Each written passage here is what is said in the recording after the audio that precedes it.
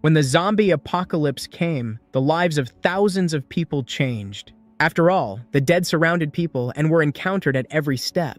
Each meeting with them could be the last. Therefore, a person needs to be ready. Mutants were extremely hardy and strong and could easily catch up with and knock an adult to the ground.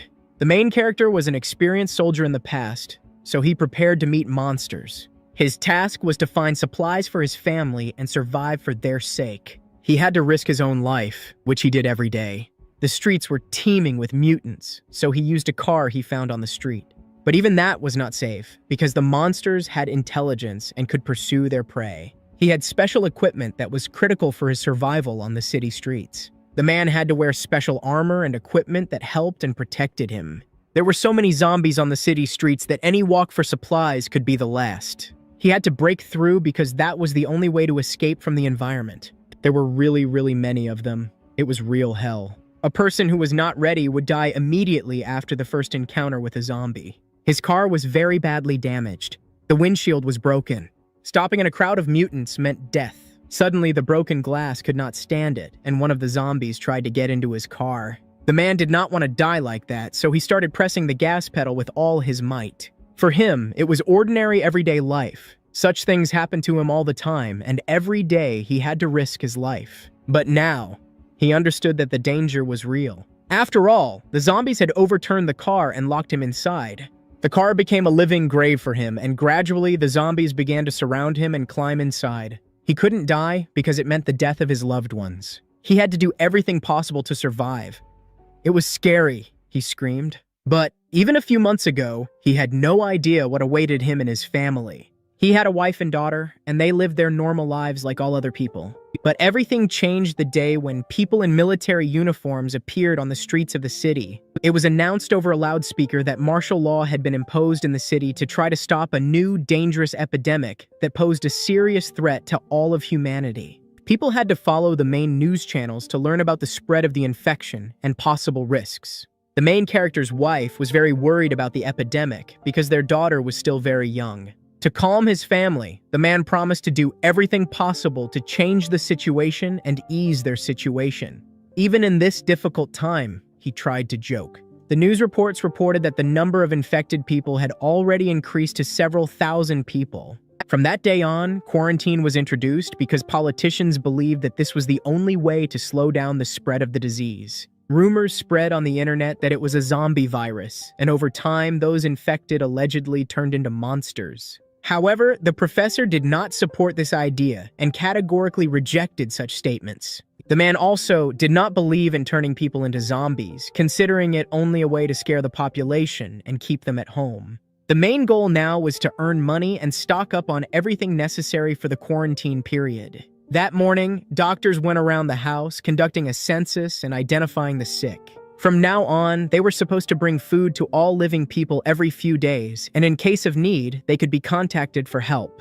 There were almost no people on the streets because everyone tried to avoid danger and stayed at home. For the first time in many years, the main character allowed himself to sleep longer, because now he did not have to get up early and go to work. The supplies that the doctors brought could provide them with food for several weeks, so they did not have to worry about money. The daughter wanted to go out into the yard and play, but the father explained to her that it was too dangerous. They could not take the risk.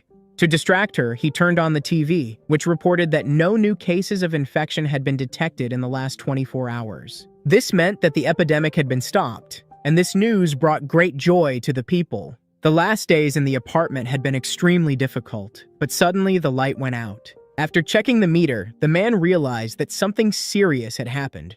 The neighbors also had their electricity cut off, and now they didn't know what to do without it. On the streets, the police tried to calm the angry crowd, assuring them that the outages were temporary and that everything would be restored soon. Hearing this, people began to go outside, because there was no point in staying in their apartments anymore. The police tried to stop them, but in vain. Everyone was convinced that the epidemic was over and the danger had passed. Suddenly, a column of smoke rose a few blocks from their house. It seemed that the fire was huge, and it was difficult to understand what was really happening. To hold people back, the police were already ready to use weapons. But suddenly explosions were heard, and shooting began a few meters away. The sounds became louder and louder. It felt like they were getting closer. It was unclear from which side to expect danger, and the man, trying to protect his family, quickly led everyone back into the apartment. Suddenly, a stranger appeared on the street, running away from someone in panic. A huge crowd of zombies was chasing him, and seeing this, people, along with the police, rushed to flee. But they could not escape. The monsters were too fast and did not know fatigue at all. They caught up with the defenseless and tore them to pieces. Despite the desperate shooting of the police, there were too many monsters, and the bullets did almost no harm. Surrounded by a crowd, everyone was doomed, with no chance of survival.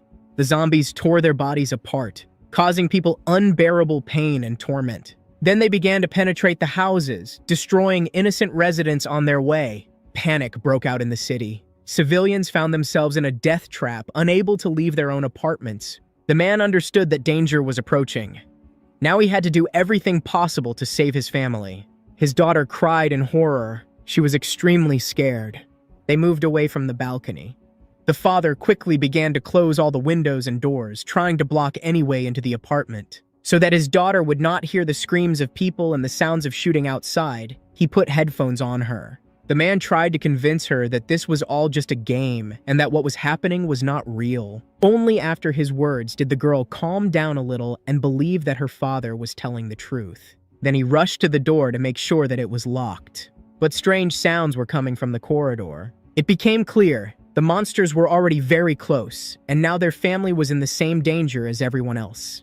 There were so many of them that they could easily break down the door and get into the apartment. And at that very moment, the monsters began to bang on the front door.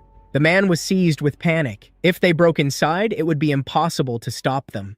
He grabbed the phone, hoping to call for help, because this was his only chance to escape. But instead of an answer, he heard a message. During quarantine, calls are prohibited, and if you need help, you should contact another time. In despair, he cried. At that moment, the man realized that they had been deceived all this time. In fact, the situation was much worse than they said, and there were many more infected people. Despite this, he had no right to give up because the life of his family depended on him. Soon the water was also turned off, and the people found themselves in an even more difficult situation. The main character began to check all the taps, hoping that at least one would be able to get some water. But all his efforts were in vain. Then he hurriedly began to collect the necessary supplies. It seemed that he had a new plan. He decided to use an empty bucket.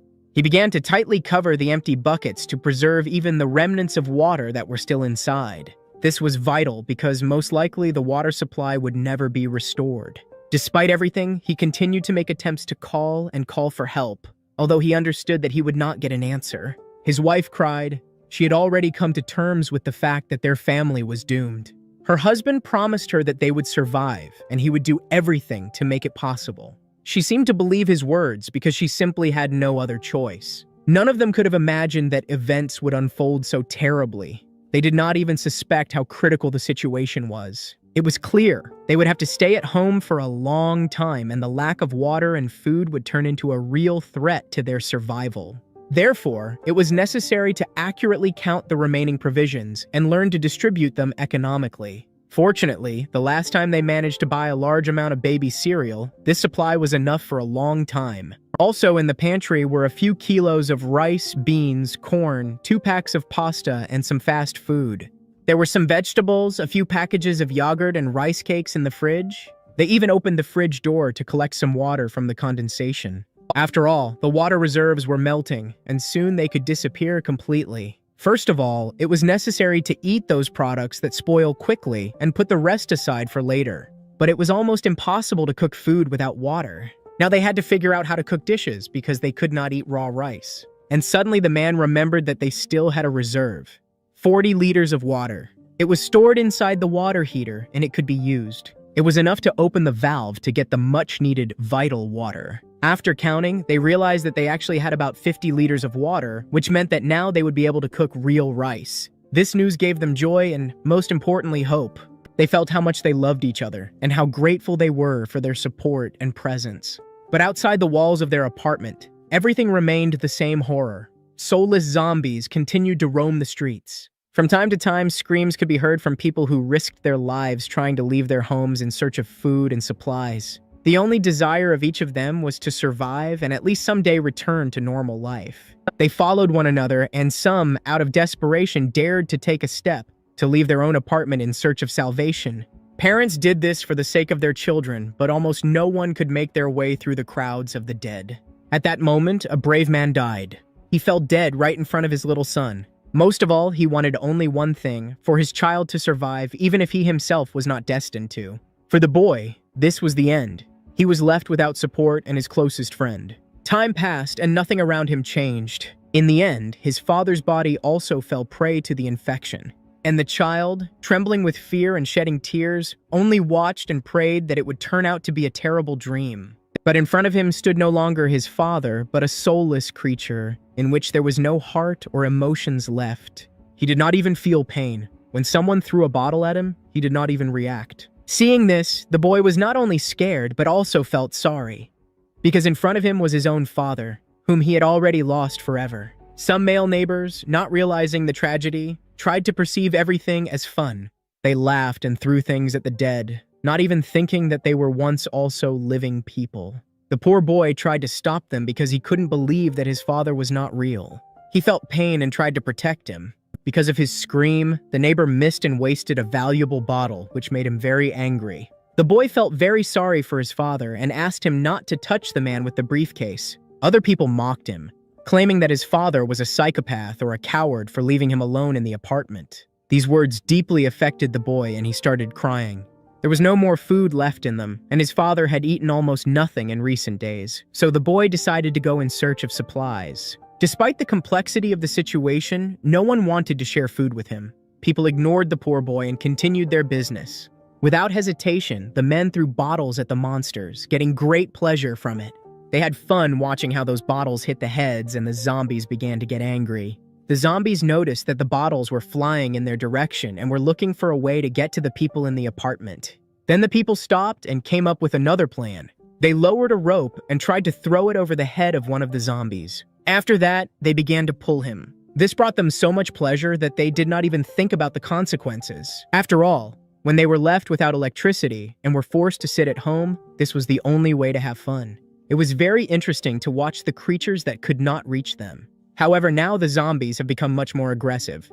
They began to create a pyramid, climbing on each other to get to the people. Very soon, they began to climb the walls of the house, and only now, the people realized how much they were wrong. However, now it was too late to change anything. The zombies began to break the metal bars. Because there were too many of them, they quickly managed to do it. Now the people were trapped, surrounded by monsters on all sides. They had no chance to save themselves because the mutants got inside their house. All the people watched what was happening, but no one felt sorry for them because they themselves were to blame for what had happened. Now it became clear that the metal bars were not a reliable protection against monsters. The man tried to collect the remains of water. He did this so that his daughter could drink. They were ready to do everything for their little girl and gave her all the water without even drinking a drop. When they watched their daughter drink for the first time in several days, then they realized that they were truly happy. In addition, the father came up with another way to cheer up the child. He managed to turn off the phone, and now she could enjoy her favorite game. And together they played it, and even such moments were very valuable and happy. The man invented a special generator with which he managed to charge the phone. However, for this it was necessary to turn the handle for a long time, but it was not a big problem. The phone charged very quickly and they could use it. They also constantly watched their daughter sleep and hoped that the next morning she would wake up.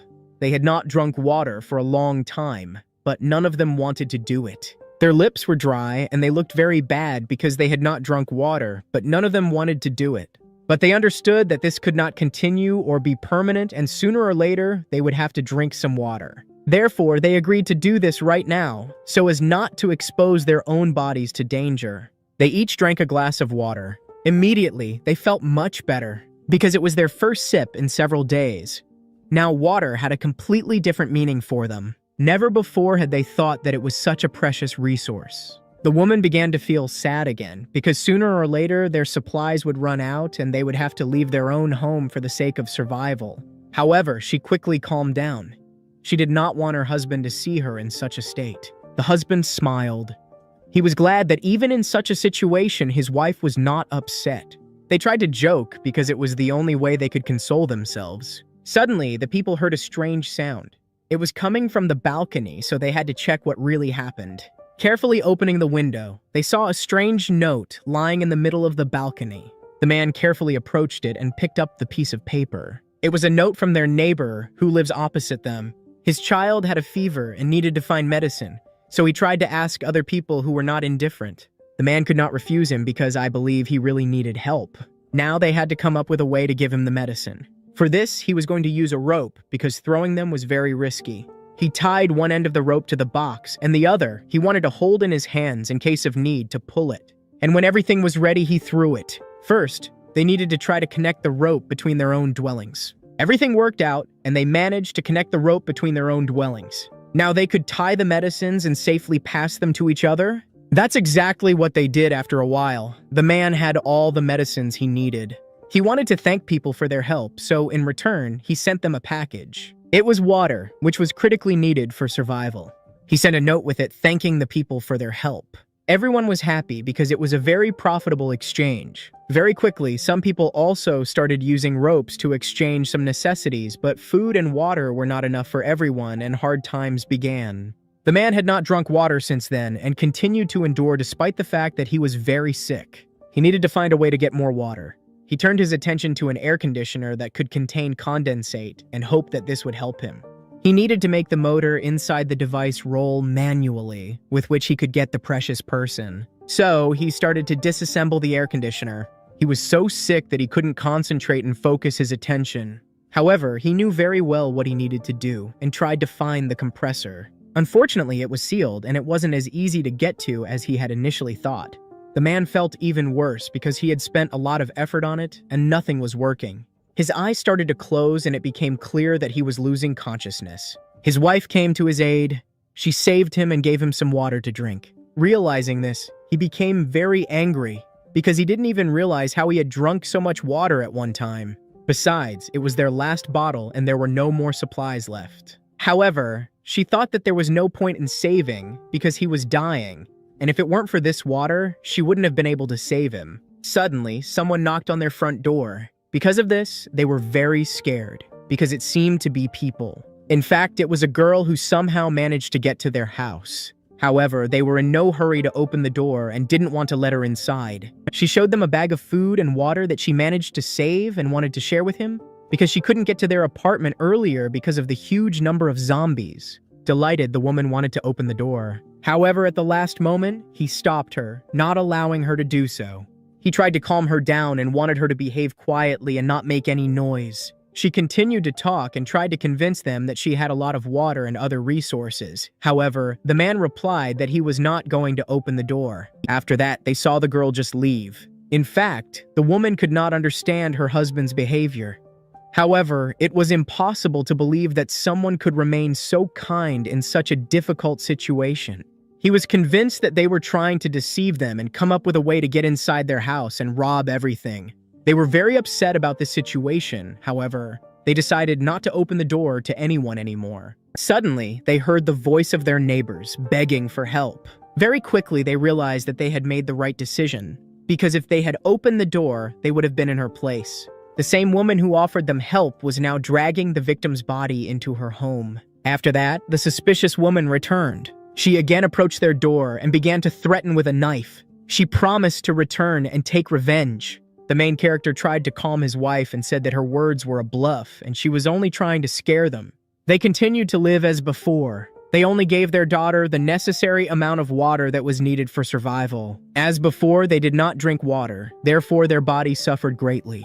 However, this time, she received less water than before.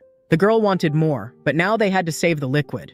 The father tried to explain that she had to be patient until water appeared in their apartment.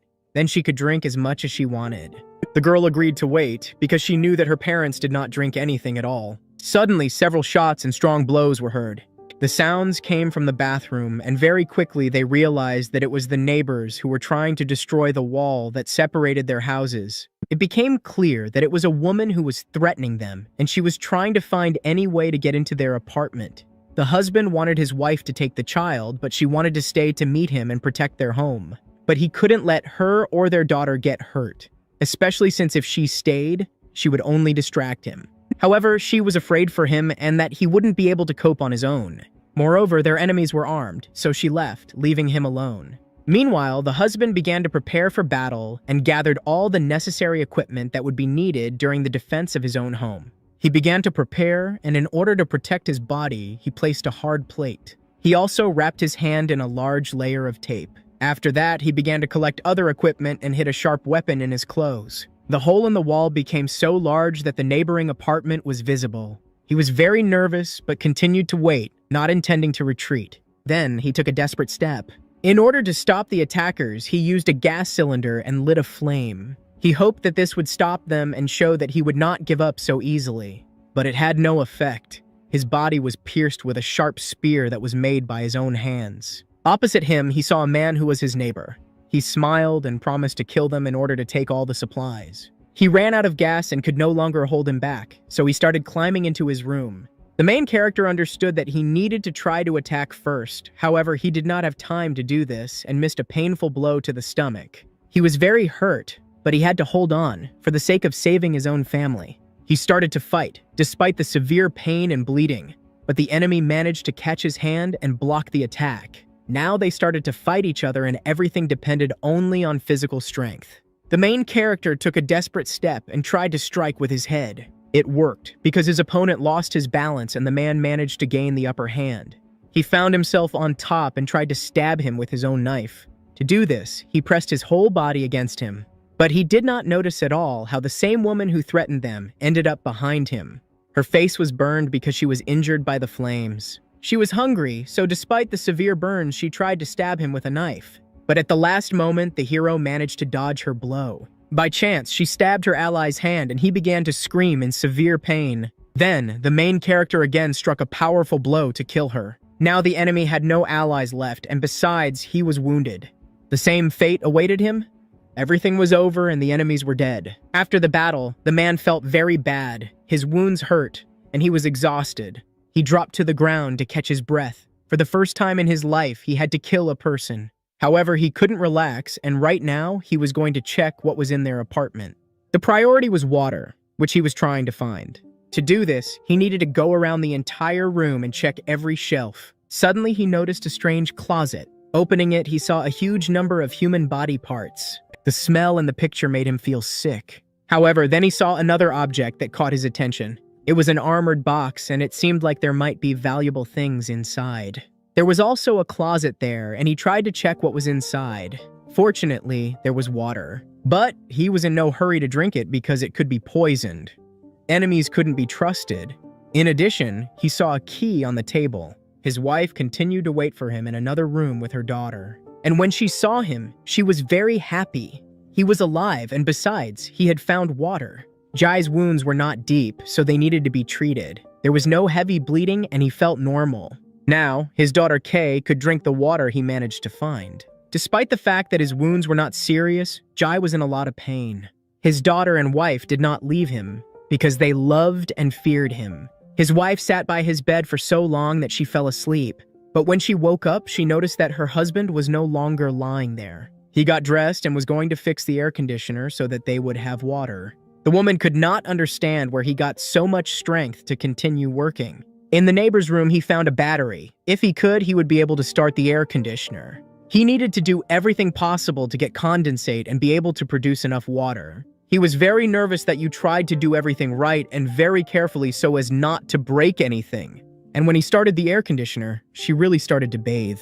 All the people were very happy because now they had the opportunity to produce at least a little water, which was so necessary for their survival. The next night, he lay awake, holding the neighbor's key in his hands. The woman noticed this and couldn't understand what he was constantly thinking about and why he was so tense. In fact, he knew about the existence of a small car that belonged to the neighbors. It was parked a few meters from their house, and he could use it. Hearing this, she started crying, trying to stop him.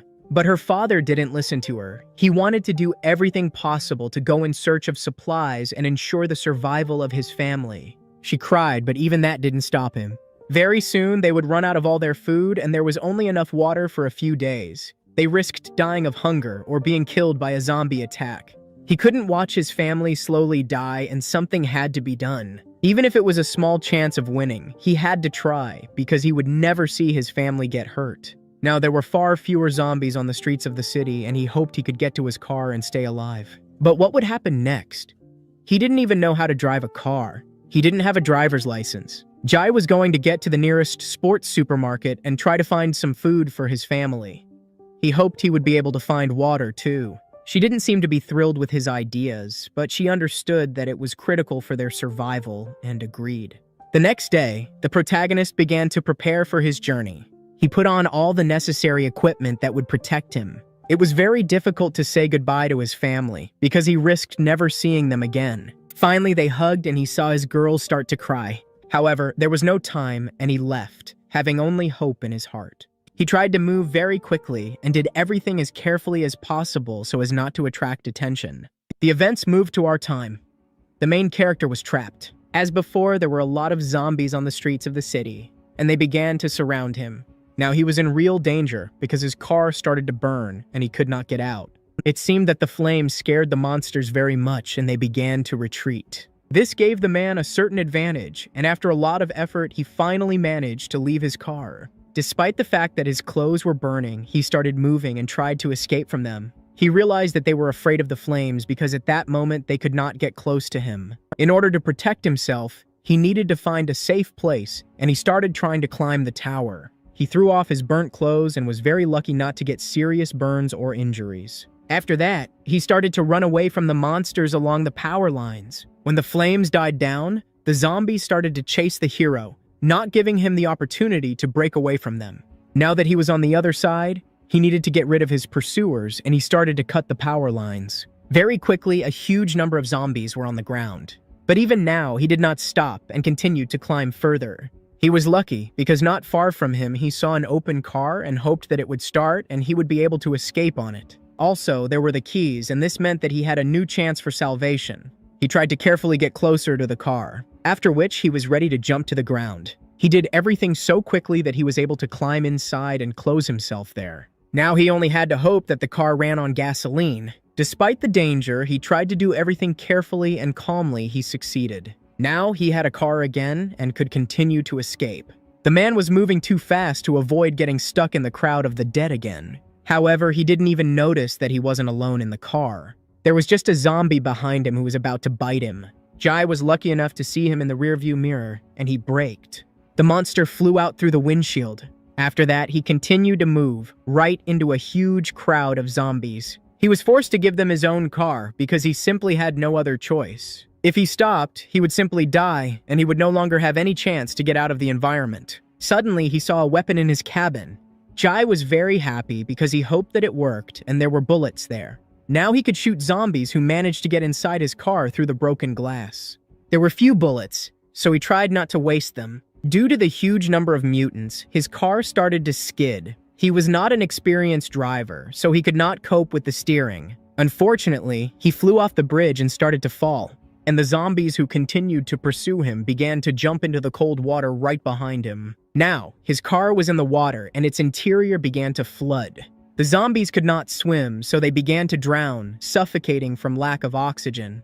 And when his car sank to a sufficient depth, he held his breath and left the interior. G managed to reach the surface, which was covered with dead bodies of monsters. This was the only safe way, so he did not leave the water. After a while, G became very tired and decided to stop by the pipe to rest. He understood that his strength was running out and decided to stay there for a while. Jai hoped that the place was safe and that they would not be able to get him there. He lay in this state until late at night. Exhausted, he fell asleep and slept like that for several hours. But he had a terrible dream in which his daughter Kori was attacked by mutants. This dream made him wake up.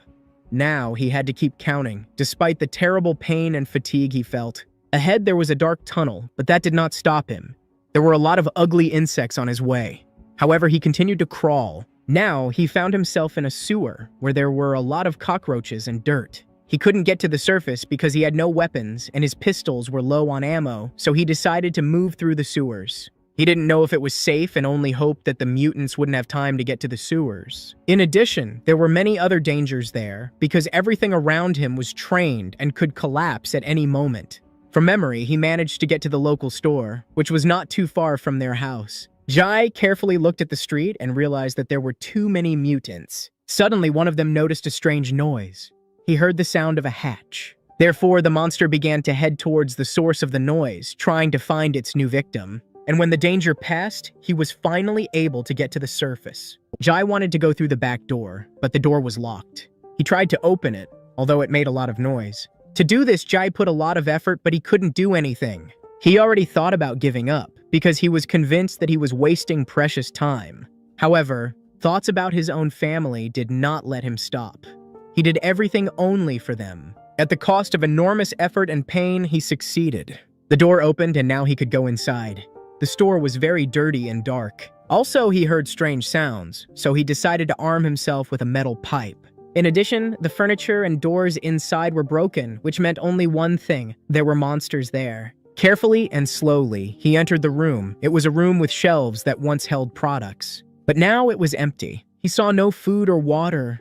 He was preceded by other people who were also looking for supplies and were hungry. After carefully examining the entire room, he saw a strange hole in the wall of the store. He did not know where this would lead him, but he decided to check. When he entered the room, he found himself in another room, but the feeling of anxiety did not leave him. Jai was very tense. He tried to move carefully so as not to make noise and not to attract attention. Suddenly, he saw a little girl in front of him, and it seemed that she was standing near a well with water. The man had hope because now he believed that he had finally found a source of water. But when the girl saw him, she was very scared and started to run away. She hid in a hole in the wall, leaving a bucket of water. Carefully, the main character approached him. He could not believe his eyes because now he could drink enough. He was happy because his efforts were not in vain. It was at this moment that the girl ran to her parents. Her mother was cruelly abused. She suffered terrible torment for the survival of her own family. Her daughter was very scared when she saw everything with her own eyes.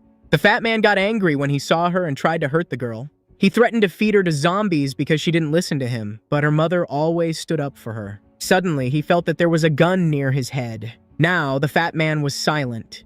He didn't risk moving because he was afraid that the stranger was a bandit and would shoot him. They all looked at each other. It became very quiet. The fat man tried to explain that he didn't really need trouble and they were all good people. In addition, he explained that he actually loved his child and was just raising her because she didn't listen to him. However, the main character doesn't believe a single word he says. In exchange for his own life, he promised to give him all the food and water they had. Also, when he offered him to eat right now, he wanted to do everything possible to make his own life better. The woman started screaming, trying to warn her husband because he didn't listen to the fat man because he was a traitor and a liar. With his own hands, he killed a lot of people. In addition, he took her own husband and now mocked him. Hearing this, he got very angry and tried to hit her. However, Jai stopped him.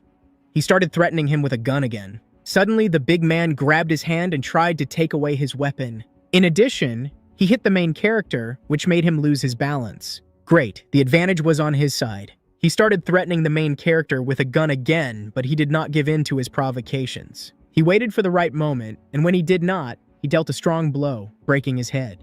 The dead body of the ugly man fell to the ground. When the woman and her daughter realized that he was dead, they cried. But they were very happy because now we could not be free. Also, she thought that the main character was a criminal and was ready to give anything he asked for, just so that he would not touch her daughter. However, Jai stood silently and watched them cry. He explained that he also had a daughter and he did not even intend to hurt them. In order to calm them down, he hid the weapon and promised not to even touch them. Also, it became known that during the quarantine, there were 57 people in this room and they were the ones who remained alive. Jai could not believe that the fat man was capable of such a thing and killed everyone else. He wanted to know what really happened and why everyone died. However, she could not speak. She just burst into tears. After the zombies appeared, all the people tried to find a source of water, which everyone was so lacking. Her husband was able to get to the water and was ready to share it with all the other people who also needed it. All the people respected him because he became their hero and savior. Also, they wanted to make him the main one among their group of people, and it was he who could give orders and manage all of them. Everyone trusted him, so he was ready to try to do it and take on such responsibility. However, there was another unresolved problem: food, which would also run out very quickly. Therefore, they were going to break through the wall to the store to provide themselves with everything they needed and continue to survive. All the people agreed to do it. Therefore, he began to break through the wall first, showing everyone his example. Of all the people, only the fat man behaved very strangely and suspiciously. He suggested that the man rest and was going to work instead of him. At first, he behaved normally and even helped people. They all became friendly because now they had a common goal for which they worked. People were happy when they were able to get a lot of food and drinks. However, sooner or later, the food would run out, and if they did not save, they would quickly start dying of hunger. He was going to give out food in equal portions every day, and the oldest in their group was to store the food. In addition, they were going to start growing their own plants and tending to the harvest. None of the people took his words seriously. They could not imagine how they could grow their own food. Also, they were scared that they would have to go up to the surface to do so. Now that they had water, they could also plant plants on the roof, but for that, they had to move the soil to the ground floor. If everything worked out, in a few months, they would be able to eat the food they had grown themselves. Everyone was delighted with this idea. Very soon, they began to prepare to plant the crop. First of all, they selected potatoes that were starting to sprout. After the land was tilled and prepared, the women began to plant the plants. They did everything carefully so that each plant would sprout. None of them doubted that they would succeed because they had enough water to water their plants. They just had to wait for the time to come for everything to grow. The people were happy. After a while, some shoots began to sprout. Then, almost all the plants took root and began to grow. Because of the large amount of water they were watered with, they grew very quickly. But one of the men could not help himself. He picked the crop and started to eat it, right from the ground. The chief did not like it, so he wanted to punish him. His behavior disrupted the order and left many others without food. He tried to explain to the man that now he was not just a sprout that could be eaten when it grew up. But the man was so hungry that he was ready to endure beatings, and the chief could not hold back. He beat him severely because of what he had done. When he returned, he met his grandparents. They were waiting for him because they had a very serious conversation. They checked that no one was listening to them, after which they went with him to their room. However, the fat man was watching everything that was happening and saw how Jong beat the man who wanted to eat. He became very curious and wanted to listen to their conversation and find out what they were really talking about. The old people told him that recently they had been giving people as little food as possible, which is why the riot started. With the amount they had left, there was only enough food for a few days. In fact, there was only enough food left for a month, and in order not to cause panic among the crowd, they lied. Because of this, they found themselves in a critical situation. This meant that they would have to starve for a whole month until the potatoes grew. As soon as the food ran out, everyone would start eating the potatoes that had not had time to ripen. Because of this, everyone would die. They were also worried that a food war might break out and people might commit terrible crimes for food. They hoped that Zhang would be able to persuade the crowd to wait and calm down, and he promised to do so. The fat man heard their entire conversation. After a while, a famine began in the camp. The people refused to work because they did not receive food and had no strength. They felt very bad, and because of the hunger, they could not stand on their feet. Instead, they wanted to force the fat man to work because he, due to his large fat reserves, felt much better. In response, the fat man also mocked them and called them lazy because they refused to work. He also lied to them that he had food, which made them immediately stand up and try to make peace with him.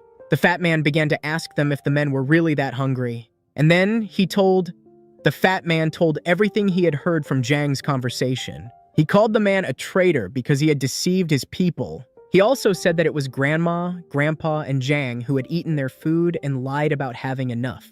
When the men heard this, they wanted revenge. Immediately, they ran to Zhang, but before that, they took more people with them to make sure they had the upper hand. They all started shouting, demanding that they be given their food, which they all needed so much. They considered the old men traitors who had deceived everyone and eaten up all the supplies. Soon, Zhang came to them. Everyone began to tell him about what had happened and accused him of lying. However, Zhang could not believe his ears. He did not expect that the people he had worked so hard for would now start accusing him. However, many of the people were losing consciousness due to hunger. And then, Zhang said that the supplies were much less than they were told at the time, but explained that he just didn't want to cause panic. Everyone started whispering. They seemed to understand. However, the fat man couldn't accept it. He rushed at the man and tried to hit him. In response, Zhang dealt a strong blow that stopped him. Immediately, a fight broke out. All the people were fighting among themselves for the food. The fight was so fierce that people were seriously injured.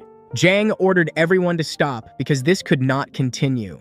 He was saddened to see his once friendly people turn into barbarians who were ready to kill each other for a piece of bread. In order to reconcile them, he allowed the people to take their share of food, but warned them that the consequences would be terrible. After all, they would lose everything, and the harvest, for which everyone had worked so hard, would be destroyed.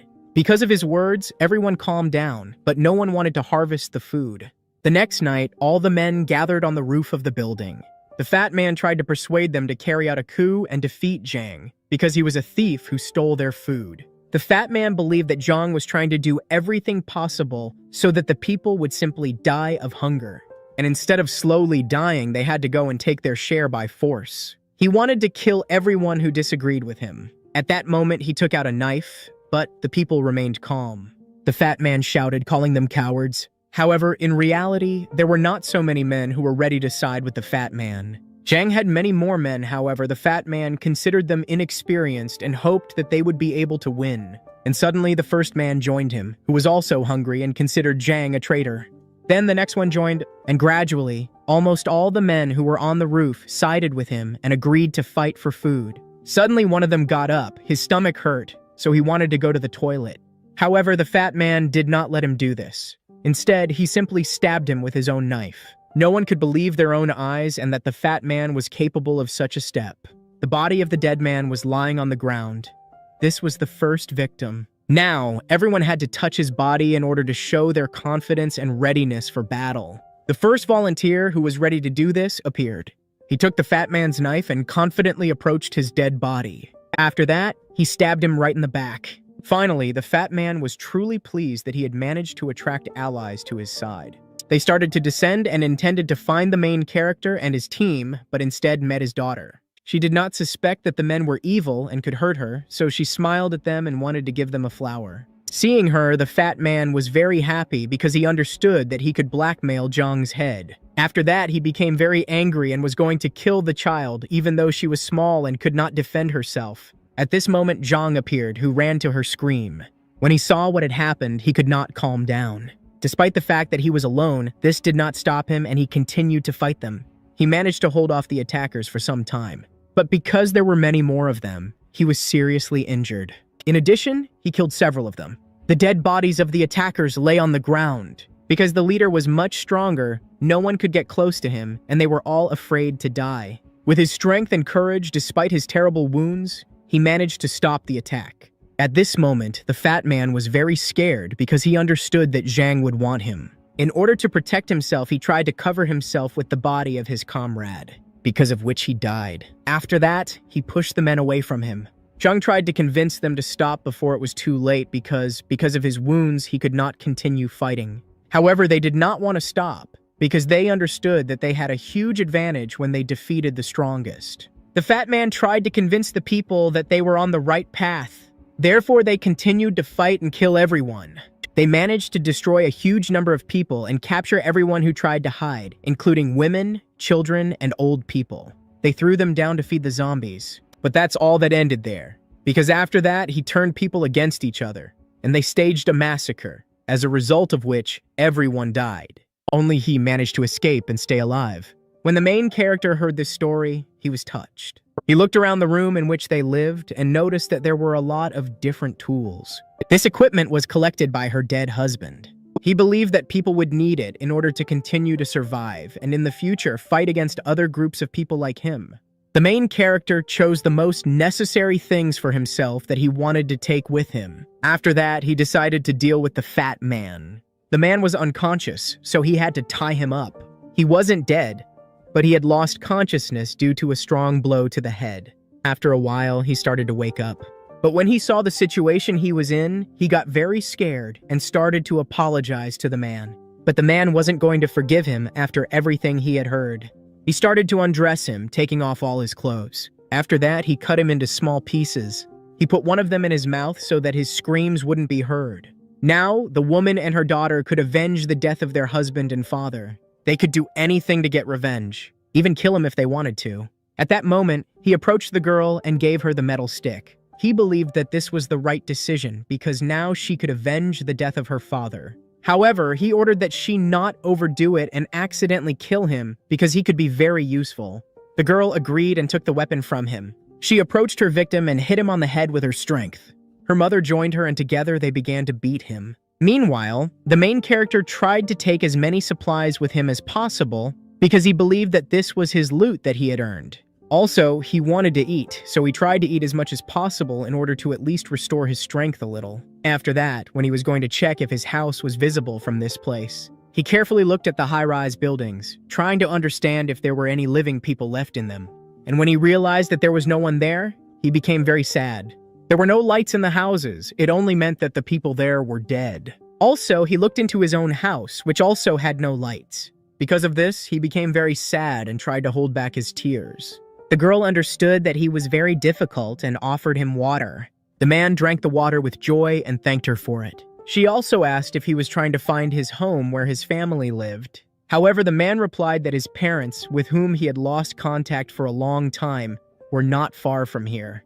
He hoped that they might be alive and were waiting for someone to save them. She thought that he was going to save his parents and wanted to go in search of them right now. The man just sighed heavily. The main character was not going to do this because he did not have enough strength and resources to take them with him. He also told about his daughter, who really wanted water and was waiting for his return, so when he was about to leave, suddenly, the little girl screamed. This saved the main character's life because he noticed her mother trying to attack him. At that moment, he managed to dodge and grab her by the neck. Jai did not understand why she did this, because he saved her and saved her from terrible torment. Therefore, Jie began to threaten her with a knife and was also going to kill her. At the last moment, he thought about his own girl. He felt sorry to leave the child without parents. Therefore, this made him stop and change his mind. He let go of the woman, but did not take his eyes off her. Now he could no longer understand who he should be more afraid of, zombies or people. The poor woman was exhausted and lowered her weapon. She regretted her actions and started crying. Now that her husband, who had always tried to help everyone, had died, she had lost trust in people and could not believe that she had been saved for nothing. Also, she felt very weak and could not continue to protect her daughter. Jai felt sorry for her, but he could not change anything. After all, now all people were suffering and going through difficult trials. Human kindness was now becoming a weakness, and it was necessary to think only about their own survival. However, he believed that they still had the right to choose and could choose their own path for themselves. He admitted that from the very beginning he wanted to kill them both, but the choice to believe them almost killed him. He understood that if people did not change, they would continue to kill each other, and I would not be able to win for anything, and the apocalypse would never end. Perhaps her dead husband thought the same, and that was why he was dead now. Perhaps he paid for his own kindness and the fact that he trusted people. Hearing these words, the woman began to cry. She remembered all the moments that connected her with her lover. Suddenly, a shot rang out. This sound was very close, and the main character rushed to the window to check what was really happening. When he turned the binoculars, he saw a terrible picture. It would be about two groups of people who were on neighboring houses. It seemed that both groups had run out of supplies and now they were trying to kill each other. One of them was much stronger because they had armor and weapons. The bravest and strongest of the men were going to storm the neighboring building.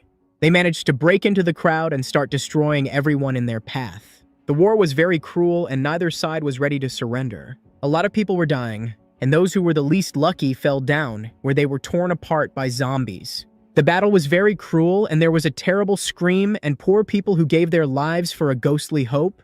The strongest had firearms and ammunition. Therefore, they shot each other from the stands and did not risk their own lives. In addition, people managed to invent powerful weapons, which became fire cocktails. They threw them into a crowd of people, from which they received terrible burns. But even this did not stop many of them. They continued to fight despite the terrible injuries, because the survival of the entire crowd depended on each of them. Suddenly, the main character saw his own parents fighting on one of the sides. He could not believe his own eyes, because he saw how hard it was for his father, and realized that they were alive. Now he realized that his parents were in real danger, because the Borgs managed to go over to their side and throw a net over them. After that, they were in danger and the enemies began to beat them with their feet and other objects. Jai cried, but he had no way to change anything and somehow help them. He watched as his parents and other unfortunate people were beaten to death, and I wanted to throw them down until they were devoured by mutants. Also, the head of the enemy camp came to their side and was going to kill all those who were not going to obey him. The people who managed to be taken prisoner were going to be transported to the other side. In fact, they wanted to use them as slaves who would work for the enemy camp. His parents were one of them, and Ji saw their bodies being carried inside the house. The woman realized that these were his parents. They were engaged in the transformation of people, so they were allowed to stay alive. And then, the woman realized that most likely they would be prepared, because they knew a lot of important information about other people and the routes where there were the fewest mutants. Jai asked his father to be patient. He was going to come to his aid and free him from captivity. But the woman heard about his plan, could not believe how he would be able to cope with armed and strong enemies on his own. However, he did not know whether he would be able to win or whether he would be able to survive at all. But if he did not do this, then his parents would definitely die. That now she realized that he was actually very similar to her husband and spoke the same way as him. Therefore, she did not doubt that he would succeed and believed in his victory. For this, the man sent to the garage in order to choose the best weapon for himself and be ready for battle. He managed to find a huge amount of various equipment. He carefully examined all the objects that came across his path. Then he started tinkering, trying to assemble the best and most powerful equipment for himself. He used absolutely everything that came to his hands. After some time, he managed to assemble a weapon that could shoot nails. Now he wanted to test its effectiveness. He realized that with its help, it was easy to test the human body and inflict serious injuries. He continued to prepare, and now he needed to try to make some armor for himself. At the same time, he remembered pictures from his childhood when he was a little boy. During his school years, he was often bullied and did not have enough physical strength to defend himself. However, his father always supported him and made him stand up for himself. He knew that his son was not respected and beaten. He had weak hands, so when he tried to make a man out of him, the father wanted his son to finally become braver and start defending himself. To do this, he needed to take revenge on his enemies and make them stop touching him. His father kept telling him that he needed to be responsible and brave. He could lose the battle, but he needed to repay the same and never give up. The boy didn't take his words seriously, but he knew that he was telling the truth. He decided to listen to his advice and do everything as he said. After he returned home, even more new wounds and bruises appeared on his body. The father immediately noticed that something had happened to his son. When his mother saw what he looked like, she was very scared. However, Ji didn't say anything. He didn't want his parents to know about what had happened. But the father noticed the bruises on his hands and realized that he had finally been able to defend himself. He smiled imperceptibly and was actually very proud of his son. On the first day, he and his father were called to school. He was taken to the principal's office where he was forced to apologize to the person he had beaten. Even though he was not to blame for what had happened and was only defending himself, no one listened to him. The father of his abuser was very rich and allowed himself to call the main character names. But Ji's father supported his son in any situation and considered him right. Now, a quarrel began between the men and they risked a fight right in the school. Even the fact that there were significantly more opponents did not scare the man, and he was ready to take revenge on all of them for the sake of his son. He was alone against the whole crowd and had to defend himself. However, he very easily dealt with all of them and remained unharmed. Now, he was able to take revenge on his own son and became a real pride and example for him. This brought them very close, and the boy remained forever grateful to his father for changing his life. Meanwhile, he continued to tinker and tried to develop deadly weapons.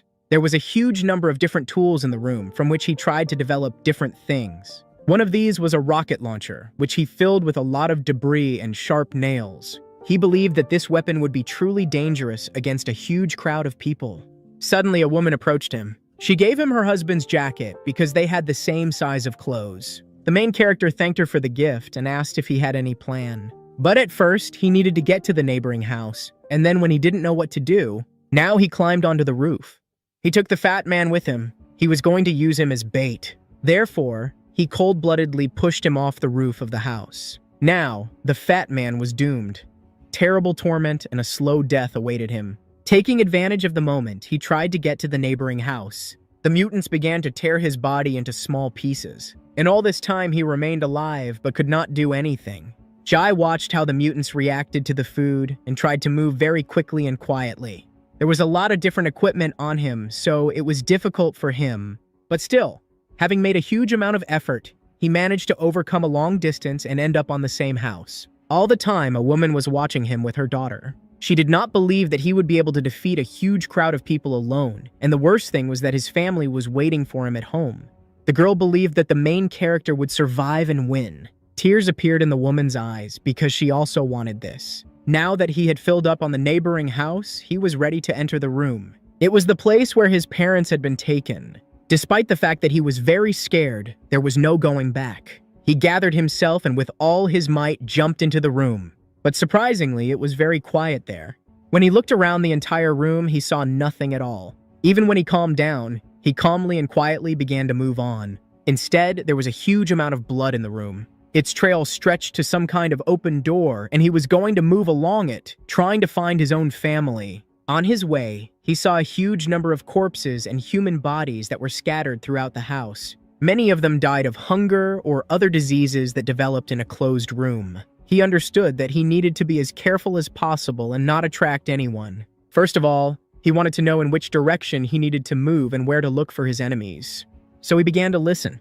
Now he had an understanding of which direction the screams of people were coming from, and he went in search of them.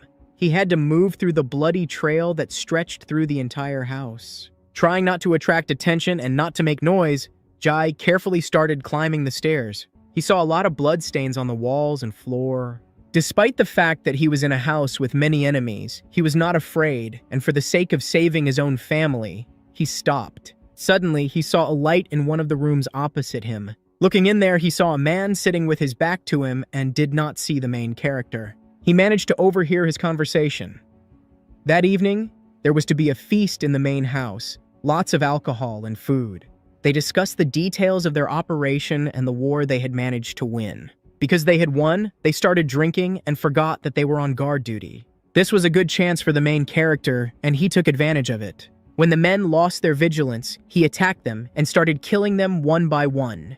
In a panic, they tried to fight him off, but nothing worked. They were all dead. He didn't give anyone a chance to escape and was ruthless. Suddenly, the man heard a strange sound and saw a glass of blood on the shelf. Very soon, he realized that there were still people alive inside. The sound came from the closet where the criminal could be hiding. Therefore, he wanted to force the enemy to come out of it, keeping him at gunpoint. The criminal was a child and did not want to suffer, so he asked to just kill him. But Ji was in no hurry. He wanted to find out where his parents were and whether they were even alive. There was a bridge on the roof of the building that connected this house with the main building. He did not believe the boy, so he wanted to kill him. However, he asked how old he really was. As it turned out, he was only 14 years old. And this made the man stop. He could not so easily take the life of a child, even though he was his enemy. Jai did not kill him. Instead, he tied the boy tightly. He also covered his mouth so that he would not start screaming and calling for help.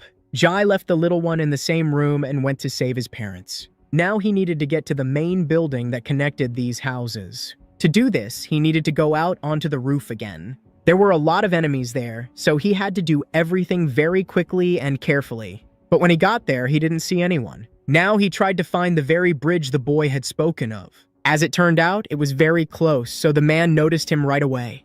But when he was about to go to the next house, he stopped because he heard a strange sound behind him. The man turned sharply to make sure that he was not in danger. However, he saw a man behind him. He was scared and crying. The unknown wanted to be spared and was scared. Jai was going to shoot him to end his suffering. However, the unknown stopped him. He had children, and he wanted them to stay alive. But when he looked into the face of the main character, he changed to recognize him. Jai did not understand anything, who this man really was. Suddenly, he took out a weapon and tried to wound the main character. But he did not succeed because Ji was ready for this and expected that the enemy would try to deceive him. He shot him right in the face and took his life in cold blood. After that, his dead body flew down where the mutants would start to tear him apart. Jai just calmly watched what was happening. When the danger passed, he began to move along the bridge, and he heard his enemy screaming, who even after being shot in the face remained alive, and now his body was being torn to pieces. He calmly moved on. However, he noticed that there were a lot of mutants on the street. The monsters were hungry and very quickly ate the bodies of all the people who were below. Now he managed to get to the neighboring house, just Ji was inside. In front of him, he saw two people. There was music playing and everyone was drinking. Therefore, they simply did not pay attention to him, and Jai passed by them, not drawing attention to himself. This time he was lucky, but he had to be very careful and try to behave inconspicuously. Inside, there was a real celebration. Heavy music was playing, and everyone was dancing and having fun. They were the winners in the war, so they wanted to celebrate. Also, in the middle of the hall sat the chief, surrounded by food and women. He was the main organizer of this celebration. Also, inside, there were many prisoners who were going to be tortured in front of everyone. In order to stay alive and become members of their clan, the poor people had to eat pieces of human flesh. The crowd liked it, so they started screaming. Some tried to do it, but they failed. Then, they were faced with a cruel punishment. They were simply killed. People simply had no choice. They were forced to do what they were told. Otherwise, they would simply be killed, and their bodies would be thrown to the monsters. Suddenly, the same boy appeared in the crowd. He managed to untie himself and get inside the house. But when he tried to tell the leader about what happened, he didn't believe him because he thought that the kid was just trying to ruin everyone's holiday. But it was too late because the main character was inside the house. He opened fire with his own weapon. Now, all the people inside realized that the war was not over, but they didn't know who the main character was and how he managed to get inside the house. The leader wanted to eat him alive because the unknown had caused him great damage and many of his people were dead.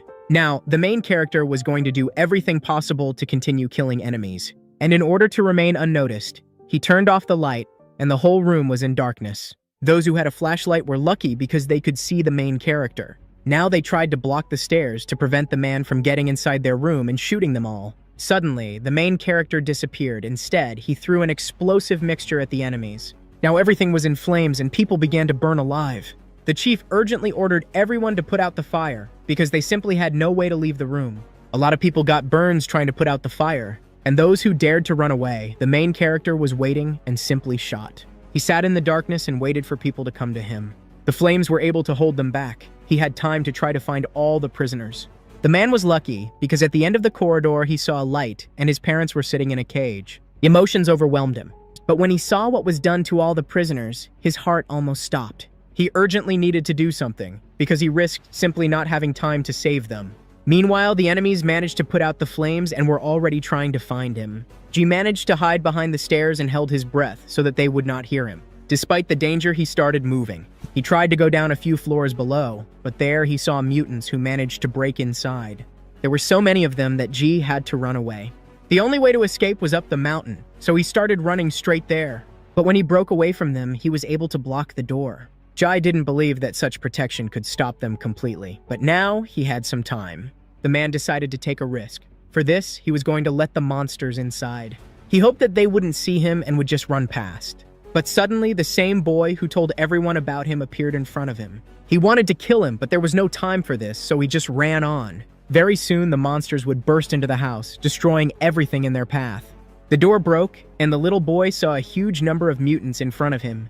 The people who were trapped screamed and called for help, but nothing could save them. Meanwhile, the prisoners were protected because a cage separated them from the monsters. They all pressed against the wall, trying to survive this terrible moment. Now, the main character's path to his boutiques was blocked. In order to get to the other part of the house, he had to go outside. He moved very carefully, trying to keep his balance. However, he saw in the window the same boy who miraculously managed to break away from the zombies and close himself in one of the rooms. But now, it became a trap for him, because in a little while the monsters would also break down his door.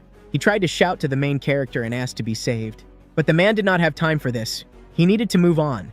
Despite the fact that the monsters were already nearby, he decided to save him, because the boy was just a child. Therefore, he turned around and tried to break the net. He unbent it with his own hands so that the boy could get out, but warned him never to come into his sight again. The child's life was saved, and therefore, he continued to move on. Above him, he saw a window and realized that it was the same room where his poor parents were. He managed to get to them, and looking inside, he saw them. It was really them. They couldn't believe their eyes because they didn't even know if their son was alive. But now, he was saving them, trying to do everything to unbend the heavy metal.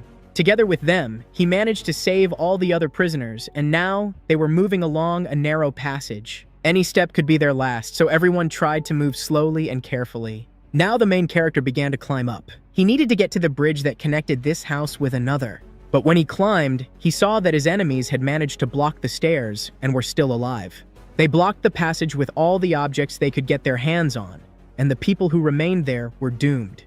They didn't let anyone in. Jai finally managed to get to the bridge, but when he was about to climb the mountain, he saw that there were a lot of enemies on him. They all tried to escape because this was the only way to salvation, but suddenly they noticed Jie and stopped. Many people, including the leader, remained inside. However, their defenses would soon be broken, so they had to retreat. They all quickly surfaced. However, the bridge was broken. The enemies were in mortal danger, but they saw Ji. He was moving along the ropes, trying to get to the other side. The hero knew he had been spotted. Now Jai realized that he was in real danger. He and his parents froze in anticipation of something terrible, and exactly what they feared most happened. The enemies had weapons, because the enemy shot straight at the man. A bloodstain appeared on his face. In addition, he felt such intense pain that he could barely hold on to the rope. Meanwhile, his wife could not calm down.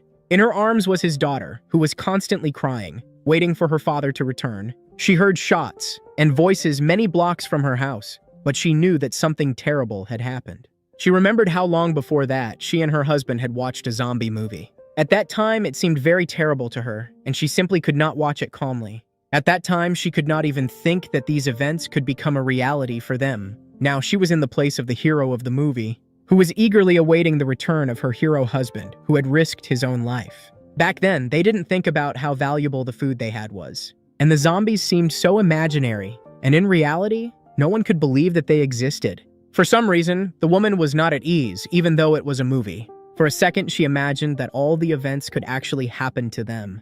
But even if that happened, the man promised to protect her at all costs. It seemed that he didn't believe that such a thing was possible.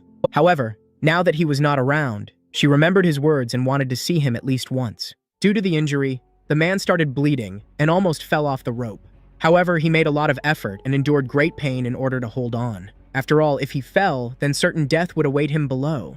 His father tried to shout to him, but Ji did not respond. Then, in order to save him, he climbed up to him and wanted to stop him from falling. Nevertheless, he managed to save his son. All the people helped him get to the neighboring house. The enemy continued to fire at them, but he ran out of ammunition. However, he had another weapon. It was a rope with which he could grab people and try to push them out of the house. A hook was tied to the end of it, so he could use it to reach the neighboring house. Other people had the same equipment, so now they were going to reach their house. Meanwhile, Ji began to provide assistance and tried to stop the heavy bleeding. But suddenly, they noticed that the enemy began to climb over to their side. Even the destroyed bridge did not stop them. The chief began to threaten them, especially he wanted to kill the main character, who had spoiled his holiday and doomed many of his people to death. However, this time, Ji did not have the strength to fight. Together with the other people, they began to retreat. Now the enemies were trying to reach their house and were doing everything possible to do so. In order to stop the attackers, people began to build fortifications. But to make their defense much more effective, they decided to set it on fire. They had very few items, so they used absolutely everything they could find to defend themselves. The enemies, who began to approach them, realized that the people had set the fire in order to stop them. But even because of this, they were not going to stop, because they could not believe that the people were really ready for such a desperate step and set a fire in the middle of the house. Therefore, they continued to move forward. The flames stopped them and the enemies moved on, receiving serious injuries and burns. At this moment, the main character and his greatest enemy met their eyes. The criminal managed to bend over the rich, suddenly a strong blow that Ji did not expect at all. The strong criminal began to kill the people who tried to stop him. A real massacre began and many men from both sides died. In the midst of the battle, he grabbed the main character and held him by the neck. Now that he had prepared to strike and was ready to kill him, however, his father appeared out of nowhere. He managed to stop the attacker and seriously injure him, in a row his own son's life. However, the enemy managed to dodge and remain unharmed. After that, he struck back directly in the man's stomach. But the man did not stop and continued to fight him. He managed to dodge many of his attacks, remaining unharmed. Then, the man realized that the man was very strong and skilled despite his age. And if he were younger, he would have definitely been able to kill him already. However, now he was not in such good shape as before. Because of this, the enemy managed to injure him. He started beating the old man, right in front of his son. Jai could calmly watch as his loved one was beaten in front of him. He wanted to stop it, however. He understood that he did not have much strength for this. Besides, he was wounded. Jai gathered his strength, and when the moment to attack came, he did it. Blow after blow, he began to beat the strong enemy. However, his allies stopped him. People united in order to stop the enemies and prevent them from passing further. For the first time, the mask flew off the enemy's face, and everyone saw his terrible face. The enemy promised that all his people would die. Suddenly, a strong explosion sounded behind him. The blast wave threw his body away, and the flash of flames was visible for many blocks from there. This was seen by a woman who had been constantly watching what was happening. The smoke and flames scared her very much. She could not believe that Ji had died. However, in reality, he was alive. The people were also alive, but many of them were seriously injured. At the same time, the main enemy was also alive. He was the only one who managed to survive, but he had serious wounds. In addition, he lost his fingers and could not get up. He had no leg, and very soon he risked dying from blood loss. Others began to climb out of the rubble, who also managed to survive. Now they were going to continue attacking people. But despite the order of the main one, none of them dared to do this. Despite the fact that he started screaming, they were not going to move further and attack the group of people. Suddenly, a sharp knife hit him right in the face. His own people began to kill him because they did not want to just go to certain death. The main character watched all this. They decided to leave them and wanted to leave the building before the flames completely engulfed it. Suddenly, the woman noticed the main character and was very happy when she realized that he had survived. Her daughter was also very happy when she saw that Ji had survived. Now, the woman thought about how she could show the man the direction in which he needed to move. Therefore, she ordered her daughter to bring a flashlight. In the dark, he was very visible. Therefore, Jai noticed him without any problems and knew in which direction he needed to move. That was where his salvation was, because the woman had enough food and water, which would last for a while for all of them. People began to move. They did it along the power lines. The main character, who was walking behind, cut the wires behind him so that the enemies could not catch up with them. Now they were safe because the enemies had no chance to catch up with them. After a while, they got inside their house. Suddenly, everyone started applauding him. Jai became their savior and saved many others besides his own parents. They were all proud of him and thanked him for the gift of life and salvation. Many of them had lost their own families and clans. However, now, they needed to come together in order to continue to survive. People had to support each other. In addition, the woman was ready to share all her own food and water supplies and allowed them to live in this house. She gave them hope for a new life, so they wanted him to become the main one. After the people regained their strength, they needed to leave their own house. He, along with his comrades, went outside to make a dangerous journey. However, moving on the surface was very dangerous because there were many mutants on the streets. Therefore, they chose the sewers, which remained the safest place. Others watched them and hoped that everything would work out for them. His father could not go with him because of his injuries, but he knew that his son was a hero. The men continued to move through a narrow tunnel. On their way, there was a lake that they had to cross. In order not to waste all their strength, they decided to use the inflatable rings that were in the house. The men managed to do this and they reached the land, but immediately met the mutants. A fight began. They tried to kill the mutants that were approaching them. In order to continue moving, they had to get to the roof of the house. The men acted very well, so they tried to do it as quickly as possible. They had no chance of making a mistake because they were being chased by a lot of zombies all the time. At the cost of joint efforts, they ended up on the roof where the mutants could not reach them. And in order for them not to be able to reach them, they had to take away the ladder. Now, the men moved on, helping each other. Gradually, they approached their goal. Now, they were very close to the main character's house. Only a few blocks remained to be walked. Gio knew that his family was waiting for him, and he believed that everything was fine with them and they were alive. Ahead, the most difficult stage of the journey remained, because the distance to the neighboring house was very great, and the street that separated them was too wide and dangerous. Before moving on, they decided to rest and gain strength. The zombies that were on the street were very strong and fast. Also, one of the men knew that even they could not do without water and some kind of food. With his own eyes, he saw how the dead drank water from the ditch, ate cats, dogs, and other corpses. Moreover, they attacked each other. In addition, it was found out that the zombies could not swim and were afraid of fire. The virus attacked the human brain, and the person who was infected with it lost control over emotions and could not control himself. Also, people lost some of their physical sensations. The feeling of pain and fatigue became dull, and in fact, they felt almost nothing. It was also observed that the zombies had epileptic seizures, which occurred because the virus destroyed brain cells.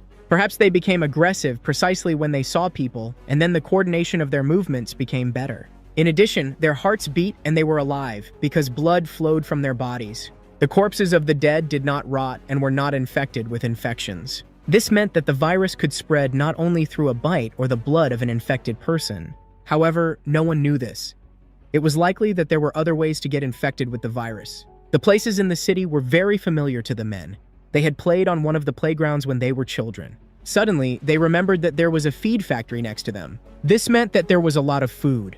They were so busy that they didn't notice a group of people behind them. They were factory workers who didn't want to share their food, so they were advised to leave. At first, Jai thought that these people were cannibals. But when he looked closely into their leader's eyes, he realized that this was not the case. He tried to explain that they were not looking for shelter, but simply stopped on their territory to rest. The old man told them about the road that was below. He agreed to help them. The men didn't trust him, but they had no other choice. They decided to go with him because they had nothing to lose. Ji explained that he wanted to save his own family, which he left in the apartment. And the men who went with him were his friends, so they agreed to help. In addition, the main character noticed that many doors were locked. There were many mutants left inside the closed rooms, and the old man tried to conduct experiments on the infected. He wanted to try to understand the nature of the disease and find a cure. Now they came to the same place and began to go down. The men found themselves inside a narrow underground tunnel. For added security, there were metal bars and guards inside. Here, the old man was going to the people, and then when they were supposed to move on their own, he promised that at any moment they could return and use their passage. When the men were on the surface, they pulled the rope and began to move in the direction of Ji's house. They were almost there and had only a little longer to go. Jai could almost see his house, and now he had the feeling that he had been away from home for a whole year. Therefore, he wanted to see his family as soon as possible. However, the cage on the roof was open, which meant that there could be many mutants inside. Suddenly, they saw the first of them. The zombie immediately rushed at the men.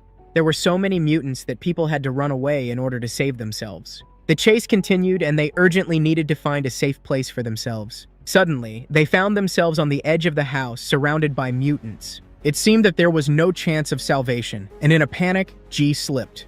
The man began to fall down. However, he was very lucky. Ji was able to catch his foot on the metal grate, so he stayed alive. Now, they were trapped because they could not return to the roof of the house where the mutants were waiting for them. The only way to escape was to break the bars and get inside through someone's apartment. But it wasn't so easy to do because there were a lot of mutants inside. One of them almost bit the man's hand, but he managed to push him away. Other monsters started to descend towards them. It was necessary to escape and do it as quickly as possible. Therefore, the men started to descend lower while the zombies were chasing them. There were so many of them that the men took a desperate step. In order to escape, they wanted to get to the neighboring house. Fortunately, they managed to do it at the last moment. A few more seconds and they would have died. I started screaming.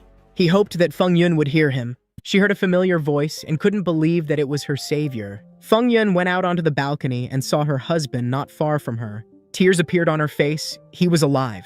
Emotions overwhelmed both of them, so he also burst into tears. Finally, for the first time in a long time of separation, he managed to see his own family. He tried to calm his wife. After all, he was able to return safe and sound, as he had promised. His daughter missed him very much and was happy when she finally could see him. She was also very happy when she saw his childhood friends next to him. The men intended to take his family and transfer them to a safe place where everyone who managed to survive would live. In addition, his friends were ready to take risks for him because the main character was their savior. However, Ji remained very modest. Suddenly, they saw zombies. The mutants were able to get to them, and now all people were in real danger. Jai quickly led his family inside the house, and he, along with the others, remained on the balcony and began to fight back. Strike! The first monster was destroyed. Another one came after him, also very strong. The man smashed his face with a sharp knife. This was not enough. They could not cope with the large number of mutants. The zombies were able to jump over their house and started to get inside. Now there were a lot of them. At this rate, they will not last, because the grate will not withstand such pressure. The only way to escape is to get out of the apartment through the back window. Meanwhile, the grate began to break and some zombies could get inside. Ji tried to stop them, however. All his efforts were in vain. The grate was broken, and now the zombies could get inside. However, his family had already started to descend from the window, so he needed to hold out for a while and try to stop the mutants. Only in this way could his family escape. For him, it was most important to save them. Jai could no longer hold them back. The bars were broken, so he started to run away. At the last moment, he managed to jump out the window and escape. Now he was on the ground, next to his family. The people continued to run and started to descend. After that, they reached a neighboring house to which a rope was stretched. The people did not know what would await them inside, however, they could no longer stay outside. Due to fear and stress, his carer began to cry. In order to calm her down, the man had to give her the last supplies of food that they had with them. The man tried to explain that the mutants were bad and could eat them, so she needed to be with him and do everything as he said. Now that the child had calmed down, they could move on. Ahead was the tunnel they had come through. Finally, they breathed a sigh of relief because it seemed they were in a safe place. However, the workers who were there were behaving very strangely. It seemed that they were just sleeping because they did not react to people at all. Jai touched him because he wanted them to open the door. But very quickly he realized that all the workers were infected and turned into mutants. They began to attack people. He was very lucky because at the last moment the man managed to push the zombie away from him. A fight broke out and the men tried to kill all the infected. Feng Yun was defenseless. She had no weapons. She watched as the men, risking their own lives, tried to kill the monster with their own hands. At any cost, they wanted to protect her and the child and not let them die from the zombie bite. The fight was difficult because there were so many mutants. Feng Yun closed her daughter's eyes so that she wouldn't see the horror that was happening in the tunnel. When it was all over, the men wanted to take a breath. Now they were trapped. They didn't know if other people had been infected and what would await them on the surface. However, they had no other way. They simply couldn't turn back.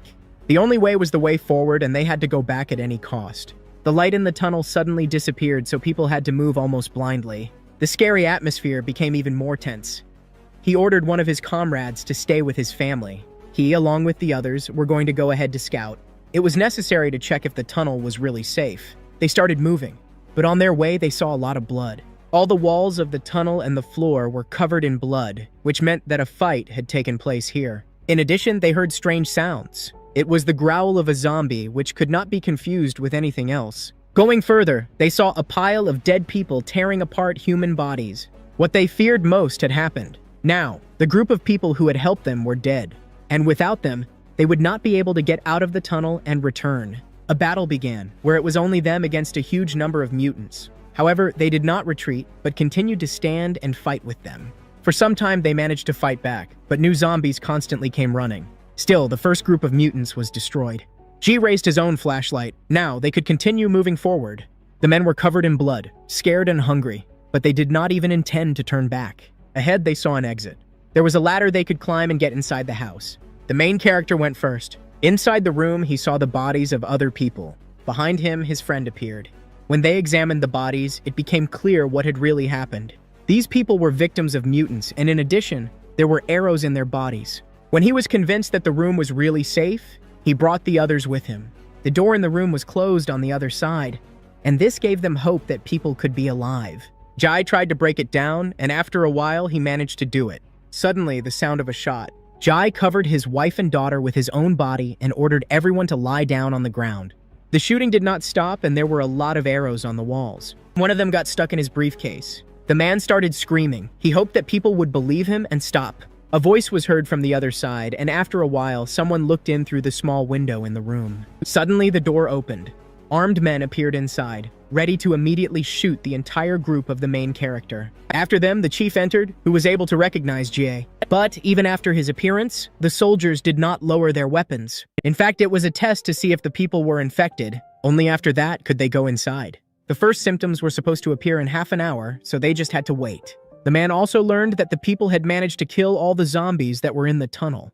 With this act, they surpassed all his expectations, and then he realized that they were strong and brave warriors. As a sign of gratitude, he was going to treat them to food and drinks, so he invited the people to walk with him. However, Jai did not believe his words.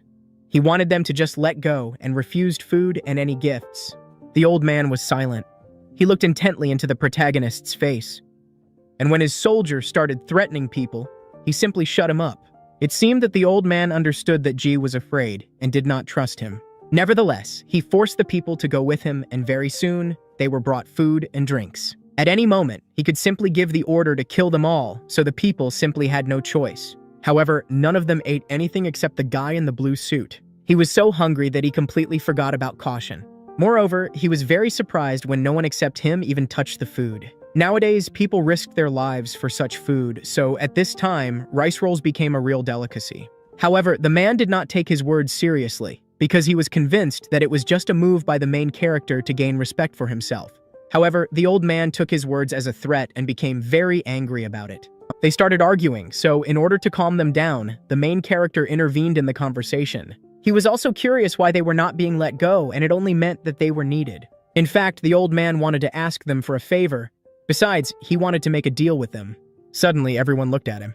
As it turned out, the old man had lost touch with his own son, who lived in another district. That is why he wanted people to go looking for him. However, everyone knew that there were no people left in the area, because all the houses were occupied by mutants. Moreover, the man sent several units to rescue him, and none of them ever returned. Jai understood that his son was dead, because a lot of time had passed since the day they introduced quarantine. But it didn't bother him at all, because he would never change his own decision or change his mind. Jun tried to explain that they were not experienced fighters, and besides, there were too few of them for such a journey. But the main character stopped him. He had conditions, and if the old man agreed, then he would go in search of his son. The old man became curious and decided to listen to him. For the return of his son, Ji wanted to receive 1,000 kilograms of grain. But when the man heard his words, he fell silent. Still, he agreed. But there was another condition that the man was going to voice. Jai wanted his wife and daughter to be taken to a safe place, to his parents. After that, he would calm down. But after his words, the head just laughed. He dropped a glass of water on the ground. They broke, and that was a sign. After that, people began to be tied up and tried to be taken prisoner. Hai had no choice but to try to resist. He started fighting and managed to injure one of the attackers. After that, another blow. Even several strong workers could not calm him down. However, when the gun was pointed at his wife, he stopped. Jai understood that she would be shot immediately, so he simply had no other choice. His daughter was crying, but Ji could do nothing to stop this horror. He simply gave up and waited for the enemies to tie him up. The cunning old man mocked them and was happy that the people were helpless. The old man thought that Ji wanted to trick him and was actually just looking for a way to escape. When he laughed, the main character's eyes filled with blood. His wife and daughter remained in the camp while they were sent on a mission at gunpoint. He really didn't want to part with her again. Feng Yun was crying. She was afraid again for her husband's life. Kair wanted to comfort her. She believed that her father was a superhero and could save them again. The old man tried to explain that he was not evil. He wanted to help them, but most of all, he wanted to try to find his own son. After these words, the woman could not stand it. She did not want to say this before, but now she could not help herself. She started to shout at him because he had done a very mean thing. The old man had grabbed them at the very moment when they needed help. But the soldiers covered her mouth so that she would not shout anymore and call the old man names. The man was convinced that he was doing the right thing. In his opinion, any person should first of all think only of himself, just as he thought of his own son. Suddenly, he turned to the man and woman who were standing next to him. He ordered his prisoners to be lowered down and handled as carefully as possible. They could not be tortured, and he ordered them to be fed well and given plenty of drinking water. Deep in his heart, he hoped that the men would be able to bring his son back. Meanwhile, the men continued to make their way through the streets of the city, which were swarming with zombies. They had to jump from house to house because walking along the streets was very dangerous because they were simply swarming with mutants. Their journey was very dangerous, so they helped and watched each other. One of them had an idea. He wanted to try to take the old man's daughter prisoner and try to free the main character's family. However, Ji was convinced that it would not work so easily because his daughter was not as important to him as his own son. Suddenly, she appeared right behind them. She went in search of her own brother. She managed to overhear the men's conversation, and she knew that in fact her father loved his own son more than her. The men realized that this was a good chance. Right now I could kill them all and then strike back.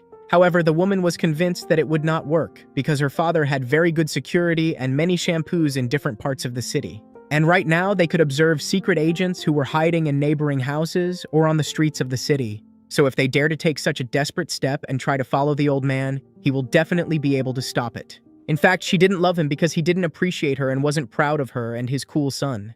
She became his problem right after she was born. Her relationship with her father was very difficult, but she was willing to risk her own life for him. But in reality, she was doing it for her own brother, whom she loved very much despite the fact that he was his favorite. Instead of wasting time, it was better to think about the next plan. She took out a map where there was a green dot, which was a place where they could stop because it was very safe there. It became clear that they had to cover a long distance, so it was a very dangerous operation. There were a lot of big houses in that area. The streets were wide. Also, a public park was opened, where there would most likely be a lot of mutants. Another area was marked on the map, which had a lot of tall houses. Also, there was the center of the old city. The scariest place they could find themselves, there was a large square that was filled with mutants. Also, there was a yellow line on the map, which was the metro route. However, the woman said that it was not completed and the construction had not been completed in time. In any case, they needed to pass by the city center. Therefore, they needed to try to build a plan.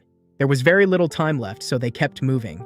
I didn't watch the huge number of people who managed to survive who were hiding in their own homes without food and water, but they couldn't help any of them. Every time I had to pass by people who were dying. One of the women, who hadn't left her apartment for several months, asked for some food and water. The girl stopped. She felt sorry for the old woman, so she gave her some food supplies. The old woman was very happy. However, the main character stopped her. He knew that the old woman was a cannibal, so there was no need to waste time on her. At that very moment, she took out a knife. She tried to attack the girl with it. At the last moment, she managed to jump back and avoid the attack. In fact, it was a trap that many people fell into. Now the real danger threatens them, because armed people began to attack them. One of the guards who was walking with them was wounded. She managed to wound one of the attackers, but the fight was not over yet. The door to the apartment opened and armed men started running from there, straight at them. There were a lot of them, and they were moving straight at the main characters. Also, an armed group of people started running from the other side. Now they were surrounded and had serious problems. She had no other choice, so she tried to blackmail and promised to blow up the building with her. This made the men stop, because none of them wanted to die. Jai held one of them at gunpoint, but he was afraid that the woman could really blow up the house, so he didn't want to take any chances and stopped. Suddenly, a strange scream came from the middle of the house. The same woman who had started it all came out. The old woman was very weak, but when all the soldiers saw her, they were scared. It seemed that they were all afraid, because she was the leader. Just at that moment, a woman from her group of people lost her husband and could not bear it anymore. She was very sorry, so she decided to let him try a rice ball, at least before he died. In fact, this food was very delicious and he thanked her for this gift. But now he died. People started crying because he was a very good soldier. The old woman also cried a lot and started to regret trying to attack those armed men. But when the others smelled the rice ball, they realized that it was very delicious. He remembered the day when she first tasted human flesh. Right then, the old woman gathered them all in her own kitchen and decided to feed them. None of the people expected to see a soup that had so much meat in it.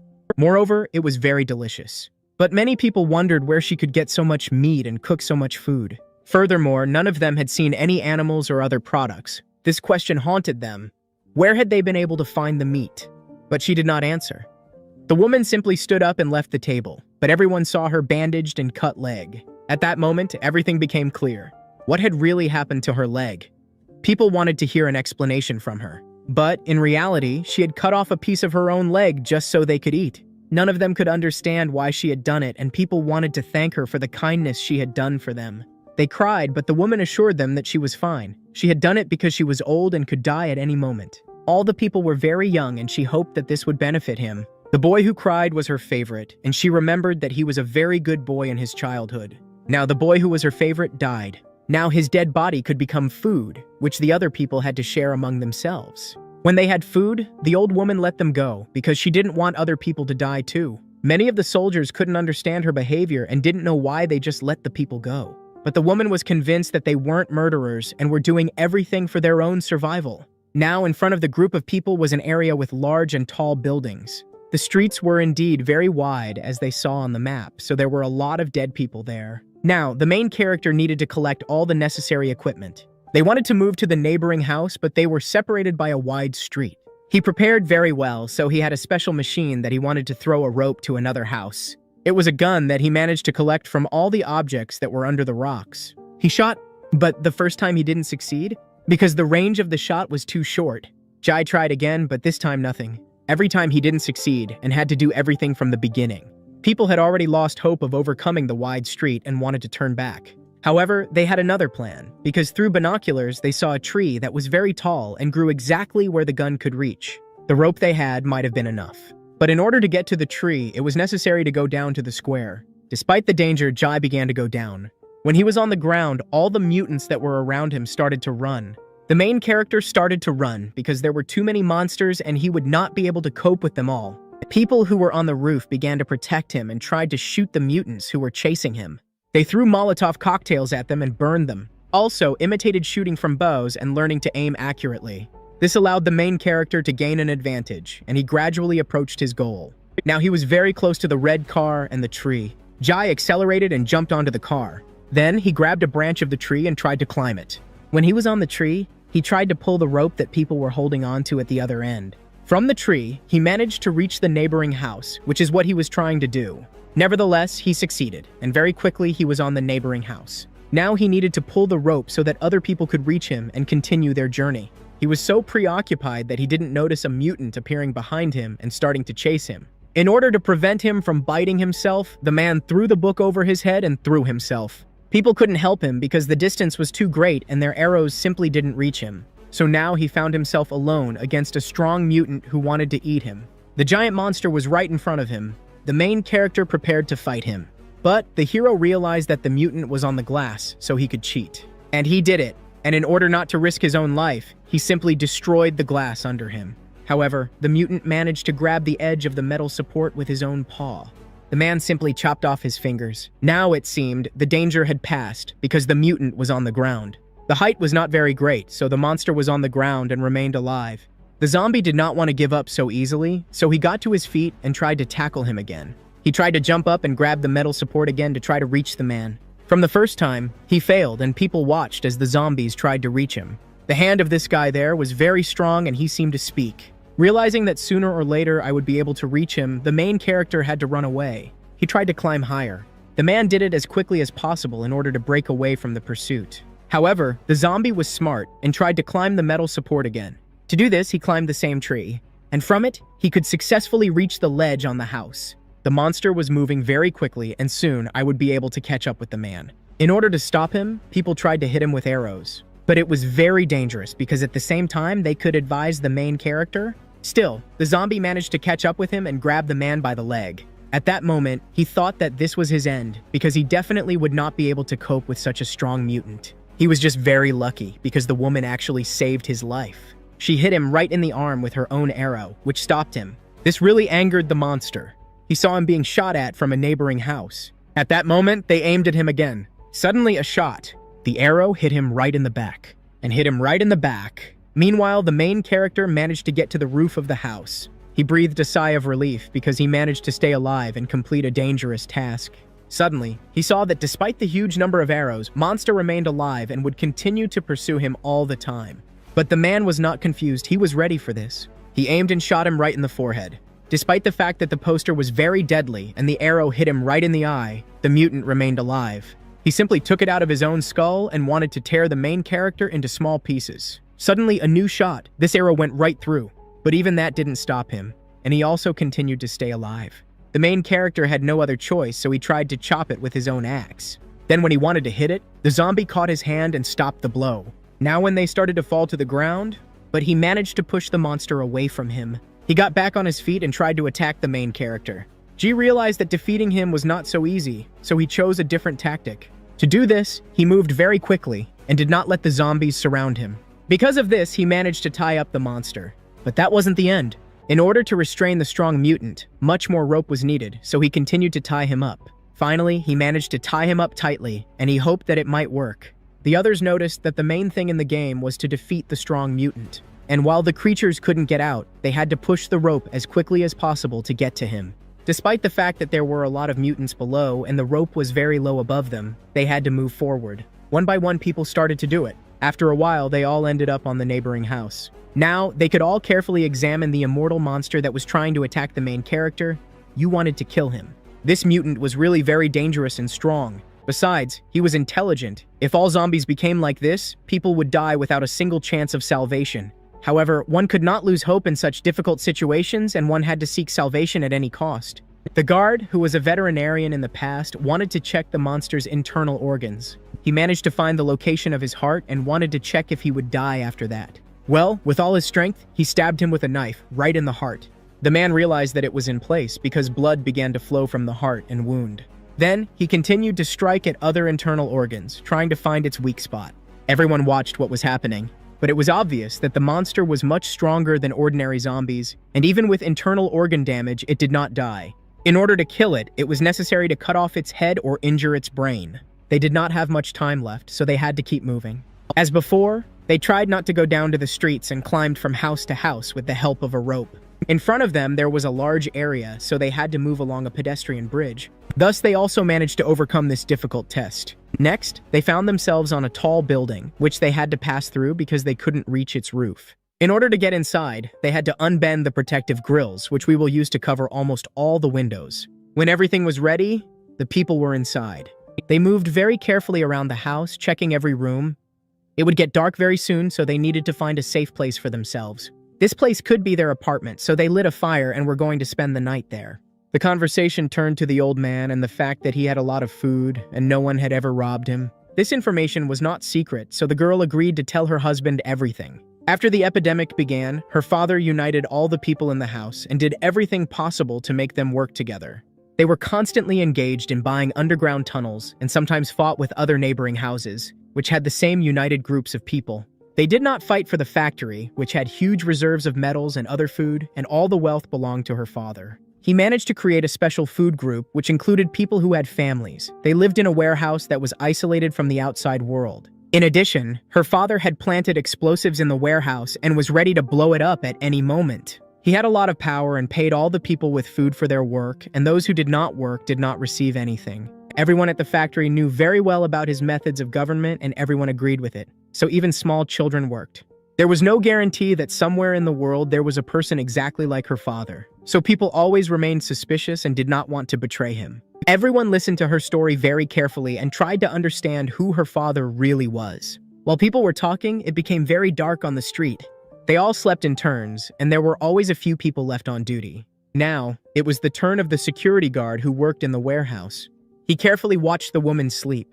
Gradually, when he began to approach her while she was sleeping, he wanted to grab her and strangle her. But in reality, she heard him and followed his every step, was not ready for this, and hid the knife. At the last moment, they managed to stop him and put the knife to her neck. In fact, the security guard was very worried about her and secretly loved her.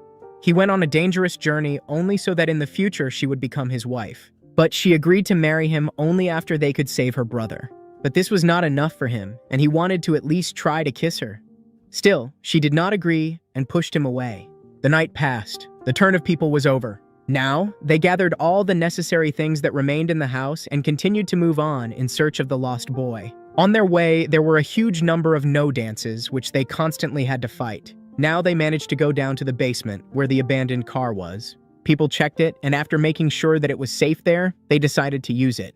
We started loading the car with all our things and tried to seal the windows so that the mutant could not get inside. Now that the car was protected, they could not try to start the engine. That wasn't all. Just in case, the man doused her with gasoline so that in case of something, they could set the car on fire. Now, all the people got inside the car and the main character got behind the wheel. Jai was the only one who had to beat zombies in a car, so all the people trusted him. Now he started the engine and started moving. Very soon, he managed to break the garage gate and find himself right on the street. There were a lot of mutants there, and he started to crush them and was not afraid that the car would not hold up or get stuck. But with every minute, the mutants became more and more numerous. Therefore, he ordered his comrade to set the car on fire. Now they were hiding in the car, which was burning, and the monsters were afraid of fire, so they did not approach them. In order to stop the fire in the cabin, they used water, which they tried to stop the fire and it spread.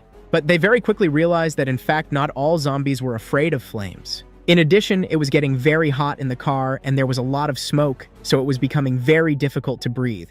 The whole car was on fire, even the tires started to burn. People were driving to the park and now that they were in place, they had to urgently leave the car. But when they got out of it and started running, the car exploded because the fire reached the tank. They were very lucky because if it had been a few more seconds, they would all have died. On the map, they noticed that there was a huge lake in the park with a lot of boats in it.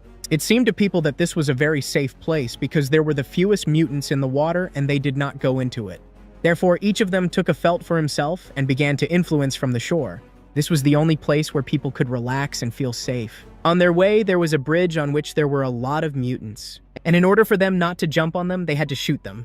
In addition, the dead on your street jumped straight into the boat to them. However, people managed to overcome this threat. She remembered how long ago he had rested in this beautiful city with his family. He and his girls really loved this place. There were always a lot of people here, and it was very beautiful. G missed the times when he and his family could just rest and live. They fed the fish from the boat and laughed. He loved his family and wanted to spend a lot of time with them. However, now, he wanted to go back to those beautiful times again. He watched the fish in the lake swimming near their boat. And now, for him, it was food that was needed for survival. People were very happy because they understood that now we could not eat normal food, and fish on the tables for them was a real salvation.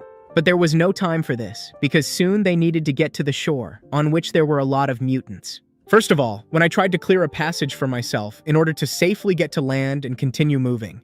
But when they went ashore, they did not even suspect what danger awaited them. At first, everything was very calm and they did not hear anything suspicious. In order to conquer their way, they decided to walk through dense thickets. However, people could not even think that there would be a huge danger waiting for them. Immediately, a huge number of mutants rushed at them. A real bloodbath began, and none of them expected that there would be so many zombies. They began to surround people and attack from all sides. One of them even managed to bite the girl's hand. Now she realized that her path ended there, because immediately incomprehensible things began to happen to her body. At one point, another mutant wanted to bite her hand, but at the last moment, he was shot right in the face, which is why the girl was saved. In order for the infection not to spread throughout the body, it was necessary to take a desperate step. Therefore, she cut off her own hand and tried to stop the bleeding, while other people covered it with their own bodies.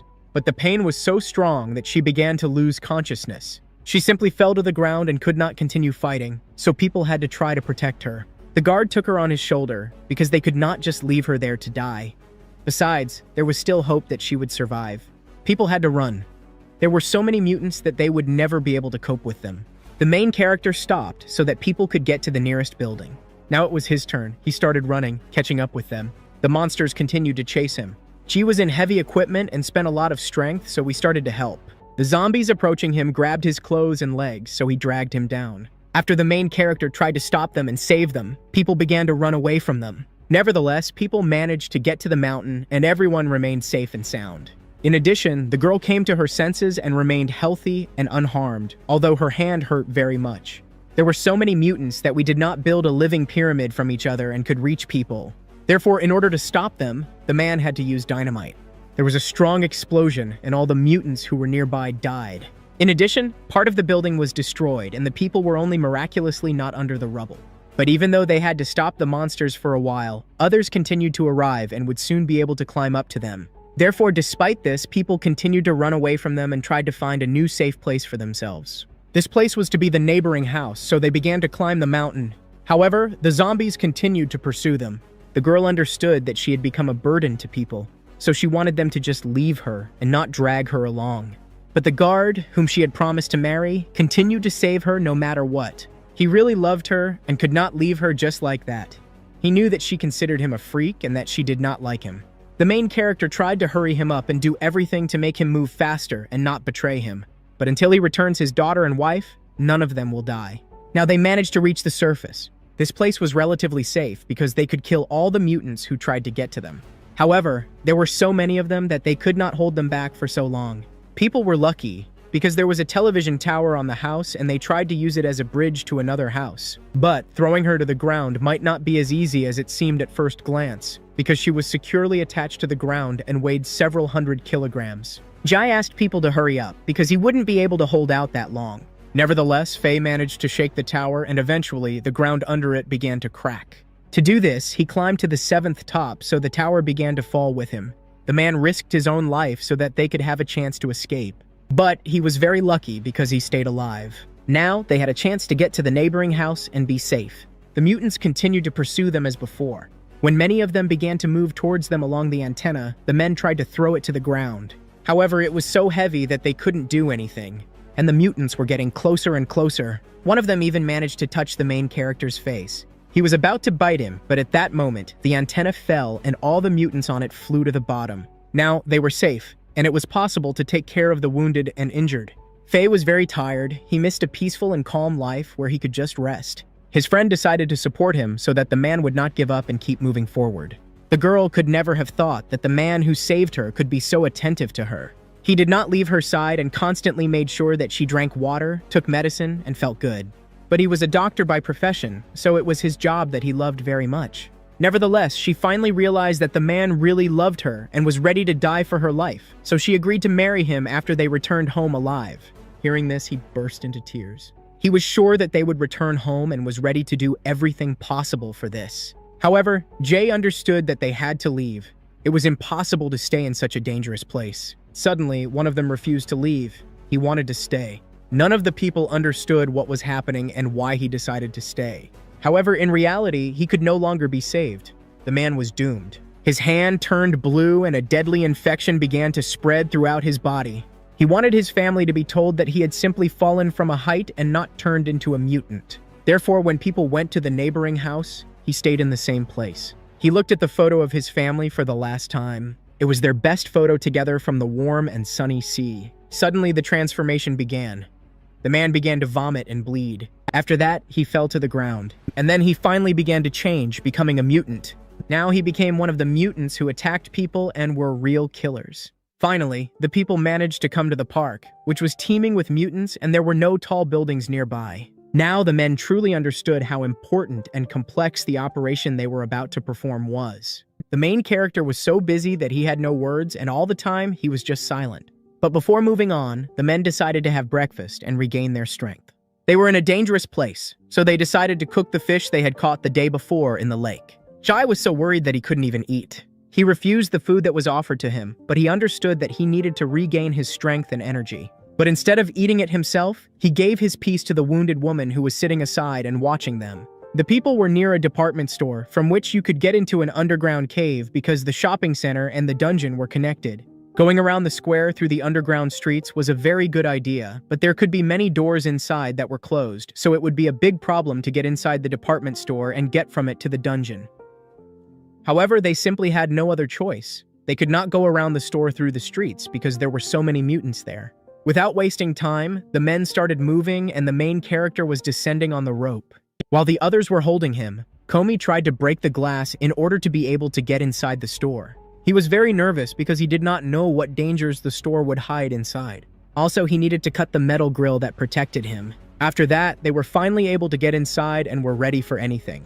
On their way, they found a red door that could lead them to a storage room with supplies, food, and water. Now they had to try to break the lock. The main character succeeded, and now he found himself in a dark and cold room. Inside, there were tables with a lot of cutlery on them. Finally, they realized that they had come to a department where kitchen items were sold. However, they moved on and reached a place where clothes and many other valuable things were sold.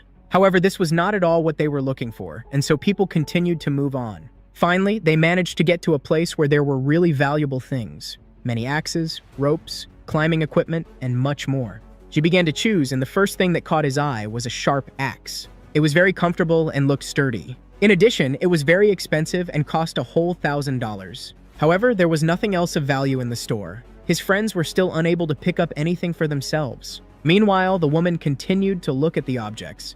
Her attention was drawn to the mannequin, namely, his plastic hand, which she could use as a prosthesis for herself. Now, the people had a new difficult task.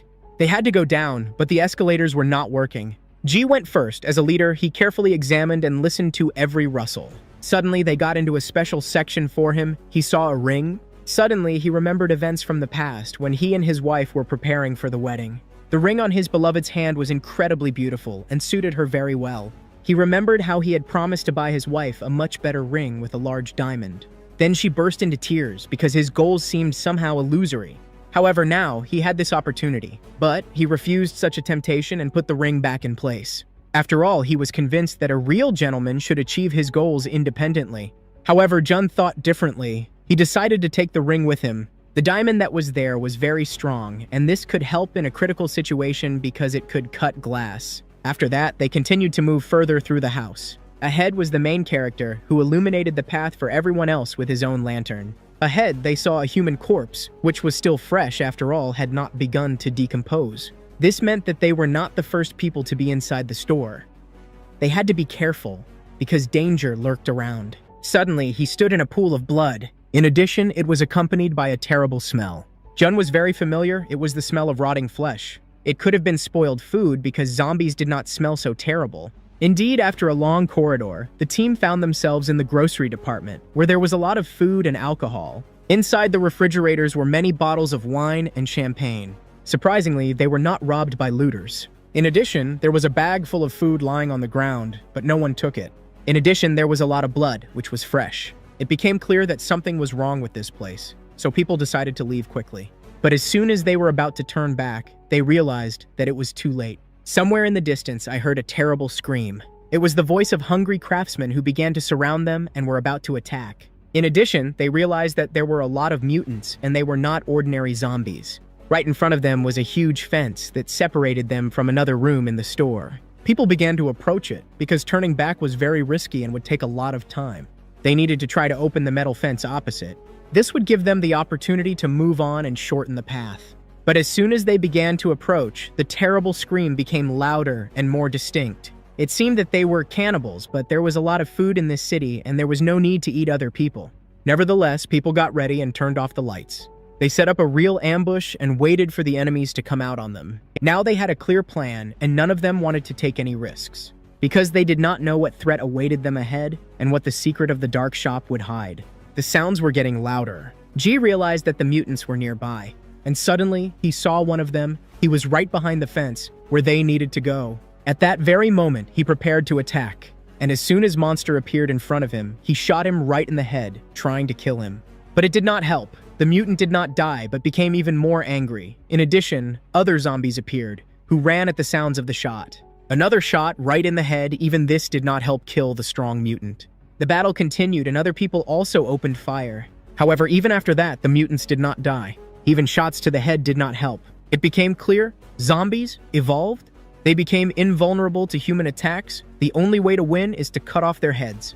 The men began to flee, because soon, the fence would break. However, there was another way to fight them, and that was what they wanted to check. For this, a lot of alcohol was needed, but fortunately, there was a lot of it on the shelves of the store. After that, when the man found the right amount of alcohol, he started pouring it on the floor. Next, he used paper so that the mixture could be set on fire, and it burned well. Now, he needed to mix the alcohol content and use the paper to set the bottle on fire. He got a Molotov cocktail. Now, they were in a long maze of boxes and crates and did not know from which side the zombies would attack them. But the metal mesh was right in front of them, and G was waiting for the mutants to break it and start attacking. After some time, he heard a characteristic sound. The gate opened. Now, a huge army of mutants was looking for them and was ready to attack and tear people apart in a matter of minutes. These mutants were not like the others.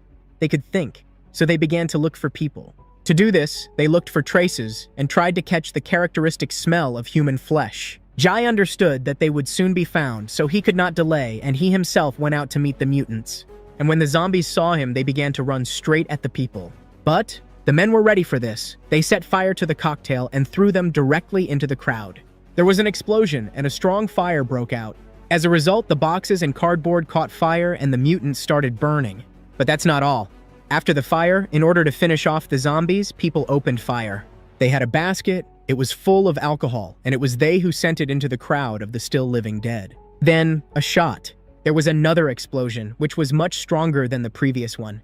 Everything around caught fire, and very soon, the entire floor of the house was in flames. However, everything was not so simple, because many mutants did not die. Suddenly, one of them rushed at the main character and almost hit him. She managed to dodge at the last moment. Despite such damage, the monster remained alive and even attacked people.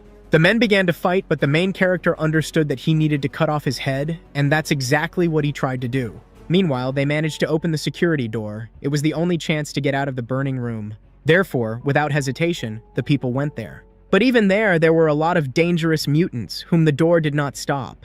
This path was blocked, so they had to quickly turn back and close the door behind them. But suddenly, the noise disappeared. It became very quiet. People were scared, because what could this mean? Suddenly, a strong blow that cut through the heavy metal door. It was an axe. Now all the men tried to block the door together to prevent the mutants from breaking through and killing them all. The zombies continued to break the door, but it was securely locked. This gave the men some time, so they decided to turn back. But there was no way back either, because their clothes started to burn, and due to the strong fire, they simply could not pass. Another way out was the entrance to the underground shopping center. But the door there was also blocked, so people tried to open it. With joint efforts, they managed to do it, and finally, the passage opened. Now it was necessary to break the metal grate. After some time, everything was ready, and the people opened the way in a dark underground tunnel. They started to go down the stairs, but as soon as they started to go lower, they realized that everything was underwater. Now they were knee-deep in water, and their movement slowed down. The water began to collect because the sewage system in the store was not working. Suddenly, they felt strong jolts due to strange sounds. It was a door that could not stand it. The mutants managed to open it, so people had to move as quickly as possible. They started to run. At that time, the zombies were able to feel their ice and began to chase people. Now, the men had to shoot back at them. It was getting deeper and deeper ahead, so they had to use inflatable rings to keep from drowning. In fact, the deep water was their salvation. The zombies couldn't swim, so they stopped. But not for long, because after that, they started climbing the walls and caught up with them again. Moreover, they were moving much faster than people could swim. However, they simply had nowhere to run, because there was a dead end from which there was no way out. They had no other choice, so they had to dive into the water. The man held his breath, then dove in. When they were underwater, they realized that it was very dangerous to return to the surface, because there were already zombies waiting for them. They couldn't swim, so they didn't dive with them. People, holding their breath, tried to turn back and move in the opposite direction. Thus, they could at least slightly break away from them. In order not to suffocate, they inhaled air from inflatable balloons. This allowed them to stay underwater all the time. In addition, there were a lot of mutants under the water who fell into the water and could not swim. At the same time, there were many corpses of other people who once hoped to save themselves in the water, but got stuck. Now, they found themselves at the entrance to the dark corridor from which they came. Only now, when they had broken away enough from the zombies, could they breathe air. Very quickly, people began to climb the stairs. However, it was impossible to relax because the zombies might continue to chase them when they realized what had really happened. Now they were able to get to the fishing shop. It was a place that had a lot of nets and other equipment, and this was exactly what they needed. It didn't take a few minutes, and the mutants had already caught their scent. They started chasing people again. However, now the men could use the nets to grab them. Several zombies fell into the trap and got stuck, but others continued to run. They had to fight them. These mutants were not ordinary, and even a blow to the head would not stop them. The men were protecting each other, risking their own lives, when suddenly one of them was bitten. He saved the main character's life, however, he was mortally wounded. He was bitten on the hand. However, he did not stop and was not going to give up. The man bravely continued to fight, blow after blow. Nevertheless, he managed to return, and in the meantime, when Jun arrived, he was in the parking lot, where he found a motorcycle. In fact, his hand was protected by a huge number of watches. Therefore, he remained whole and unharmed. However, the monster did not die. He got to his feet and simply watched the people. After that, he just ran in the other direction. Very soon, a new monster appeared in his place, much stronger and bigger. Moreover, he was armed and just now rushed at the people. They all started fighting him together. It was necessary to kill him as soon as possible. But as soon as the people started attacking him, something strange happened. After all, the mutant just ran away. For a minute, it became very quiet and peaceful. However, thinking that everything became peaceful was a huge mistake. Suddenly, the walls of the store began to crack because a huge number of zombies who had been outside all the time came running at the smell of blood and the sounds of the battle. They quickly filled the entire floor of the store and began to climb directly onto people. The hungry mutants were looking for their prey and were very hungry. Now people had to flee. They moved in an unknown direction, trying to break away from the pursuit. Ahead lay the motorcycle they had found earlier. There was no other choice, so they decided to simply set it on fire. The flames were able to stop the mutants for a while. It was lucky because they were not like the others. They had no intelligence. From the strong explosion that sounded, people's clothes caught fire. Jai tried to put out the fire and wanted to save his friend. However, very soon, the fire would stop, and people simply had nowhere to run. Ahead stood the strongest and smartest mutant. It seemed he was their leader. It was necessary to escape, urgently. There was very little time. As soon as the fire stopped, the zombies started running after them again. People were lucky. They found an exit to the roof of the house and the door was open. But what happened to the city surprised them all. Houses and entire districts were destroyed. There was no life there. Now, the hope of finding a husband and saving the main character's family became illusory. However, there was no time to waste. Using the objects at hand, they managed to block the door. Now it was necessary to get down from the roof and run. That's exactly what they did and started running. People were running in an unknown direction and saw only human corpses and ruins on their way. They tried to search the bodies of the soldiers in the hope of finding weapons or other valuables. They were lucky because one of them managed to find a machine gun and some ammunition for it. However, now the mutants broke through. They were able to open the door and chase the people again. Despite the fact that the people were constantly running away, they could not completely escape. They ran further and a whole bunch of zombies continued to pursue them. The woman felt very bad. She could no longer and wanted to stay, but her husband couldn't allow it. He agreed to carry her on him as long as she didn't die. There was a plane ahead, which was the only chance to escape. Its tail was high, so it could be the only safe place for them. When the people got to the surface, they started shooting back. That wasn't enough. The only thing they had left was a few bottles of alcohol, which could also be set on fire. In order not to catch fire themselves, they moved to the very end of its tail. After that, a fire started. Now, the mutants didn't rush into the fire, they just chose the same tactics and waited for everything to end. Ji understood that they would not be able to leave until they tried to kill the main zombie. He understood that he was the one who managed to find them all the time, and the other zombies simply obeyed him and followed him. He had a gun, however, the bullets were not suitable for it. It was necessary to take a risk and try to physically reduce them to the desired size. The most terrible thing happened because the main mutant began to put out the fire. Ji was recovering. He had the last hope that it would work. If not, they would all inevitably die. Suddenly, a shot, then another one, and more. He managed to hit the zombie right in the head, and he fell dead to the ground. For a very long time, he showed no signs of life, and it seemed that they had managed to kill him. However, this was not so. The mutant was alive. He became even angrier and began to rise to his feet in order to continue attacking people. It was necessary to make a few more shots, however. The cartridge case got stuck, and the man could not get it out. However, they tried to do it. They succeeded. They hit him right in the head, and it seemed that this time they managed to kill him. However, the flame would soon go out, and they had absolutely no idea what to do next. But the only way is the way up, to the tail of the plane. Therefore, one by one, they began to climb the mountain, and from there, it was already possible to fire. When they were at the top, they could try to get to one of the neighboring houses. From there, the distance was not so great, therefore, they managed to get to one of the houses. Now that they had pulled the rope, they could move on and escape from danger until the flames were completely extinguished. There were a lot of mutants on the streets of the city who did not pay attention to the people moving above their heads. Suddenly, the remains of a human hand appeared on the ground. It was bait because the hungry mutant immediately reacted to it. Suddenly, the rope, it tightened as soon as the zombie got inside with his foot. In fact, it was a trap. Someone was trying to catch the mutant. A guy who lived in this part of the city developed a special device with which he caught zombies. After that, he bathed them, tied them up, and held them hostage. Also, he had a lot of clothes, and he carefully selected them for his prisoners. Also, he dyed them. He was not at all afraid that the mutants could bite him.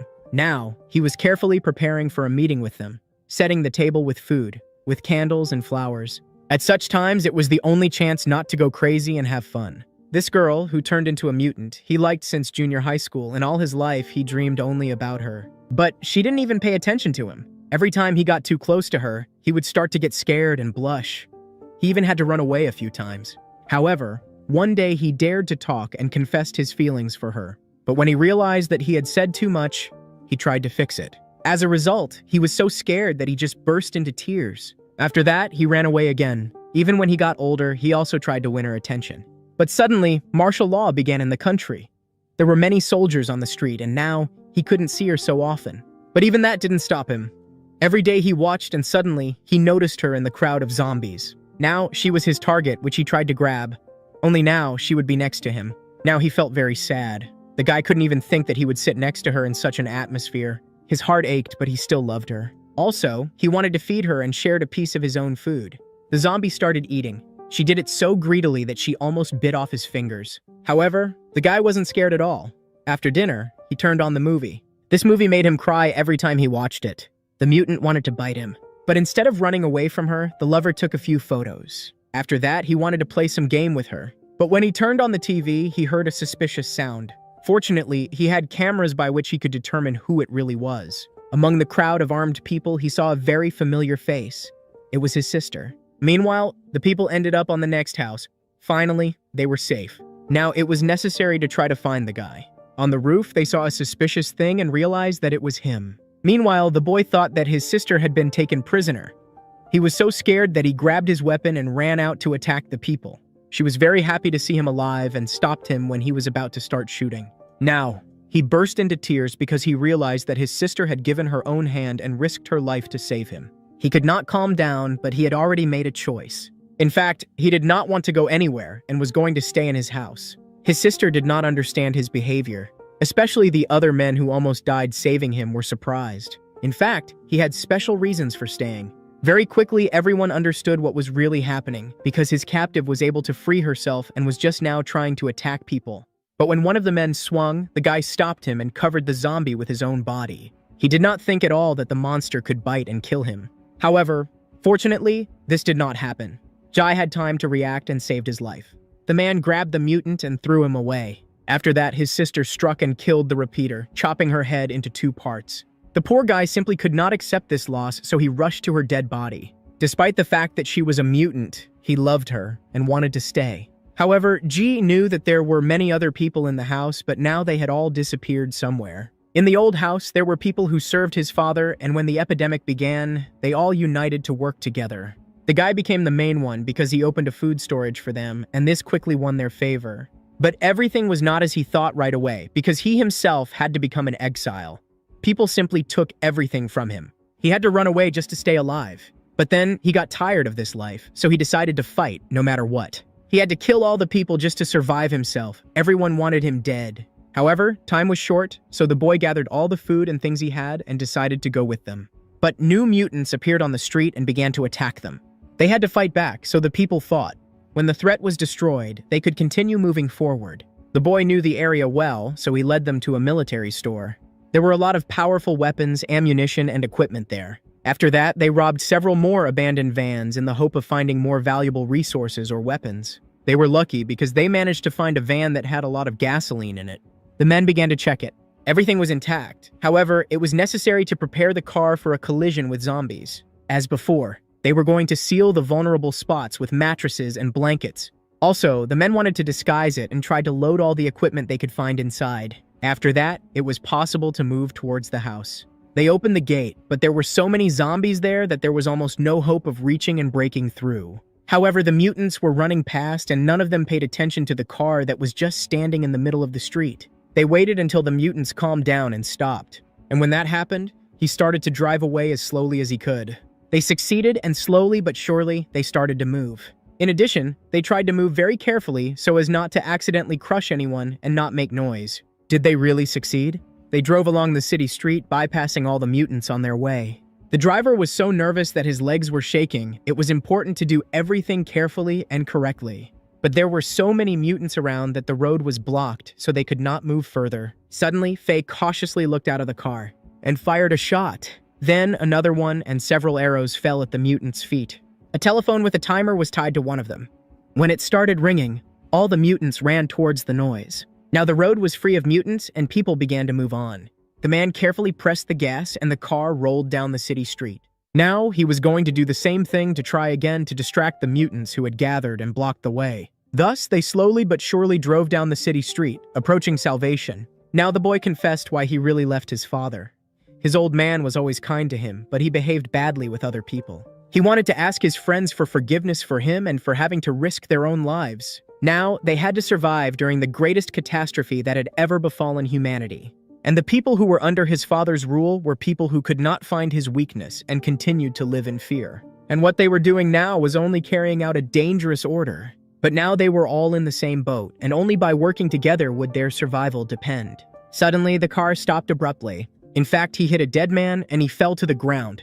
Now he was so scared that his heart almost stopped. Immediately, zombies began to roar terribly and attack the car. Mutants surrounded him from all sides and tried to break the glass in order to get inside. With all his might, he began to press the gas in order to break through, and began to crush all the mutants in his path. Now, they needed to break through. At high speed, the car became uncontrollable, so the main character helped to hold the steering wheel so that they did not fly off the road. Now, they were driving under a bridge, and the mutants who were on it could jump onto the car. And so it happened, and now they could get inside through the hatch that was on the roof. In order to stop them, Faye tried to climb onto the roof. From there, he began shooting the mutants approaching them. He shot the last one straight in the head, causing its pieces to scatter into small particles. There were no more mutants on the roof. But the further they moved along the street, the more mutants there were. So now he needed to fry them. From time to time, he threw cocktails at them, which set a huge number of zombies on fire. However, very quickly, he ran out of all his supplies, and now they were practically defenseless. The only hope was that the car would not stop. However, now they have slowed down significantly. There were so many mutants that they could not break through. Because of this, the man tried to do everything possible to keep them moving even at a slower speed. After all, if the car stopped, they would be doomed. Faye continued to sit on the roof and shoot everyone who approached them. But very soon, he would run out of ammunition. Still, there were so many zombies that he could no longer do this. He had to go down inside. The mutants surrounded the car and tried to turn it over. Now the people were stuck. The car stalled and the engine could not be started. Suddenly, the car started to roll over. There were so many mutants that all together they were able to do it easily. They were lucky because the car body was armored. They could hold out like that for a while, but they needed to rest. While the others were sleeping, someone had to sit on duty, and the rookie wanted to be the first to do it. But no one trusted him, so June was the first to be on duty. Everyone else was asleep, and then they had to think about how to get out of the death trap. Meanwhile, everything was calm in his father's house. None of the people knew whether the main character would be able to return alive and save the main character's son. However, his family had to be taken care of. At this time, they were brought food. However, the girl did not want to eat anything.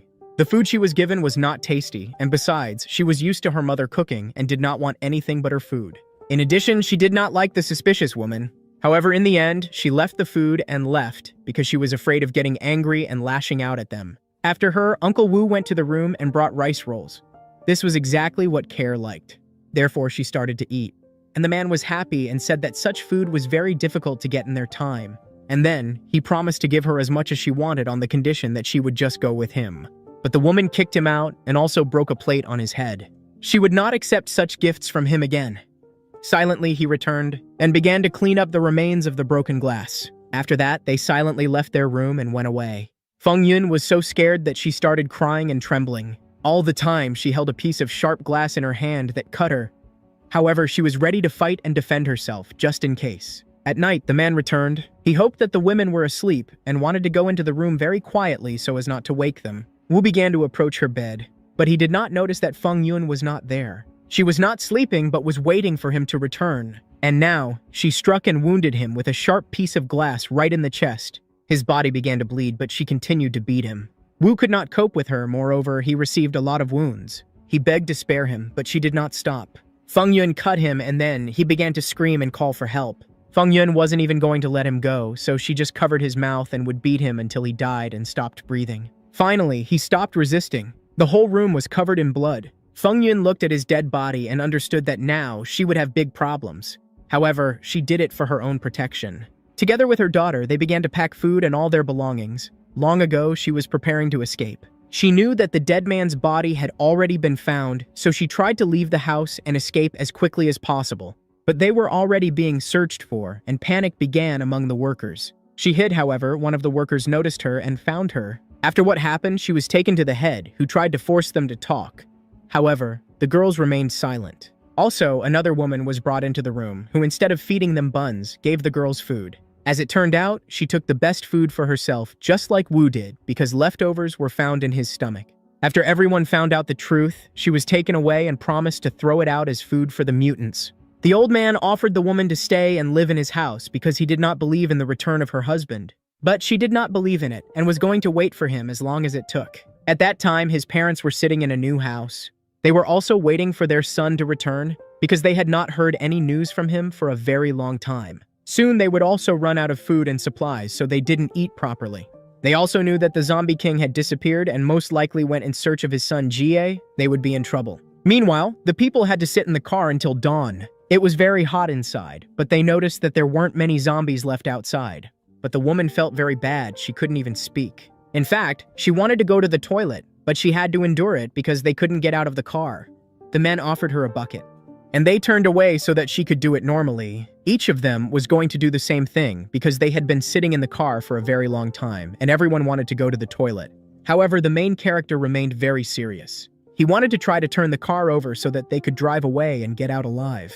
But in order to do this, it was necessary to go outside, which was too risky. However, there was space between the car and the road, and they could use it to try to push themselves off. They were still several kilometers from the nearest bay, and covering this distance on foot would be very dangerous. And when a new wave of zombies appears, they will simply park the car against the wall so that they will not be turned over again. Now, Ji started to prepare for the implementation of his new plan. He needed to push a special inflatable tire in order to start pumping it. When everything was ready, he started pumping. Surprisingly, everything started to work out as he thought. The others were happy when they realized that they also had a new hope for salvation. So now, everyone took turns doing it and helped the hero. Now slowly their car started to rise. In addition, they needed to try to rock the car. So, on account of this, they all ran to the other wall of the van, trying to rock it. It started to work out, however, the first push was not enough. But another time, everything worked out, and now they were on wheels and could continue moving. The man slammed on the brakes with all his might. They made a lot of noise and the zombies couldn't help but notice it. While there weren't too many of them, the men had to escape. Suddenly, a bag of urine flew right into one of the mutants' faces. Very quickly, their car was surrounded. Now, the men had to slow down again.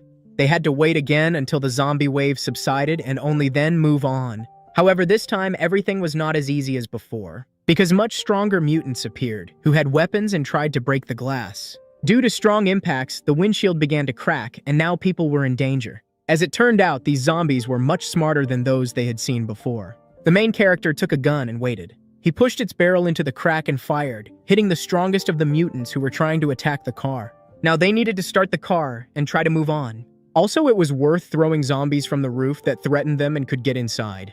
The guys got to work. They shot zombies and tried to escape from the deadly trap. Also, they tried to rock the car, shifting gears to crush the mutants and knock them off their feet. However, this was not enough, and G decided to take a desperate step. He left the car and tried to run in order to distract the attention of the dead. He succeeded because they started running after him. At the same time, the car could move. In order to avoid pursuit, he had to climb onto the house. He was very lucky because the window of one of the apartments was open. He took advantage of this, so he quickly climbed inside.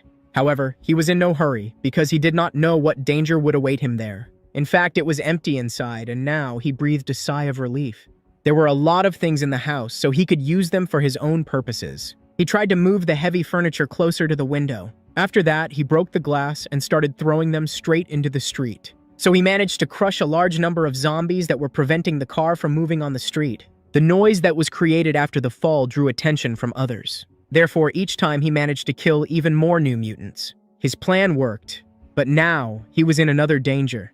How could he turn back and catch up with everyone else? Taking advantage of this situation, people began to press the brakes and the car drove off. Jai did not relax and continued to search. He wanted to set fire to the fabric that he also found. And for this, he applied a special wax that could easily catch fire. After that, he gathered other flammable substances that he could find in the house and threw them right into the huge crowd of mutants. Now it was time to set fire, and he did it.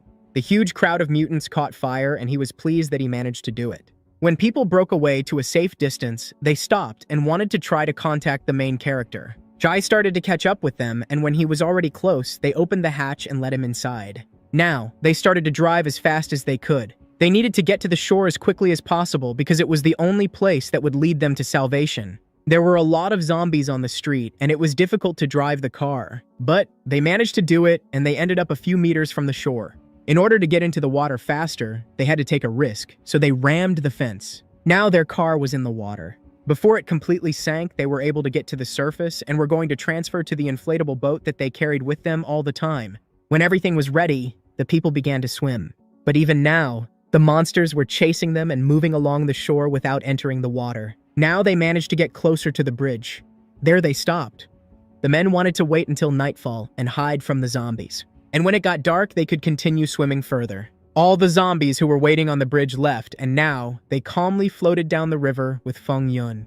But when they approached the factory, Ji grabbed his weapon. His friends did the same and surrounded the girl and the man who was protecting her. He wanted them to return home and tell the owner that the job was done. They had no choice, so the guard took her with him and left. Meanwhile, the main character and his friends watched what was happening. Faye also had to return to find his father and tell him to send some people after them just in case. Meanwhile, the woman managed to get to her own father's house. However, her brother stayed with the men, and it was him that the man constantly watched.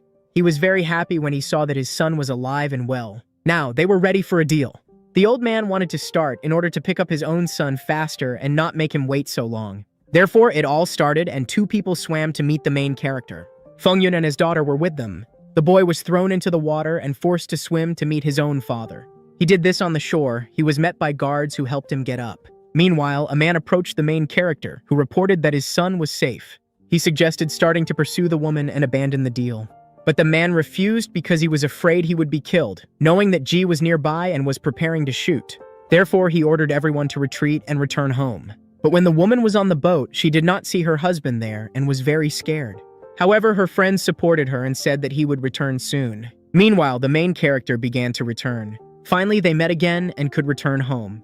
For the first time in a long time, they all gathered together and sat at the same table. Only now did they feel like normal people because there was normal food and water downstairs. Moreover, the men brought with them the products that the old man had promised to give for the return of his son. Therefore, now they could eat as much as they wanted. However, it was impossible to forget at what cost they had won this victory because the men almost died. In addition, there were different rules of survival on the island, and there was a threat that others would try to take away their food. Despite the scale of the disaster, there were still people in the city who were fighting for survival. They could pose a threat to others. However, it was possible to try to connect with them and work together for survival. The quarantine that was in the country could not contain the situation, and it was not known whether other cities in the country had suffered as much as their capital. However, none of them knew what the situation was in other regions of the country, and everything was so bad. However, Feng Yun did not know what happened to her parents because all contact with them was lost. Jai could not watch her cry. He felt sorry that her parents could not be found. Other people asked him what he thought about the situation in the country. He was the only one who had seen zombies so closely and fought with them, so only he could know what to expect next. However, from the news, it was known that the cases of infection were not only in their country, but all over the world. This meant that the situation could be much worse, but they did not receive news from the outside world. There was a radio in their house, and they could try to catch the signal. Also, during the journey, Ji realized that the zombies were becoming more dangerous. Many of them could think and had intelligence, so fighting them was much more difficult than fighting others. The man even came up with his own name for them, because these creatures were very different. It seemed that they were monsters that had gained knowledge. The basic intelligence that they were endowed with was most likely obtained in the outside world, but they still ate and hunted people. During his journey, he managed to meet several of them. The main zombie had a very high level of intelligence, and it was very difficult to fight with people like him, because even mutants could learn, and it seemed like something fantastic. In addition, they were much stronger than other zombies, and mutated so much that it was not as easy to kill them as others. People were afraid because it seemed that at this rate, all zombies would be able to evolve and become much stronger. Then, everyone would be in mortal danger. Jai tried to calm them down because despite the fact that the zombies were scary, people were protected and were in a safe place. However, the house needed repairs. They were all one family now and had to work as one. Suddenly, the man managed to find a radio on which some Chinese announcement was being broadcast live. The government asked citizens to take care of themselves and their families during the pandemic because times were very difficult now. People were asked to take care of each other and, if possible, not to leave safe premises. The virus was very dangerous, especially since there were dozens of other types of the most dangerous virus, which spread through the air and, moreover, constantly mutated. People had to try to grow food in their own homes and stock up on the necessary amount of water. Those of them who could survive in coastal areas would be able to receive shelter from the government and the necessary supplies. People who lived deeper in the country had to survive on their own and look for supplies on their own. Next, she told people about the knowledge and self-defense capabilities that could be useful on the street and in the battle against the dead. Not far from them was an island, and the main character had been there several times on vacation with his family. In addition, there were few people there, and it was really beautiful.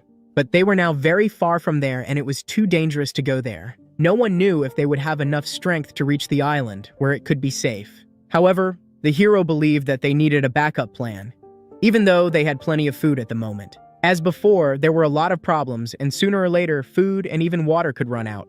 He was convinced that it was necessary to go, but not now. At this moment, it was necessary to think about defense and how to protect themselves from attacks by other people. In addition, it was very difficult to get to the sea because they had no transport. It was very difficult to drive on the road because the last trip showed that there were a lot of mutants on the streets who blocked the car. There was another good idea. I thought it would work because they could not try to go to the sea across the river, but for this they needed a boat. They could try to find it on the nearest coast or build it themselves. This idea was liked by absolutely everyone, and technically, it should have worked. Other people listened attentively to the broadcast, trying to understand when exactly the outbreak of the virus occurred. People had a lot of ideas about this, and they thought that the quarantine was deliberately not carried out for so long so that more people would be affected. However, now the signal was gradually restored at last. They could turn on the radio and listen to it all the time. That same evening, work began, and it was very loud in the house. All the men worked to improve their homes and make them stronger. But it was very difficult to do because they had to work very hard both day and night. But this did not scare any of them, and they tried to turn their house into a real fortress. They began to build new walls. Also, tried to close all the windows or no one could get inside through them. Everyone worked very hard and diligently. Therefore, in a matter of days, everything was ready. Now the windows did not pose such a big threat to them. In addition, they began to build a special metal frame, which was supposed to serve as reliable protection for their house. In addition, they built a cage from the metal that remained. The men wanted to use it to get prisoners there. However, the construction continued, and they began to build new structures. Everyone did everything in their power, and they worked for a common goal. The desire to survive united them all, therefore everyone was motivated and did everything possible. In addition, the men looked after the plants that grew on their roof. These were potatoes and many others that they managed to plant. This was not an easy job because the plants had to be constantly looked after and watered. One day, when the man was taking care of the plants, he heard a strange sound from behind. As it turned out, he was trying to get to their base and used a rope for this. He threw it from a neighboring house and tried to get to the roof of their building using the rope. The unknown person did this very unsuccessfully because he very quickly gave himself away because he was making noise.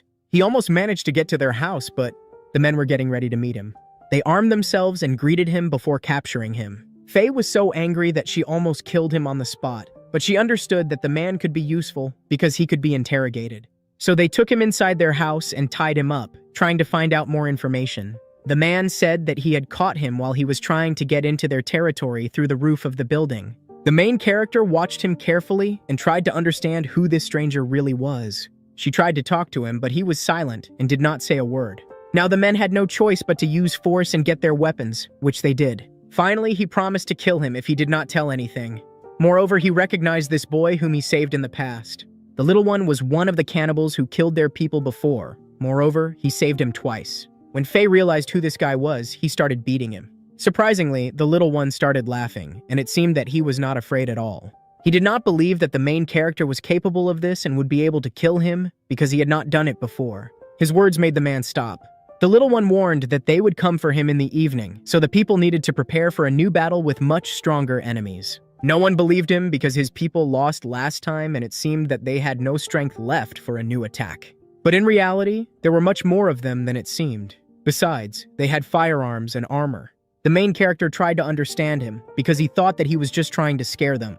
However, he knew that the cannibals were robbing and killing everyone around, and there was no doubt that they were going to do the same to them. The little one could have escaped from them a long time ago, but he had nowhere to go, so he was in the spotlight and did not know what to do. Many of the people believed him and that the little one really wanted to change and become a normal person. Jai wanted to learn much more about the cannibals and asked the little one to tell everything that was known there. Since the time the leader died, they were left alone and did whatever they wanted. Their horse was planning real chaos and food was running out.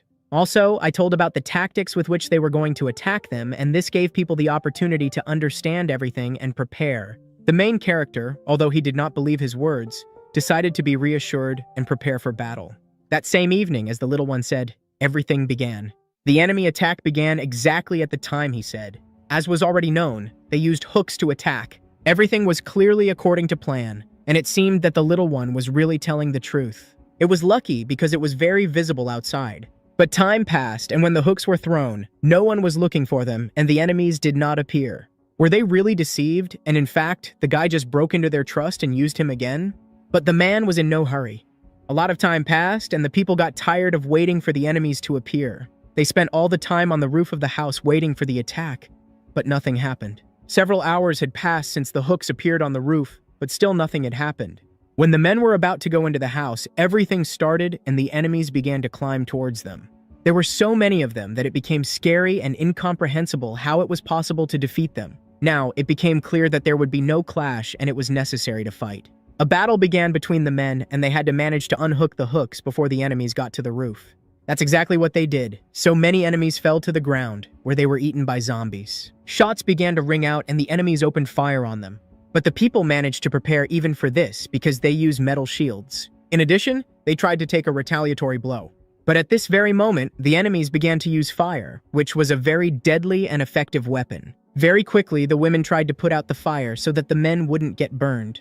The people kept a deft defense and waited for the enemies to approach them themselves. When she tried to do this, they simply shot them in the face. Others they easily killed with cold steel, smashing their heads. Because they were well prepared, none of them were injured and all remained alive. Everyone who could hold a weapon tried to fight and do everything possible to win this battle. Even old people who could not fight tried to untie the hooks. The strongest stood in front and the weakest supported them from behind. This tactic turned out to be very effective because the enemies suffered huge losses and could not even reach their house. The strongest moved ahead and it was they who suffered the greatest losses. Suddenly, Faye was wounded. He was immediately given medical care and the others covered him. Then, the most interesting part of the operation began. After all, while the enemies were busy with the battle and trying to get to the neighboring house, the main character, together with the strongest men, managed to surround them and go in from behind. Now the enemies were in mortal danger. Jai, together with the others, simply began to shoot them in the back, killing everyone in their path. They killed everyone and spared no one. They did not need prisoners, so they did everything quickly and cold-bloodedly. They had the best weapons, the best protection, and a lot of ammunition.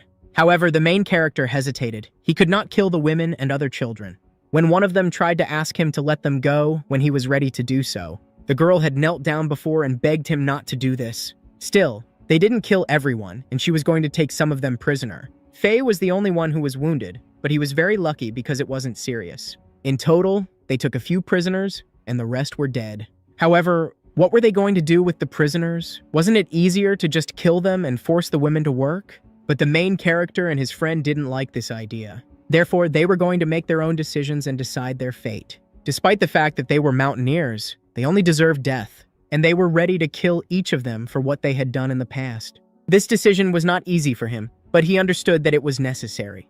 There was not much food to feed the prisoners, so he ordered to kill them all. After that, they were simply thrown from the roof. And on the ground, zombies were already waiting for them, who ate them all and tore them to pieces.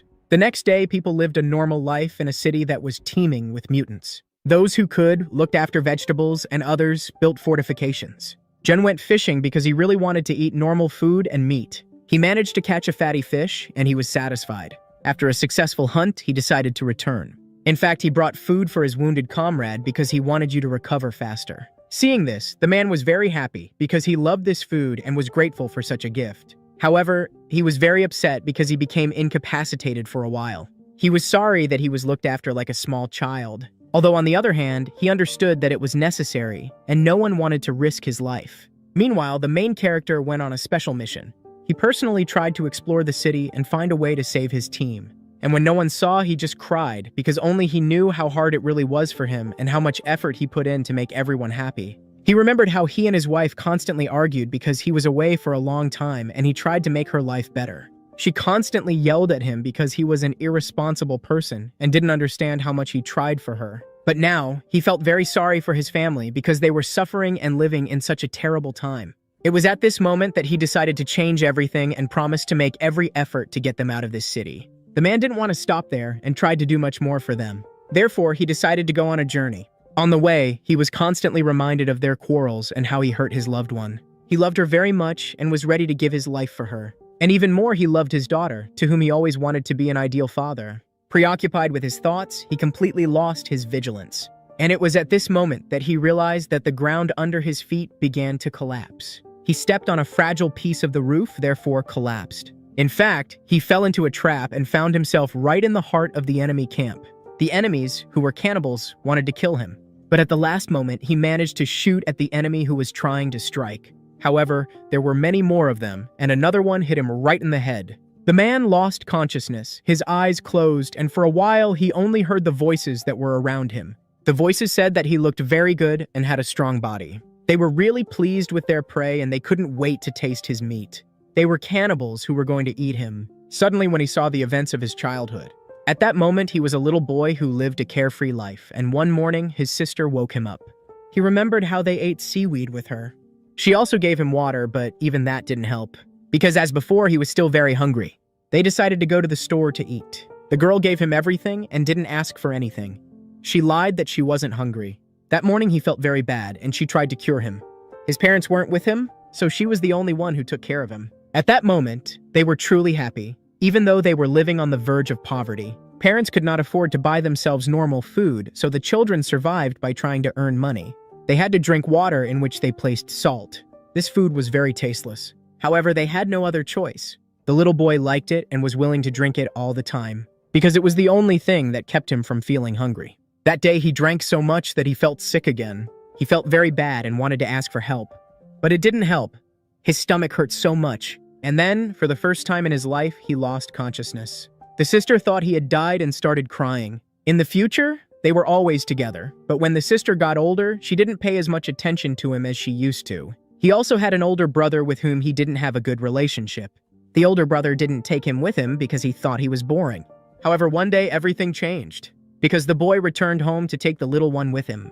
He felt sorry for his younger brother, who was always alone at home. His parents were gone, so he was very lonely and scared. For the first time, he took him with him to swim with other older boys. As it turned out, they were not far from the same island they were going to get to now. Therefore, in order to show him to his younger brother, the older brother took him with him and started swimming. It was necessary to hold on tightly because there was a very strong current, and the little one did not know how to swim, so he risked drowning. Immediately, they began to swim. Very quickly, they found themselves in the middle of an island, which was located on a river outside the city. This island was a real urban legend, so there were many people who wanted to get to it. But there was one very interesting detail that immediately attracted his attention and was remembered for the rest of his life. There were a lot of leeches there, which were dangerous for people. They managed to find one of them. He was interested in learning more about it because he had never seen one like that before. They climbed out to cling to a person and suck blood. His sister had grown up, but he still spent a lot of time with her. She looked after him, and it was obvious how tired she was. She took him to school and really could replace his mother. He had to work part-time and take exams for other people. His parents were fired and had no money. His older brother worked all year so that they could survive and have at least some money for food. The little one didn't need to worry because he considered himself old enough to provide for him by earning money. But one day, something changed. He, along with his family and his brother, went to the river and found himself in a very difficult situation. His family began to drown. But the brother who rushed to save them also found himself in danger and began to drown. Now, he had to choose which one of them to save. Never before in his life had it been so difficult. He loved his brother very much. Even more, he loved his own wife and child. The man cried. Now he saw again this vision that he had seen for many years in terrible nightmares. His loved ones and other people who died asked to save them. Now they were being taken away by zombies. It was all because of the epidemic. The man hated himself for not being able to turn back time and save his brother and sister. He loved them because they were the ones who replaced his parents. But now he was left alone in a cruel world, and he had to fight. G promised to kill everyone who was involved in the death of his loved ones and who had caused him harm. Suddenly he woke up. This dream was so terrible that he simply could not sleep. Now that he realized that he was in an unfamiliar city, his hands were tied and now he needed to find a way to get out. In the room with him lay many other people who were also prisoners and who were very cruelly tortured. He tried to get up and go to his neighbor because he did not even show signs of life. He was so badly mutilated that he lost his legs and could not move on his own. Also, some incomprehensible substances were injected into his body. He spoke incomprehensible words and it was impossible to understand what he really wanted. Jai leaned over him to try to understand his language. As it turned out, the man was lucky to save him because his children were waiting for him at home and were hungry. Now, he needed to come up with a plan and a way to get out of here alive. The stone walls were too thick, so he wouldn't be able to break through them. But in the dark corner of the room, there was something else, much more terrifying than a sick invalid. Approaching there, he saw a zombie who started screaming and roaring. He was tied up, he was sitting on a chair, and all the time trying to free himself. Besides, he had been here for several days and was very hungry. His chair was securely bolted to the floor with metal nuts, so he couldn't escape. It seemed that the zombie in the past was also a person who was captured. The monster was chattering its teeth. It seemed that it was trying to show or say something. However, it was obvious that it had no intelligence. The hero threw a wooden board into its mouth and it immediately ate it. However, it still remained hungry because saliva was flowing from its mouth. Suddenly, Jai noticed a very interesting thing on the floor. He had to bend down to get a better look and understand what it really was. As it turned out, it was shards of glass that were scattered on the floor under his Sagittarius. He managed to take one of them, and this could be the key to his salvation. But as soon as he was about to cut the rope, he noticed that someone was entering the room. He saw an unknown person standing behind a metal fence, but due to the poor light, he could not understand who it was. A bandit entered, holding a knife in his hands and being very aggressive.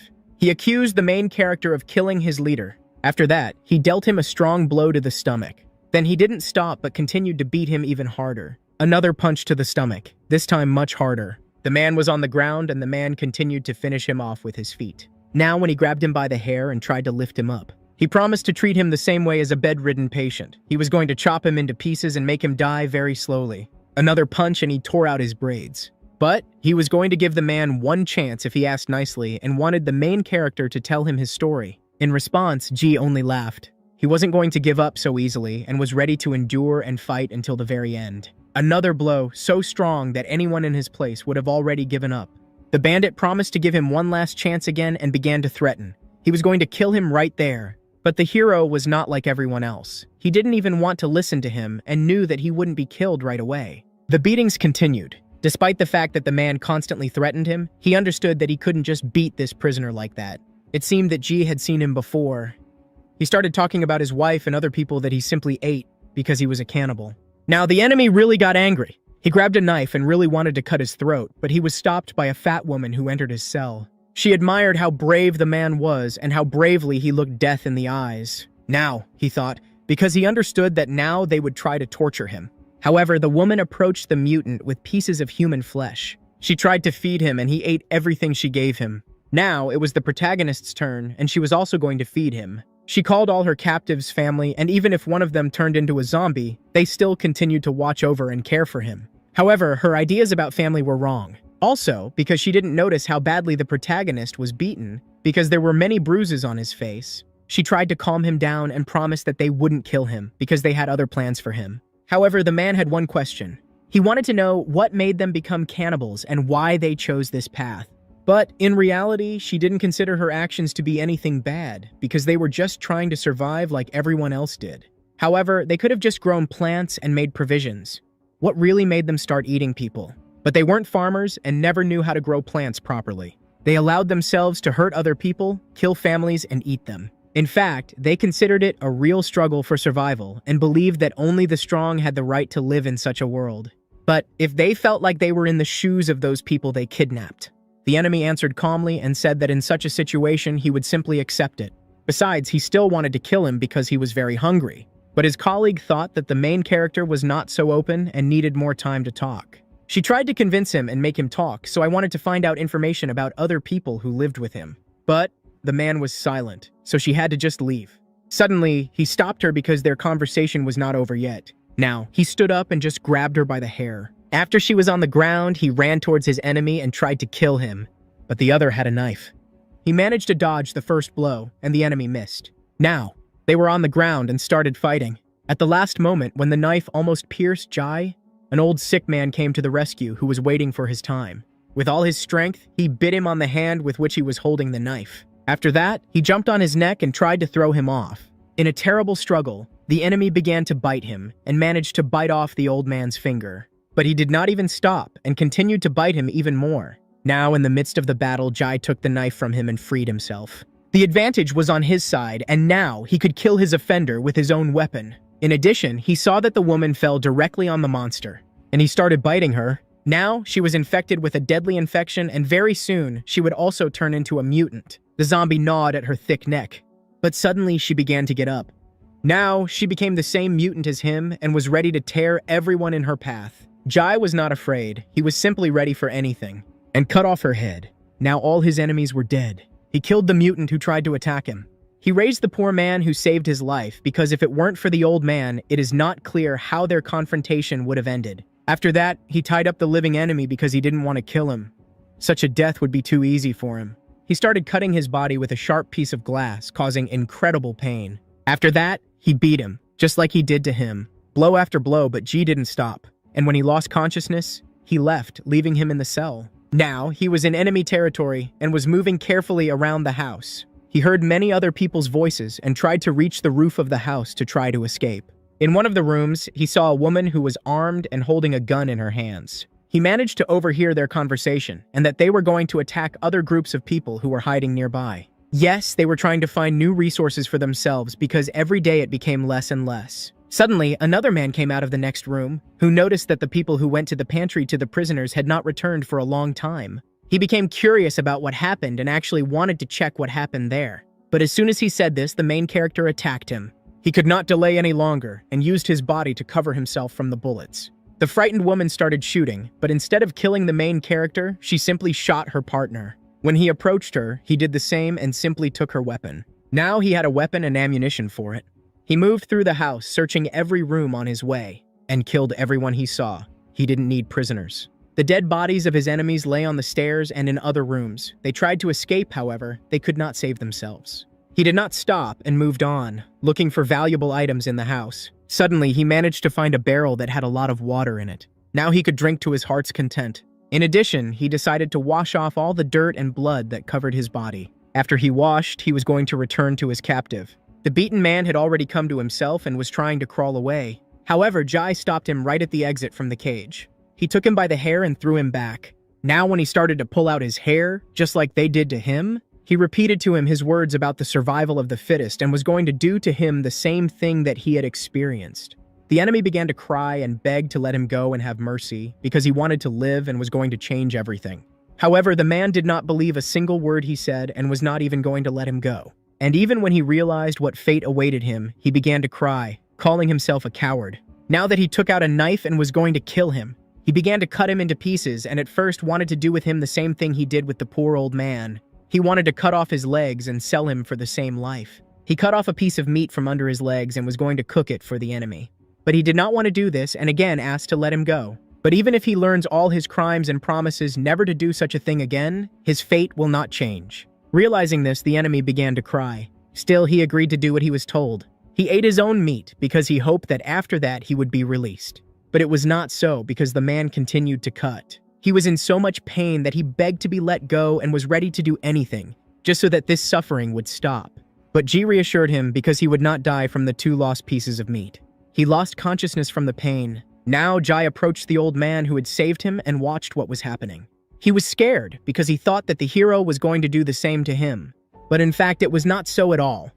He took him with him and was going to save him. Together with him, they tried to get to his house. But the old man understood how hard it was for him to carry him, so he asked to just leave him to die. He was ashamed to be such a burden because he could not help him in any way. He told the main character where his family lived and the house was, so he took him there. When the children and wife saw their father in such a state, they started crying. He lost his legs, but remained alive. The children were grateful to the savior who brought him to the family. And they all bowed down to him. This so impressed Jai that he decided to return and ask them to get up. He also left them some food, water, and other supplies that could be useful for a while and help them survive. Moreover, if he managed to survive, he promised to return or send someone else to help. And when he left, the man burst into tears. He thanked his savior because now he could be with his family. Meanwhile, his family began to worry about their own father because he had been away from home for a very long time. Feng Yun tried to explain to her daughter that he would be back soon, but she wasn't so sure. Suddenly, another resident of the house came running to them, who was very scared. She quickly took everyone with her and led them to a safer place. Meanwhile, unknown people were trying to get inside. But the men blocked the door and were waiting for them inside with weapons. With each blow, the force became greater, and soon the door would break. They were waiting. Another blow, even stronger than the previous one. Suddenly, the door broke. Very soon, the force that broke it would show. The men tensed up and were ready to open fire. But for a while, it became very quiet, and nothing happened at all. They were prepared for the worst. Suddenly, a strange silhouette appeared. They were monsters they had never seen before. The mutants that entered did not look like ordinary zombies. They were monsters much stronger and smarter than all other mutants. People started shooting, trying to stop the terrible mutants. Meanwhile, the women who were inside also armed themselves and prepared themselves. They didn't know what was happening behind the door, so it was still very scary. Feng Yun started crying and couldn't control her emotions. She took her weapon because if they were going to die, they would all die together and in battle. After a few shots, the monsters disappeared. The men didn't want to leave the house because they didn't know how many of them there were. They didn't leave until morning. Now, they were trying to figure out how the mutants managed to find them. As it turned out, there was a lot of blood on the walls of the house, and the monsters were able to reach the roof of the house. Now they knew about their house, and there was no doubt that they would soon come again and try to attack again with even greater forces. Meanwhile, the main character was trying to get to the house. Along the way, he tried to search the houses in an attempt to find survivors or other valuable resources. One of these houses was his brother's house, where he lived with his children. However, there was no one there. Ji went through all the rooms, but he never found anyone. Room after room, he did not give up hope of finding any living people. He looked into every door in the hope of finding at least someone. However, all his efforts were in vain. There were no traces of a fight, bloodstains, or weapons in the apartment. It was very clean. The only thing he noticed was a note on the table, which said that his brother was going to go to an island, which was his only hope for survival. This gave him hope because his brother could be alive. On the wall, he saw many photos of them together. These were photos of his family, friends, parents, and loved ones. Also, there were many photos of them together, in which they were with him and standing next to each other. Everything in this house reminded him of his brother and how they spent time together. All these things were very familiar and dear to him, and he lived all the moments with him again. He found a thing that was special to both of them because it belonged to their friend who had not been with them for a long time. The man almost cried, but he couldn't leave this empty place for a long time. Still, he couldn't waste so much time on it, so he just left. The next day, renovations began in their house. Realizing that the mutants would come again, people tried to prepare and replace the damaged doors. In addition, they were constantly watched by monsters who hadn't gone too far and were preparing to attack again. At that moment, they were looking straight at them and planning the worst. The worst thing was that now the monsters knew about their house and could prepare. Despite the fact that they had prepared, there were still many vulnerable spots in the house that still needed to be finished. There was a threat that the mutants would want to use them to get inside. One of the men had an idea. They could try to grease the ropes with oil, cut the pipes, do everything possible to prevent anyone from getting inside. Now, all the people had to live in one room for their own safety. This room was one of the most protected in the house. Grandma was going to give Feng Yun one of the best beds because she was the mother. Now all the people were united, although they had not even met before. The disaster brought them all together, and now their survival depended only on each other. At first, Feng Yun was against the idea of her husband finding other people, but now she only regretted that they had not done so earlier. After all, if they had stayed in the apartment, they would have been dead a long time ago. Her words touched the grandmother so much that she almost burst into tears. In fact, everyone was very scared, so the women hugged each other. They supported and reassured each other, and this was the only way to overcome the fear and doubts that arose in them. So they sat until evening, alone in the room. Meanwhile, the men were preparing for a new attack. The guards, who had walkie-talkies and weapons with them, began to walk along the corridor. The men checked every place in the house, trying to anticipate an attack. There were guards on every floor. The house was constantly under surveillance. Other men sat near the door that led to the roof of the house. They warmed themselves with warm drinks. Everyone was ready. Soon, everything would begin. Even in these difficult times, they supported each other and tried not to lose heart. In such a difficult situation, it was necessary for them. Being together, they began to talk for the first time in a long time and were able to learn more about each other. The father did not know his son's friends at all, but he understood that these guys were very brave and were ready to give their lives for him. As it turned out, the old man knew his parents because in the past they were friends and spent a lot of time together. Every time Faye woke up, he hoped that the disaster was over and all people could return to normal life. In fact, he had a girlfriend whom he loved very much. But when it all started, he lost touch with her and now he didn't know where she was. And then the old man told about the fact that the main character went in search of his lost brother and sister. Meanwhile, Ja continued to search. He moved through the dark subway tunnel. It was a safe place because there were a lot of mutants outside, especially at night. He lit his way and followed his heart. The man did not know what awaited him ahead and what dangers the dark tunnel hid within itself. However, the call of his heart and the desire to find the truth forced him to go forward. He did not do this for himself. He had long been indifferent to himself. Suddenly in front of him, he saw a huge number of mutants who were hungry. But how did all these zombies end up here? Now, the monsters noticed him and began to attack. It became clear that he was in great danger. Therefore, he had to run. He ran away from them as fast as he could. If the monsters came from the other side, he definitely wouldn't have a chance to escape. Therefore, he had to do it faster than them in order to be able to get out alive and return. Suddenly, the man fell. He started rolling, and his equipment and supplies started falling to the ground. Also, he lost the only source of light he had. His flashlight fell out. He couldn't find it, so now he was in complete darkness. The man was already preparing to die when suddenly he noticed that the monsters started to bypass him and run towards the flashlight. Then he didn't understand at all. How was this possible at all, and why didn't the zombies pay attention to him?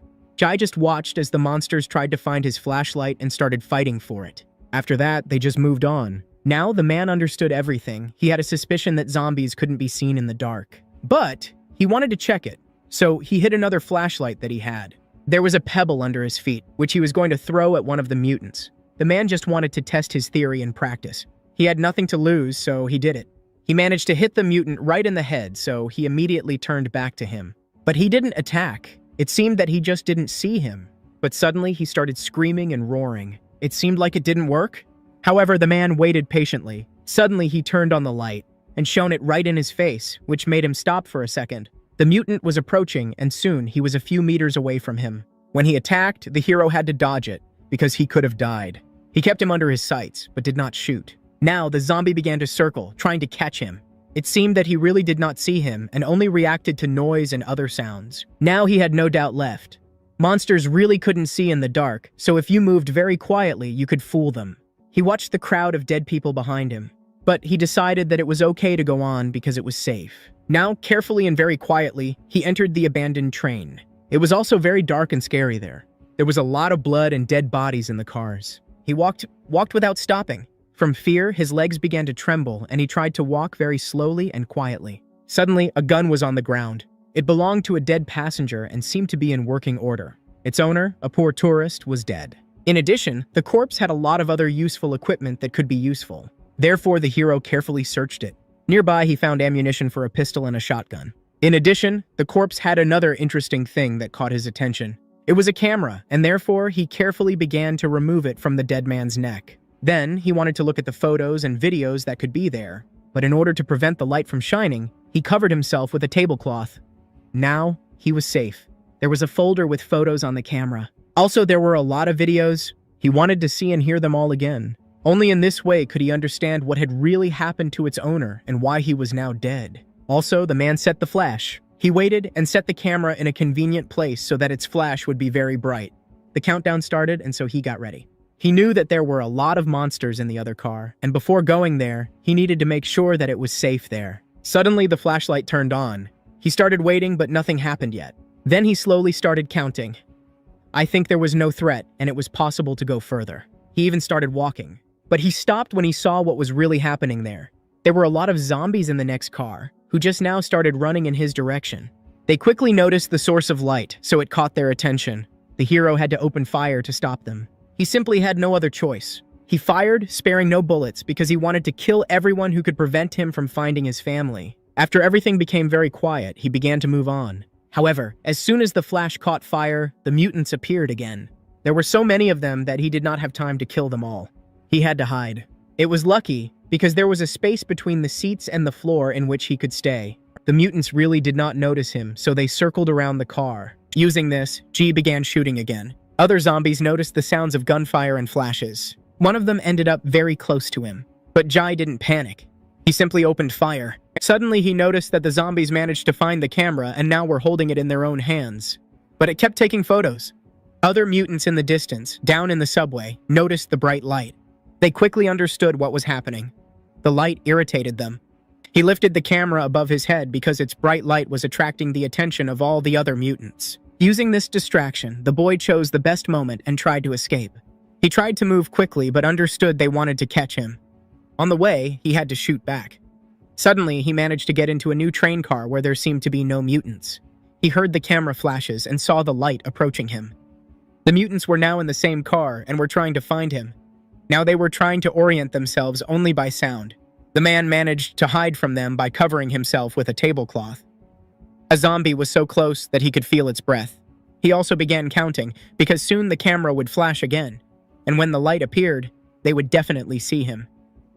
But right before the flash happened, he fired and killed the mutant in front of him. After that, he began killing the others, shooting them down.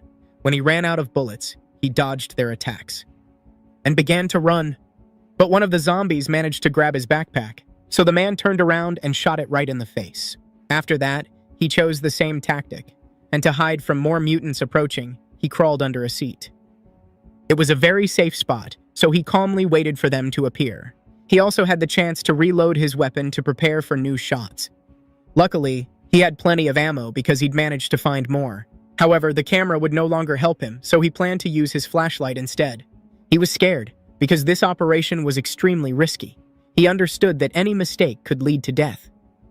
When he closed his eyes, for a moment he saw a vision of his daughter, who wanted to play with him and called him over. The man understood that the lives of his family and loved ones depended only on him. Now, feeling more confident, he was ready to begin. He turned off the flashlight and threw it far away from himself. Its bright light immediately attracted the zombies walking around the car, but this time, they didn't react to it as actively and continued searching for the main character. This gave him the chance to open fire, and he did. He began killing the mutants. He tried to shoot them directly in the head, making it easy to kill them. He was very surprised at how many zombies were in the train. This meant that a massive tragedy had happened here once. The people riding the train were trapped in deadly danger. This time, the mutants were much stronger and faster. Some of them even managed to survive after being shot, so he had to fire again. One of them even got dangerously close to the man. It tried to bite him, but G managed to defend himself with the metal frame of his shotgun. Why were these mutants so agile and strong? Now it was time for the pistol he also carried. His first shot hit the mutant right in the face. Then, as he carefully checked the car, looking for any zombies still alive, it was finally over, and now he could move on safely. Jai picked up his flashlight. But as it turned out, that wasn't the end, because he saw a strange silhouette in the train car ahead of him. Meanwhile, in one of the houses, some survivors remained. They couldn't leave their home, so they tried to gather food using special equipment. It was a drone, an irreplaceable tool during the epidemic. With it, they could deliver heavy items and exchange messages at a distance. The man who built this device for himself learned to control it and used it for his needs. Using a sponge and the drone, he managed to collect drinking water so he never had to leave the house. The woman living next door handled the cooking. They found food the same way, by sending the drone into stores and other abandoned buildings. Since they had no electricity, they had to cook on a homemade stove they used to make fire. They lived together with a father who was planning to leave the house to search for other people and supplies. They didn't want him to leave because it was extremely dangerous outside. The last time he tried to leave, he barely survived, and people only managed to save him by miracle. But he wasn't going to listen, and suddenly, they heard someone opening the door. The soldier prepared himself and was ready to shoot. In reality, it was the main character who had managed to find his relatives. It was his nephew, whom he hadn't seen in a long time, so they decided to talk and learn what had happened to the others. He told them that his older brother had gone to an island and left a note, so they might try searching for him there. But nobody knew if he made it there safely, or if he was even alive. But Jay knew that his brother was serving in the army when the epidemic began. The man, who was also a soldier, explained that at first nobody paid attention to it, but later they were given a new mission. Their unit was sent to areas that had lost control in order to create a blockade and not let anyone in or out. They moved in massive convoys, not realizing what danger awaited them, and they thought about how they would return home to their families. But suddenly, something strange began happening to one of the soldiers. One soldier simply fainted and collapsed on the ground. He had an unexplained seizure and could have died. They needed to call medics immediately and stop the transport to save the boy's life. Suddenly, the same started happening to the others. It became clear that many soldiers were infected with an unknown virus, so the survivors put on masks and left their vehicles. And it wasn't just them. The entire convoy was infected. Soon, people began turning into mutants. Chaos erupted. Zombies attacked those who couldn't escape the vehicles in time. Shooting began, and the few who survived had to fight off hordes of zombies. The uncle survived by miracle. Without the help of kind people, he would have died of hunger. Besides, his friend, who had previously been immune to the virus, mutated within seconds. It could be assumed that the virus was airborne, but no one was certain. The man still didn't know why so many soldiers were infected at the same time while others remained alive. This made the main character think. Moreover, in early stages, the virus caused acute inflammation. So how had the soldiers predicted that most people were infected? From the beginning, they knew much more than others, but even that information wasn't enough. Despite warnings, nobody believed in talk about zombies, and they couldn't imagine that the epidemic and all the chaos would become reality. At the time, all this was highly classified. No one was allowed to talk about it with outsiders. The soldiers also didn't want to abandon everything for their job and refused to leave their families. The authorities tried to hide the upcoming catastrophe. But how bad could it have been? And was the disaster global? However, there were islands where large groups of survivors existed, so there was still hope to return to normal life. The soldier had no choice. He couldn't reveal the incoming catastrophe. He simply followed orders. But the main character didn't blame him for what happened. He only wanted more information. The soldier understood that his family was in danger, but they all believed they could contain the virus and prevent its spread. But they failed, and now humanity was on the brink of extinction. The next evening, things got even worse. Now, terrifying mutants tried breaking in not through the roof, but through another room of the house. The room was locked, so they tried breaking down the door to enter the hallway. The men were prepared, and suddenly the door burst open. A horrifying mutant's head appeared through the opening. After that, furniture they had used to barricade the door began falling out of the room. They had to open fire to stop the zombie. But even that wasn't enough. The furniture was too massive, and the bullets didn't penetrate the wood. They were wasting ammunition, so they had to wait until the mutants fully appeared. And if they set the room on fire, trouble would follow. The blaze would spread rapidly, and they wouldn't be able to control it. They didn't even notice when the main character returned home and helped them defend the house. He brought a new ally with him, someone ready to assist. He had powerful weapons and was an experienced soldier who knew exactly what to do. The man began shooting. His weapon was so strong it easily pierced wood and struck enemies. The zombies began to flee because they were receiving lethal wounds. Many of them died. Now everything finally quieted down and the horrifying noises stopped. After that, they dared to look inside the room to see what had really happened. Inside, there were many bloodstains, but they didn't see anyone. It became clear that the mutants had managed to break through the stone wall they had been reinforcing for so long. Now, from the window, they saw the mutants running away. This was already the second attack, and most likely, the mutants had figured out the humans' tactics and now knew their location. They needed to think about this and reinforce the house much more next time, but then they discovered that their captive boy had escaped. This wasn't surprising. He was wild and had taken valuable food with him. The next day, the people began thinking of ways to fortify their home. Without the main character, everything was gloomy. But now that he came back, things felt livelier and more hopeful. During his absence, the men came up with a new plan and wanted to entertain themselves somehow. Faye imagined he was a character in a video game. It made him happy. Meanwhile, events shifted to a factory where a special prosthetic arm had been made for the girl.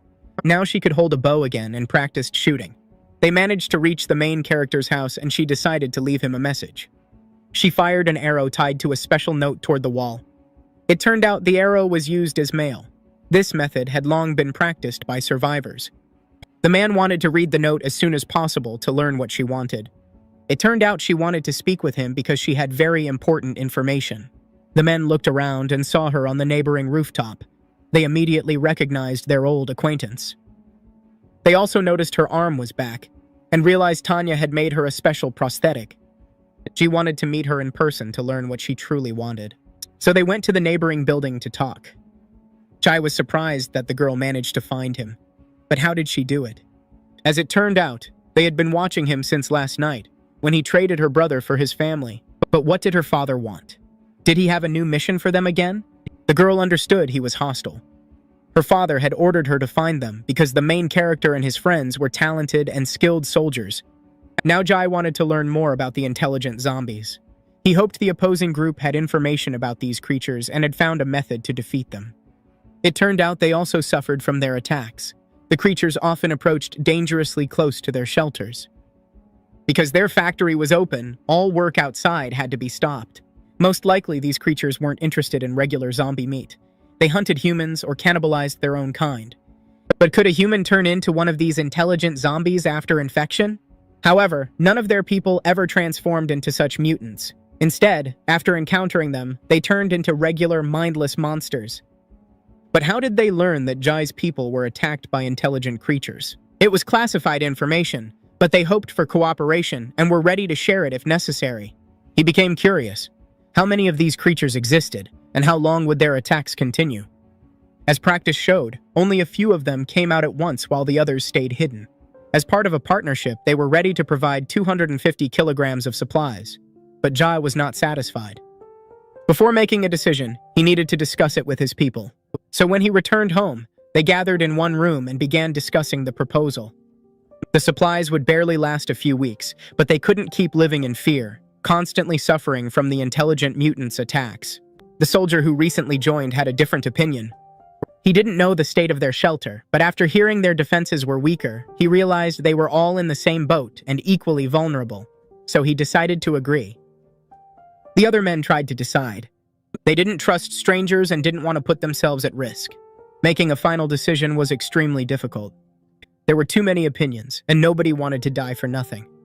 On top of that, the tension in the room grew. They needed to reach a united decision and solve the problem. As the leader, Jai had to make the final choice. Deep down, he agreed with the soldier. He knew only together they could defeat such strong enemies, so he wanted to join forces. The next day, they met with the opposing group to discuss cooperation details. Now that everything was settled, they headed to the place where the intelligent creatures lived. Their main nest was built like a fortress.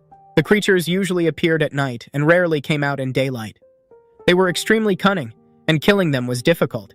If people simply attacked head-on, things could end very badly. They could even try burning the place down, but the building had too many exits. Ji had a different plan. He analyzed the situation. He decided to set up an ambush and kill them one by one as they left their shelter. And when only a few remained, they could finally storm the base and eliminate the rest. So when night fell, the people began preparing for the ambush. One of the bravest climbed a tower to watch their base. He used a thermal scope so he could track them even inside the building. At midnight, the mutants finally left their hideout and went hunting. It became clear they were extremely aggressive and wanted to kill anyone in their path. There were only 6 of them, and he reported their movements in real time. They walked down the street toward the girl with the bow. So the people prepared their ambush and waited for the perfect moment. When the mutants got close, they began shooting. People used melee weapons and spears, trying to strike them in the head. It began to work, but surprisingly, the zombies stayed alive. They didn't die even after multiple blows and shots. Once the zombies realized they were ambushed, they started to flee. But it wasn't that simple. In another hideout, the main character and the strongest warriors were waiting for them. He was ready to fight them openly, using the best weapons and gear. The people began to fight. Soon, all the enemies were destroyed, but they needed to hurry. They didn't want to attract more zombies. The next night, they did the same, but only managed to kill 4. On the 3rd night, only 2 mutants came out, and they were killed too. On the 4th day, something changed. The man didn't see anyone. That night, none of the mutants left their shelter. But they had to stay alert and report any movement immediately. The people prepared for an assault on the base and wanted to rest before it. The attack would take place in the morning, right after sunrise. So the people rested, gathering their strength for the upcoming battle. They tried to recover before the difficult fight. Meanwhile, new guards took shifts, watching the base and ready to wake everyone if something happened. Suddenly, one of them noticed something strange. A sharp spear pierced through his body. He fell from the tall building. Below, hungry mutants waited for him. The girl woke up from his scream and understood they were under attack. Behind her, she saw intelligent mutants who had found them and discovered their plan. There were many of these creatures. They began surrounding the people. In panic, everyone woke up, realizing they had fallen into an ambush. The mutants were everywhere, countless in number. A real army of starving creatures stood against the survivors. A brutal battle began, but the people were unprepared and heavily outnumbered. Many of them immediately began dying while trying to stop the mutants. The main character and his friends managed to survive and reach the house. They tried shooting back, but the monsters quickly stormed the house and got inside. Now they had to run, killing every enemy on their path. They left the house and moved along a narrow edge. But the mutants closed in and began chasing them. Suddenly, one of them grabbed Faye's bag. Because of this, he lost his balance and began falling. Jai couldn't lose him, but the situation became extremely dire. Faye was about to die, and Jai couldn't allow that. The man crashed painfully from the height. Mutants were everywhere. Even there, they began chasing him. The impact was so strong he couldn't get up, and he started bleeding. Now he was completely defenseless. The zombies approached him, and when they found his body, they dragged him toward their hideout. The main character began shouting to him, trying to wake him up. He wanted to jump down to help him, but understood it was too dangerous. He couldn't save him. Meanwhile, other mutants were catching up to them. As before, they fired at them, but it didn't help. These creatures were incredibly hard to kill. All they could do was knock them down. Now they needed to climb as high as possible. They rushed upward to see where the mutants were taking their friend. Immediately, the men began pursuing them. They jumped from building to building, trying to catch up. But on their way, they saw the man who had been watching everything. He had been brutally killed, his body lying on the ground.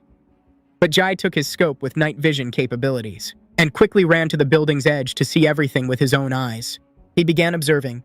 The main hideout of the mutants was located in a former hospital building. That's where they dragged all the captured people. The people were still alive, meaning they could still be rescued. But going there alone would be incredibly dangerous. Now they faced a nearly impossible mission. The men could not abandon their friend. They had been together since childhood. They had always done everything together and helped each other in the worst moments. Even the day they first met, he remembered for life. Because that day they fought others while defending each other. It was the first time in their lives they had to protect someone and stand together. Back then, the boys got into conflict with much older guys who were stronger. The older ones accused them of trespassing on their territory. But the boys disagreed, so the older ones mocked them. They didn't believe kids could be so brave and reckless to resist them. At that moment, he pulled out a knife. thinking he was a real gangster. He planned to give them tattoos to commemorate their first meeting. Just as he was about to strike them with the knife, the main character appeared and ordered everyone to stop. He bravely stepped forward and forced the older boys to back off. They were stunned when they saw him, because they realized the main character wouldn't back down and would protect the younger ones. He had prepared. In his back pocket, he had stones he planned to defend himself with. He didn't know whether they could beat two strong opponents, but he promised himself he'd try to protect those kids. They were his brothers, and he wouldn't let anyone hurt them. His reckless behavior enraged the older boy, who ordered his friends to attack. He himself intended to stab the main character with the knife, but Ji struck first, hitting him in the head with stones. The fight began. It was so brutal that the younger kids had to bite the older ones just to protect themselves. They did everything they could to win and punish the arrogant bullies. When they finally won, they formally introduced themselves and became real friends. From that moment on, they were always together. They helped and protected each other whenever danger came. Over time, the main character became their leader, and together they took on different challenges. He remembered all of it, and even now, in the worst moment, he decided to try to save his friend. He knew the mutants were zombies, but it was strange that they didn't bite his friend. Clearly, they wanted to use him as bait. Meanwhile, other survivors managed to find them. They wanted to take his weapons because their own friends had disappeared too and were dragged into the police station, the mutants' base. But they needed a new plan, because charging into the building and killing all the enemies was impossible. It was incredibly dangerous. These mutants were extremely strong and intelligent. They could use unknown tactics and attack again when people were defenseless. Out of despair, the men were terrified and even began to cry. But in that moment, they had to pull themselves together to save the others. Now he decided to check the body of his dead comrade. And he noticed that the mutants had now learned to use metal weapons, which were very effective.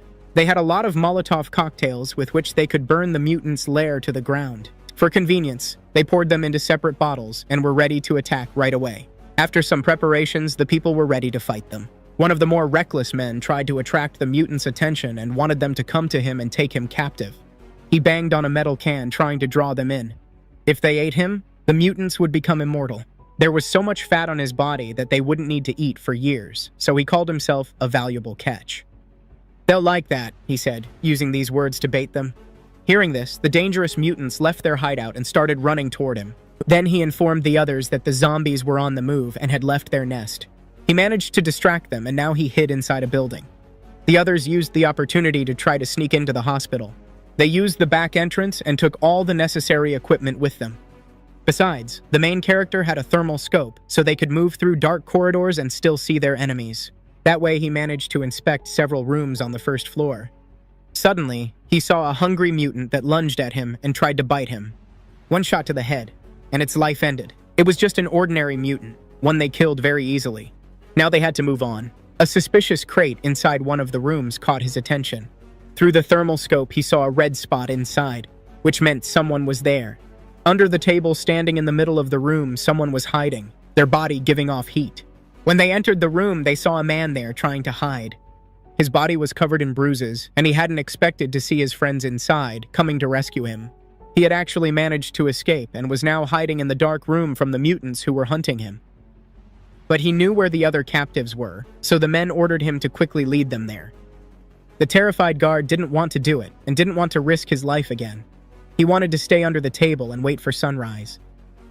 But his friends promised to kill him and his family if he didn't take them to the others. He had no choice, so he obeyed their order and went. Ahead of them lay a long path through the hospital's dark rooms. The men checked every room and listened carefully to every rustle. They tried to move very quietly and slowly, searching room by room. But all they saw ahead were countless corpses of people who had once been prisoners of the horrific monsters. Some had been lying there so long that they'd rotted away into skeletons. It was terrifying, but none of them wanted to stop. They'd decided to save their own people at any cost. Suddenly, one of them slipped on a pool of blood on the floor. As he fell, he knocked into several corpses scattered around the room. In the darkness, he came across a huge pile of skulls. An entire wall of the building was covered in skulls. None of them expected to see that. It was hard to imagine how many people had suffered at the monster's hands. Still, they kept moving. Once again, they detected a heat source coming from one of the rooms. They had no idea that a horrifying mutant had been watching them the whole time. It was their leader, marked by a special outfit. The mutants had learned that humans were inside, and after that, the leader simply disappeared. No one noticed him, and they calmly continued through the building, heading up to the next floor. There, many living captives were being kept in a single room. They finally found them and now had to cut them free and release them as quickly as possible. Among the captives, he also found his friend, who was still unconscious. Most of them were seriously injured, so they couldn't take everyone. Some couldn't even stand and begged them to save them, but they had to choose only those who weren't too badly hurt and could still move on their own. If they tried to save everyone, they'd all die. There simply wouldn't be enough time. Among the crowd, they also found Xiang, whom they absolutely couldn't leave behind and tried to rescue. Meanwhile, a huge number of aggressive mutants had found them and were getting ready to devour them. They started breaking in and entering the room where the defenseless captives were. Gunfire erupted. The main character and his comrade tried to stop them while the others fled. But there were so many mutants that they couldn't handle them alone. They were forced to retreat and tried to do it as fast as possible. The people started running. At the same time, the shooting continued to kill the mutants that were closing in. The man carried Xiang and other wounded they refused to abandon. The strongest fighters held back the attackers, giving the others a chance to escape. Now they were in a real trap. They were surrounded on all sides by terrifying mutants that were extremely hard to kill. They were lucky enough to stumble into a room with very sturdy doors. They tried to shut them, but there were so many mutants that the barricade wouldn't last long. There was also an oxygen cylinder inside the room. Using it, they managed to block the opening the mutants could have used to get in. Ahead was a special chamber where the people could hide. It was a relatively safe room, equipped with medical oxygen equipment. There was gasoline inside, which they poured onto the floor. They left some of their gear there so it could be used to ignite the fuel. After that, the main character ordered that all oxygen tanks be opened. The others complied and did exactly as he said. The oxygen mixed with the gasoline, forming an explosive mixture. They used the empty tanks to reinforce the doors. When everything was ready, they shut the door and began to run. After that, the man took out a walkie-talkie. He turned it on and was going to throw it on the floor. Once everyone had entered the special chamber, he left the radio on the floor. Together with the others, he rushed to get into the room before the explosion went off. The guard ran last. But he didn't slow down and ran with all the strength he had left. In the end, they all managed to get into the room that the mutants couldn't break into. The mutants outside tried to break into the room but couldn't. To slow them down, the men had to hold the door with all their might. The zombies tried to topple the huge tank, but it was firmly bolted to the floor. The main character ordered someone to hand him a radio. But Jun didn't have one. It seemed the very thing they'd feared most had happened. So he asked another guard to give him his radio. But that device was broken too, so it was useless. Now the most important thing was to find a working radio they could actually use. The men looked around, but none of them had one. Either they were broken or they'd been left lying on the metal floor outside. The mutants kept surrounding the bunker, trying to break in and eat the men inside. They needed a new plan, but the men didn't stop searching. Eventually, one of them managed to find a radio. Jai tried to check if it worked, but it didn't either. They were completely isolated, and their food and oxygen would soon run out. They wouldn't be able to hold out for long. And the mutants waiting for them outside would never let them leave alive. They had very little ammunition left, so they couldn't shoot their way out. Then the main character ordered someone to take a flashlight and shine it on him. The man did exactly as he was told. After that, Jai grabbed an axe. He was terrified, but he had a plan. He swung the axe at the glass, trying to break it. The mutant watching him didn't understand what he was doing. It even seemed frightened. Ji stepped closer to the window. He stared it straight in the eyes and waved the axe threateningly. In response, the mutant combatant grabbed a metal object at hand, ready to strike back. Suddenly, it swung. When the blow hit the metal, a spark flashed. Instantly, an explosion erupted. His plan worked. Everyone watched as a monstrous blaze engulfed the entire building. The next day, the main character woke up in his bed.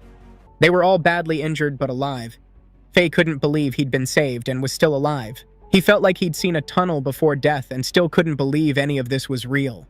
But when he heard his friends' voices, he realized it wasn't a dream. He really was alive and grateful for being rescued. Suddenly, they heard a voice over the radio. It was a man calling for help. And it turned out to be their old enemy, a cannibal who had eaten people. It was very strange to hear that he was still alive. The main character answered and gave his name. It turned out the man had found a boat and wanted to share the news with the others. The boy who had once run away from them had found the boat and wanted to show it to them. So they decided to let him in and make sure he was telling the truth. They were very nervous. That kid had caused them a lot of trouble and no one knew what he'd come up with this time. They were ready to shoot him because they didn't know if he was telling the truth or trying to trick them again. But the boy ordered them to drop their weapons. 2 people in cloaks that completely covered their faces came with him. So it was impossible to tell who they really were. But when they removed their hoods, it became clear their faces were deformed. They looked like zombies. The others wanted to shoot them on the spot, but the boy stopped them and warned that they were actually healthy. In reality, they suffered from a rare, non-contagious disease. He had lived with them for a very long time. These people survived by eating ants and mice, so they wanted to seek medical help. The main character chose to believe him again and decided to help. So they lowered their weapons and let the people into their home. Any information about the boat was extremely important to him, so he fed and gave them water. The boy had gone through a lot of hardship to come back and find the boat. They had even hauled it upstream, where there was no one around. The boat they'd found had once been used for illegal fishing and had been confiscated by the lake authorities. If that boat had been working properly, someone would probably have used it long ago and sailed far away. The boat was quite large, so they could fit a lot of people on board. That made everyone think. A few days later, they went to the place where the boat had been found, and the boy really showed it to them.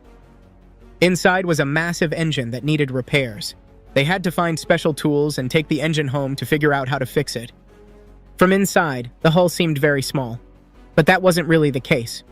They could build smaller boats by hand to ferry people and supplies to the big ship. After that trip, they returned home. Now they had to prepare to leave the city and try to start a new life on an island. For that, they needed to carefully prepare and take everything necessary. But first, they had to repair the boat. Everyone tried to discuss this new decision, but it turned out one of the men had caught a cold and felt really bad. The others thought it was just because of the cold climate. Even the radio said the weather was changing and winter was coming soon. On top of that, zombies from the north were moving south because they preferred warmth. It would take a long time, but sooner or later they would come, and there would be many more of them. In truth, the intelligent zombies had only been wounded. Even the powerful explosion hadn't completely destroyed them. Suddenly they noticed that the old man was beginning to change, and within a few minutes, the irreversible happened. He turned into a zombie and began attacking people. He lunged at the boy's father, but G managed to save him and knocked the infected man out. His body collapsed to the ground, but the mutant still remained alive, even after the heavy blow. The man wanted to shoot him, but someone stopped him. He hesitated because only a few seconds ago this had been a normal person. But now he simply had no other choice. The son started crying because he didn't understand what had really happened to his father. He couldn't believe that now his father was a monster who would never become human again. He had lost his mind and turned into a ravenous beast. The boy begged them not to do it because he didn't want his father to die. But they simply had no choice, no matter how hard it was to accept. Instead, they decided to release him outside with the other mutants. That's exactly what they did so as not to traumatize the boy, who was already deeply upset. From the house, they watched the mutant. It was very sad to say goodbye to him, but they had no other option. Now they wanted even more to reach the islands, where it was much safer and there were no such terrible mutants.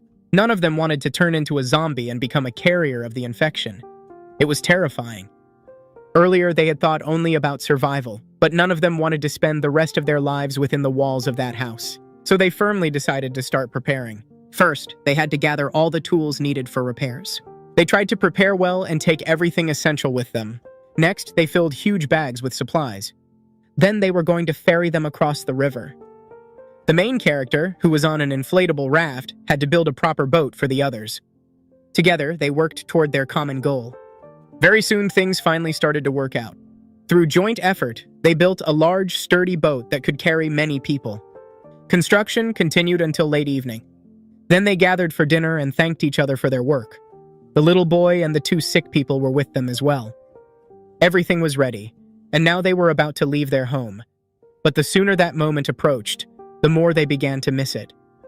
Despite how hard it had been to survive in the city, it had united them and left many memories.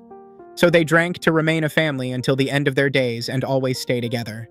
They celebrated the beginning of a new life. But many trials still awaited them. The people gathered all the necessary equipment, armed themselves, and began preparing to depart. And when everything was ready, they set off across the water. They didn't know what awaited them, but they intended to see it through and reach the long-desired island. The journey was very dangerous, so they stayed alert and watched for mutants with the thermal scope. Suddenly, they saw suspicious figures on a bridge who wanted to attack them. They had to open fire, and to keep the people from being hurt, they needed cover. The women and children were sheltered inside a wooden crate that blocked most of the enemy attacks. The men stayed on the wooden raft and tried to fend off the assaults. Suddenly, one of the metal spears hit the barrels of fuel and water. The contents began leaking, and the inflatable boat was punctured. The people who were on it started sinking and tried to reach the others. Right now, the enemies were above them, so they were practically targets. It became clear that they needed a new plan. It was very hard to break through such dense fire, so the women and children began to cry and tremble with fear. They had no time and had to hurry because the noise of the battle was attracting zombies. Faye suggested getting to the shore and trying to defeat the mutants on the bridge. These were intelligent zombies, and there were a lot of them. Worse, they were the wounded undead who'd survived the powerful explosion. Suddenly, something incredible happened. They started dying, one after another. Enemy arrows and spears were flying straight into their heads. It was unclear who had opened fire and saved the main character's team. Soon, their dead bodies were scattered across the stone bridge. Then their rescuers appeared. It was the old man with his army, who had come just in time. Now that it was safe outside, Ji and his people could come out. When they saw that it was Mr. Huang, they were extremely surprised. Hearing a familiar voice and seeing old acquaintances, they left their shelter. Now Huang had repaid him, and they were even. He wanted them to inform the government that many survivors still remained in the city. And when they reached the island, they promised to do that for him. Then they continued on their way. The old man had a lot of weapons and soldiers, so power in the city could easily belong to him. No one would dare attack him, because that would mean certain death. Meanwhile, Ji's group finally reached their boat. The men began repairing it and tried to load all the equipment. Next, they had to try starting the engine. After working for some time, Faye managed to fix it and get it running. Now they had a chance to get a real boat that could withstand even a storm. But during the previous fighting, they had lost a lot of fuel, so they would have to economize. Now came the decisive moment. They had to set off, and that would show whether the engine really worked. The engine started. The motor was running. They began moving away, towing their old boat behind them. A few days later, they managed to leave the city limits, but they continued along their planned route. They found themselves in a very beautiful place, surrounded by untouched nature and scenic views. At that moment, they were happy because they could finally feel safe. But ahead of them, they noticed a very horrifying sight. Ji came closer to see everything with his own eyes. They had reached a settlement that had been flooded. Almost all the houses were underwater. They moved straight toward it and couldn't understand what had really happened there. Still, they had their suspicions. It might have been a barrier lake. Perhaps a recent catastrophe had occurred here, flooding this town. They carefully moved between the houses when suddenly the boat began to rock. They had struck part of some building that was very close to the surface. To avoid damaging the boat, they stopped it immediately. To check what had really happened and whether the boat had been damaged, the main character had to dive to the bottom of the lake. Once, there had been a huge city at this place. Now it was submerged. They were lucky because the boat wasn't damaged and didn't leak. Still, it required some repairs, and after that, they continued moving on. When they finally reached the open sea, a strong storm began. The engine couldn't move them by itself anymore, so they also had to row. While the men tried to fight the elements, the women and children waited inside. There was something in the water ahead of them. The men tried to see what it really was and shone a flashlight on it. It turned out to be a human corpse that had been floating in the water for a very long time. Ahead of them was a huge number of human bodies. Everyone watched in horror. What had happened here? Why were all these people dead? When the storm subsided, the men were finally able to rest. The next day, they had to use the drone again. With it, the men planned to check what was ahead. There was a small waterfall ahead, and part of the land had collapsed into the lake. It was very dangerous there, and it wasn't clear whether their boat would manage to pass. But they had no other way, and they had to break through and keep moving forward by any means. Besides, the water was very shallow there, so the boat risked getting stuck. Despite this, the people continued moving toward the waterfall. They had to stop near it to check whether it was safe. They tried to measure the height of the drop and understand whether the boat would survive. Fortunately, the water was deep there. First, they decided to launch a small boat to test whether it could withstand the fall. But to do that, they had to remove the stones in the water. Those rocks could prevent the boat from passing and damage it. When everything was ready, the people kept working and tried to cut down as many trees as possible. With them, they could build a kind of dam or slide. Once all was prepared, they started the engine and picked up speed. Everyone braced themselves and carefully began lowering the ship. They did it as slowly as they could. The men's strength wasn't enough, so the women helped them as well. This moment was very nerve-wracking for all of them, because if they lost the boat, they would die. Suddenly, the boat began to fall. After that, it tilted and started to roll down. Thanks to the logs the men had laid, its hull remained intact. But they still couldn't relax. Now came another tense moment, because very soon the ship would reach the water. And when it did, huge waves rose up. In the end, they succeeded, and the people were overjoyed when they realized they would survive. A great number of human bodies began falling along with the current. All of them ended up very close to the boat. They felt sorry for the unfortunate people who had died from the natural disaster. So the heroes decided to honor their memory. They lit a candle and prayed for every dead person they encountered on their way. After doing this, they went to sleep because the day had been very hard. The next day, they continued their journey. It turned out they were moving too slowly because according to the plan, they should already have approached the lake. Besides, the water was very yellow, which was alarming. Even using a fishing net, they couldn't catch anything. During their entire time on the yellow lake, they didn't see a single living creature. Still, they didn't lose hope and kept fishing because food was very necessary for all of them. When Faye pulled the net up next time, he felt that he'd caught something. He smiled because it seemed the fish was very large. It turned out there really was a fish, but it was so tiny that even a child wouldn't be able to eat their fill. They had to stop fishing because the engine stalled again. It would take a few hours to fix the engine and continue moving. Suddenly, they noticed several boats approaching them. Jai understood that a fight might be coming, so everyone had to prepare. When the boats came closer, it became clear they were ordinary fishermen. They wanted to trade with the men for something valuable. But what would they want to trade for? The fishermen were interested in gasoline and basic necessities. The main character agreed and offered them potatoes. When the fishermen heard this, they were delighted. The boy immediately rushed to the boat to show what they could offer in exchange for potatoes.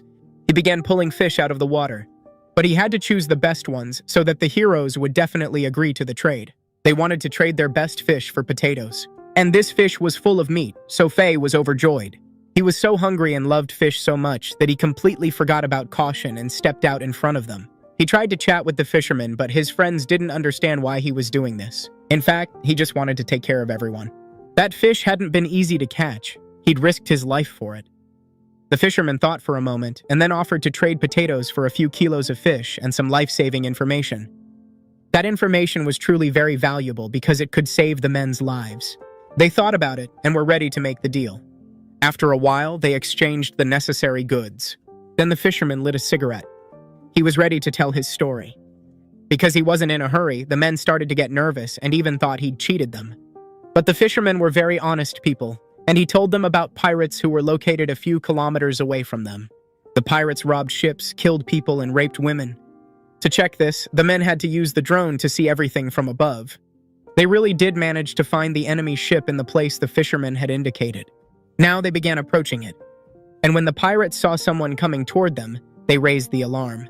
They sprang into action very quickly. And as the ship sailed past, they managed to raise a net. It blocked further movement. Any boat caught in such a trap was practically doomed to destruction. The hero's small boat also got stuck in the net and couldn't turn back. After that, the pirates jumped onto their water motorcycles and headed toward it. They were armed and ready to kill people. They did this for resources and glory because they liked it. Their scooters began circling around the ship, which was calmly moving with the current. They seemed satisfied because their prey was already in their hands. Now they started shouting and forcing the people to come out because all they needed were their resources, which the pirates wanted to steal. But nothing happened. So one of the pirates had to climb onto the boat. He did so and tried to get inside the wooden crate, but there was no one there. He relayed this to his older brother. Hearing this, the older one looked confused. But just in case, he decided to destroy the ship, not leaving it afloat. So the pirates had to return to their base empty-handed. He had hoped they'd finally manage to get something new, but the chances of finding supplies were getting smaller and smaller. Meanwhile, a soldier tried to get aboard their ship. He was so experienced that he managed to do it without making any noise. Now he had to deal with all the enemies and try to do it as quietly as possible. The first one was very easy to kill, and he didn't give himself away. The drone flew over him the whole time, helping him and pointing out the enemy's locations. Meanwhile, the main character and his team were approaching the enemy ship. Everyone took their positions and prepared. They surrounded the ship and began watching what was happening. Some of them crept closer to the water scooters. They tried to take valuable parts from them to repair their own engine. They doused everything else with gasoline, and they were going to set it on fire. One of the men was ready to do it. But suddenly he noticed enemies approaching him. He had to hide so as not to give himself away and ruin the operation. And right before his eyes, the pirates began leading out 2 captive women. They were going to rape them, and the women tried to resist the awful pirates. Still, they were defenseless against the strong men. The pirates treated them very cruelly and started beating them. The hero couldn't allow such treatment, and his heart bled for them. But they weren't supposed to save these people, because they needed to complete their mission. Understanding this, the man became very angry and tried not to look at what was happening. Meanwhile, the pirates continued abusing the innocent women. His son tried to explain that they couldn't risk so much, because in any case, the women would die. But now he didn't listen to him and couldn't just watch what was happening. He carefully took aim and shot the first pirate. He intended to kill the other with an axe. But as it turned out, that pirate had a gun and pointed it at him. A shot rang out, but the bullet flew past him. Now that he had managed to get close, the pirate tried to beg for forgiveness, wanting to save himself. Another shot rang out, but this time the pirate was dead. In fact, the bullet had also hit G. He felt very bad because he had received a serious wound. When the others heard the shot, they armed themselves and came out of their building. The soldier who was in position at that moment opened fire. He managed to kill half of them, but the others started firing back. He had to hide because he risked being killed. Now a real shootout began, and they had to try to capture the ship by force. So the main character also had to open fire. They didn't have much ammunition or many firearms, so they tried to act carefully. The tomatoes were taken from the dead enemies. But there were so many pirates that they still greatly outnumbered the main characters. They had to move from cover to cover. After some time, while the enemy reinforcements were distracted, they finally managed to reach the cabin. From there, they were able to start the engine and drive the boat to a safe distance. A lot of pirates died in this battle, and they also lost their boat. But the pirates still had an advantage, because they possessed a very dangerous weapon that could destroy the boat with a single shot. The guys who controlled the drone ordered everyone to urgently abandon the boat. A shot rang out. The boat was destroyed, and everything on it burned. At the last moment, the guys managed to jump into the water, but the pirates opened fire. They had to dive so as not to die from the bullets. Meanwhile, the soldier sitting on top tried to keep shooting. The pirates also opened fire on him. Many enemies died that night. While the pirates were distracted by the soldier, the guys got a chance to escape. They took the rescued women and still planned to burn the jet skis. A huge fire started, and all the pirates' vehicles were destroyed. The enemy leader was preparing to fire again. He aimed directly at the place where the sniper was sitting. Now the soldier was in real danger. He simply didn't have time to run away. Suddenly a shot rang out. But behind them there was a powerful explosion. The blast wave pushed the pirate leader, so he missed. The rocket landed a bit lower. There was a powerful explosion, but the man was lucky. He managed to stay alive. Taking advantage of the moment, he decided to run. While the pirates couldn't shoot properly because of the fire, he tried to leave his position. Because of the explosion and the fire, everything risked collapsing, and then he would have no chance to survive. A huge fire started in the main enemy base. In panic, they tried to abandon their HQ and grab everything that was left. The pirates kept firing at the soldier, and he was hanging on the edge of the boat. He couldn't pull himself up to climb to the other side, so he had to take a desperate step for the sake of survival. He dropped his gear into the water. That allowed him to climb up and get a chance to escape. But suddenly, he was badly wounded in the arm. The wound caused heavy bleeding and unbearable pain. Despite this, he didn't run. He kept shooting back. Many pirates were killed thanks to him. He also hit a fuel tank, so another incredibly powerful explosion thundered, and all their equipment sank to the bottom. It became clear that he had managed to kill most of the enemies by himself. Thanks to his courage, the others had a chance to win. Meanwhile, the main group tried to escape, but the shooting continued. They had to dive again because the fire was too intense. They tried to swim underwater. Pirates who approached them on boats didn't stop shooting. Hoping to kill them, they fired blindly at the water. But the men kept moving further away. They reached a depth where the bullets could no longer reach them. But they couldn't hold their breath for too long. The pirates circled above them, waiting for them to surface. Jai and the others stayed down as long as they physically could. It was clear that if they rose to the surface, they would die immediately. The pirates stubbornly waited and weren't going to leave. They wanted to take their lives and were ready to wait as long as needed. Jai waited too. He knew that soon something would happen that the pirates did not expect. Suddenly, their own ship appeared. At full speed, it was heading straight for the pirates, and dolls were placed on the deck to distract them. At the helm sat Faye. The others patiently waited for the moment to open fire on the enemy. They steered straight at the pirates, so the latter had to move away so as not to be crushed. They managed to do it at the very last moment. That was the perfect moment, and the group opened fire. The main characters kept watching and waiting. But one of them was running out of air.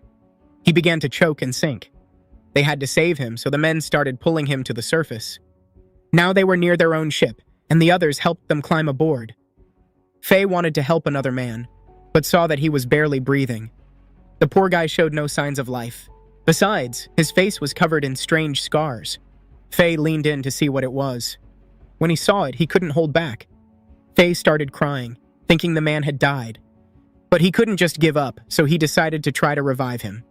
With all his strength, he began hitting him in the stomach to make him come to his senses. However, the danger hadn't passed. Some pirates had escaped, and it wasn't clear in which direction they were heading now. The group now tried to help the wounded soldier who was climbing down to them onto the boat. They also noticed that someone else was still alive in the water. It was a pirate who was ready to do anything just so they wouldn't kill him and would spare his life. He was alone. No one else had survived. He called the heroes incredibly strong because they had completely destroyed a well-armed pirate crew. Jai ordered him to be killed and sent to hell. But the pirate swore to serve them as a slave and begged for his life. Suddenly, he started screaming for help. But it was already too late. The man shot him. He wasn't a soldier, so he didn't care. After the successful operation, the people regrouped on their boat. The wounded man managed to bring 2 rescued women with him. He was injured but apologized because they had almost died because of him. Yet everyone considered his act the right one. He had risked his life to save others. The soldier wasn't a doctor but wanted to help him since the bullet had gone through and pierced his lungs. They needed a first aid kit and other medical supplies. They had to stop the bleeding and try to get the bullet out. The soldier was nervous but still tried to treat him. The pain was so strong that the man lost consciousness, but he survived. Meanwhile, they didn't even notice that all this time someone had been watching them. The group managed to reach a house nearby and set up there. It was supposed to become a good base for them because it was relatively safe. After some time, they moved on again, but a storm was approaching. The fog became very dense, and they could hardly see anything. They had to go out on deck to watch the direction they were sailing. That night was going to be very long. Besides, after the battle, they had very few bullets left. They couldn't keep shooting and now had to fight with bows and arrows. Suddenly, the main character started shouting and ordered Faye to urgently take the helm. Right in front of them appeared a huge ship with many armed soldiers on board. Both sides opened fire at each other. Jai tried to shoot as accurately as possible because they had very little ammo left. Those were the pirates who had managed to regroup and catch up with them. Now they had a much stronger ship and were fully prepared. The heroes had to hide because their boat sat lower in the water and was an easy target. Terrified women stayed in the cabin since they couldn't fight alongside the men. The pirates took a desperate step and decided to board their boat by force. One of them was immediately killed and thrown into the water. Others also tried to climb aboard, but under the heavy rain of bullets, no one could get close. Then the thing everyone feared most finally happened. The heroes ran out of bullets and could no longer shoot back. On top of that, the pirates had hooked the boat so it couldn't turn away. Steering became difficult, and now the group was in real danger. Suddenly, the wounded man came out of the cabin, and no one noticed him. Everyone watched as he picked up a canister of gasoline and simply walked toward the pirates. His son tried to save him, but there was no point. To give him a chance to reach the enemy ship, the others covered him and fired at the pirates. That allowed him to move faster, and he almost reached his goal. Then he jumped onto their ship. He was wounded again, but he still managed to spill the gasoline. The last thing he did in his life was set the enemy ship on fire, giving life to all his comrades. When he was alive, he always said he was ready to die for everyone else. If anything happened to him, he asked the main character to look after his son. The boy wanted to run to his father, so G had to hit him to calm him down. While the pirates tried to put out the fire, the group managed to break free and drop the metal ladders. Then they started to retreat. They watched the enemy ship burn out and slowly sink. Finally, the storm subsided and the thick fog dispersed. But the pirates still continued to chase them. The sounds of gunfire could be heard. They were very close, just a few kilometers away. Suddenly, the hero's boat got stuck. It had run aground. To get off, they tried to reverse, but nothing worked. Panicking, the men jumped into the water and tried to push the boat. But the pirates were approaching, so to survive, they had to abandon their ship. They grabbed all the essential equipment and prepared to run. But on the horizon, they saw the enemy ship. Fortunately, the pirates had also run aground. Strangely enough, they still kept moving and now were steering straight toward the hero's boat. It looked like they wanted to ram them, so the main character ordered everyone back on board.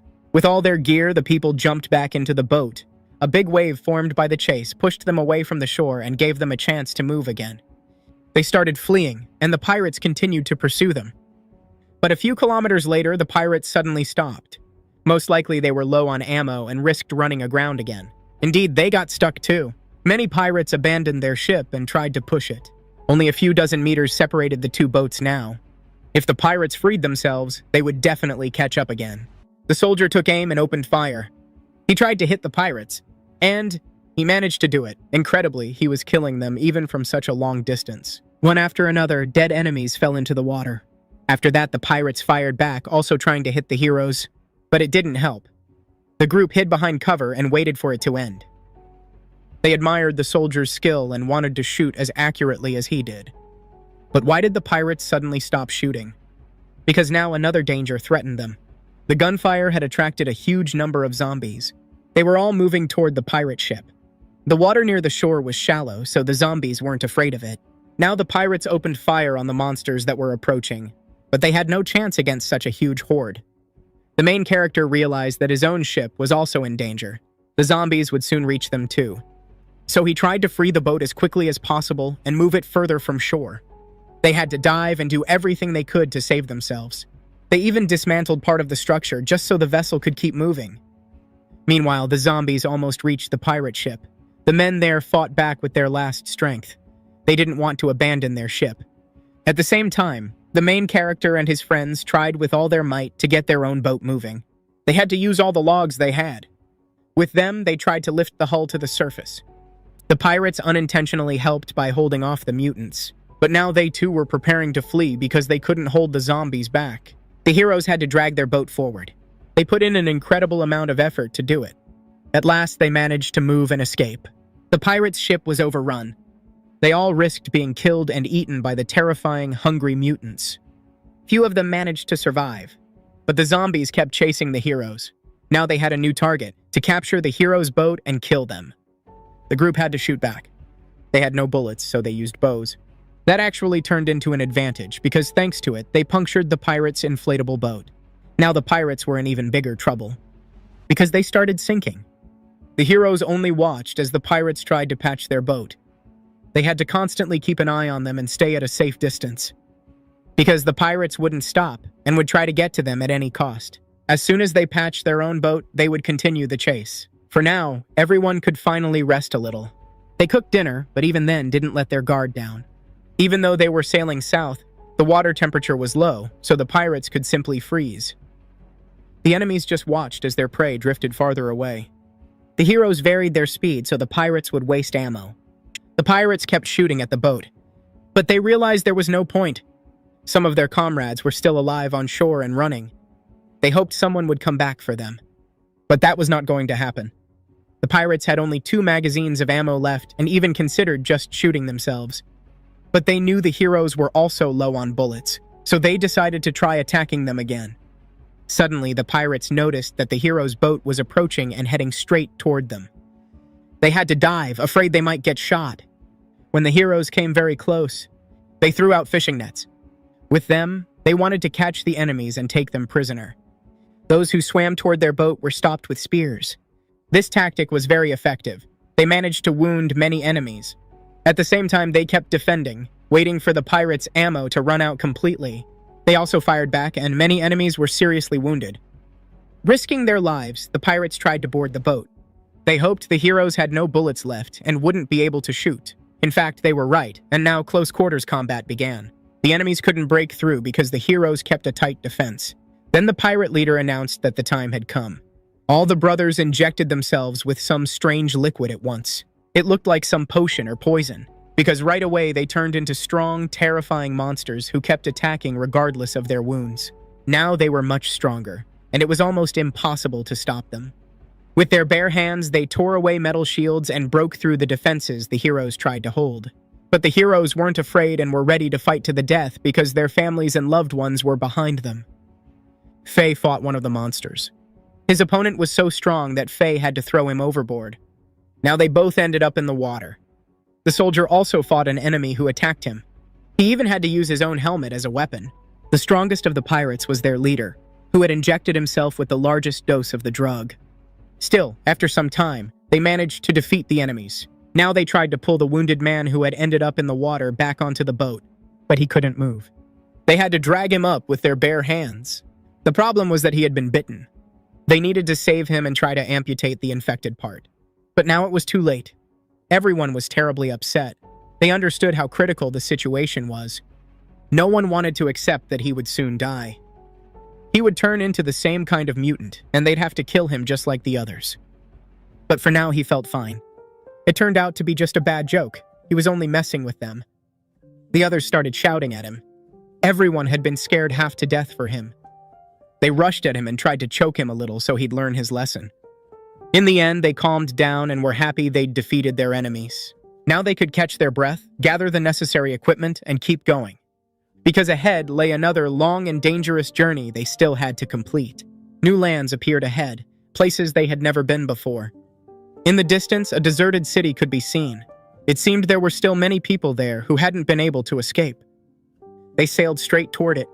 Finally, they saw land and decided to go ashore to look for food. They were very lucky. There was plenty of meat.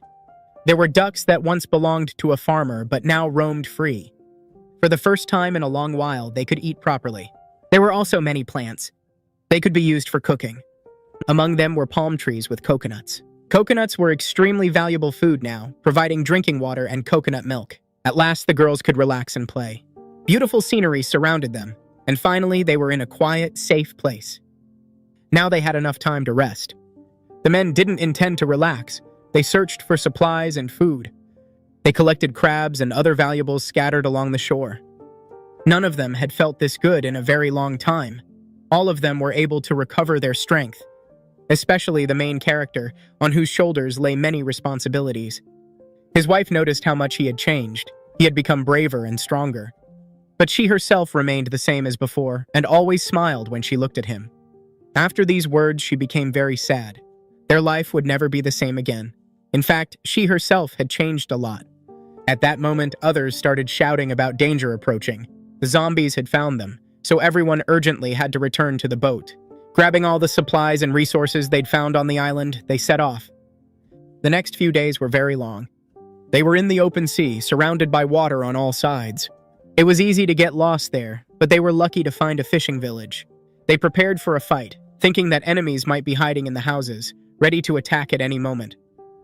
But after carefully inspecting the area, they realized no one was there. Judging by everything, the town was abandoned, so they could look inside the houses for valuable resources. Still, they didn't drop their guard and cautiously approached the buildings. They had to be careful because they didn't know what danger might be waiting inside. One by one, they surrounded a house, hesitating to enter. The main character volunteered. Hiding behind a shield, he went in. Inside were human bodies. Their bodies were covered with scars and bite marks. They seemed to be dead infected. The corpses had lain in the house so long that mushrooms started growing out of them. Yet there were no signs of decomposition. That was very strange. Most likely they'd had some unknown disease. While exploring the village, they found small ponds with fish. There were plenty of other seafoods too, so they could restock their food supplies. A boy busied himself catching fish, but he didn't want to share what he caught with the others. Faye was also trying to catch something. He was an avid fisherman, and this work gave him great pleasure. In one of the houses, they found a map. They were lucky. It was very detailed and described the area well. Now the men could check it and understand which direction they were going. But they didn't notice that the mutants lying behind them on the ground started to get up. They came back to life and were now preparing to attack. The group suspected nothing, but at the last moment managed to dodge one of them. They had to grab their weapons again and fight. They didn't know how dangerous these zombies were, since they were also a special type. Faye kept fishing. Suddenly, he heard his friends shouting from the house. Everyone was ordered to urgently return to the boat because there were zombies in the village. All the people started to run. They had to get away as quickly as possible. At that moment, zombies started walking out of the houses. There were many of them, and they were ready to attack. But they were very slow, so the group quickly managed to escape. Faye wanted to go back and kill them, since they could have just pushed them into the water anyway. But G stopped him, because this was a new type of zombie they didn't know well. What did that mean? The others had many questions. Then Jai explained that these mutants could resurrect even after death, so anything could be expected from them. Their illness was strange, and their skin didn't rot like that of ordinary zombies. This worried him. The virus might be mutating, and over time the mutants were becoming more active.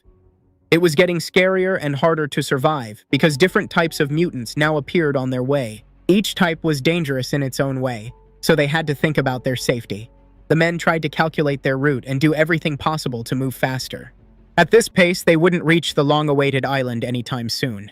Days and nights passed, and they kept sailing. No land appeared on the horizon, and it was very easy to get lost. They were lucky when it started to rain. It became a source of drinking water. They hurried to fill all their buckets and dishes. The rain stopped quickly, but they were grateful even for that. Life on the ship was very dull. People didn't know what to do with themselves. But the calm didn't last long.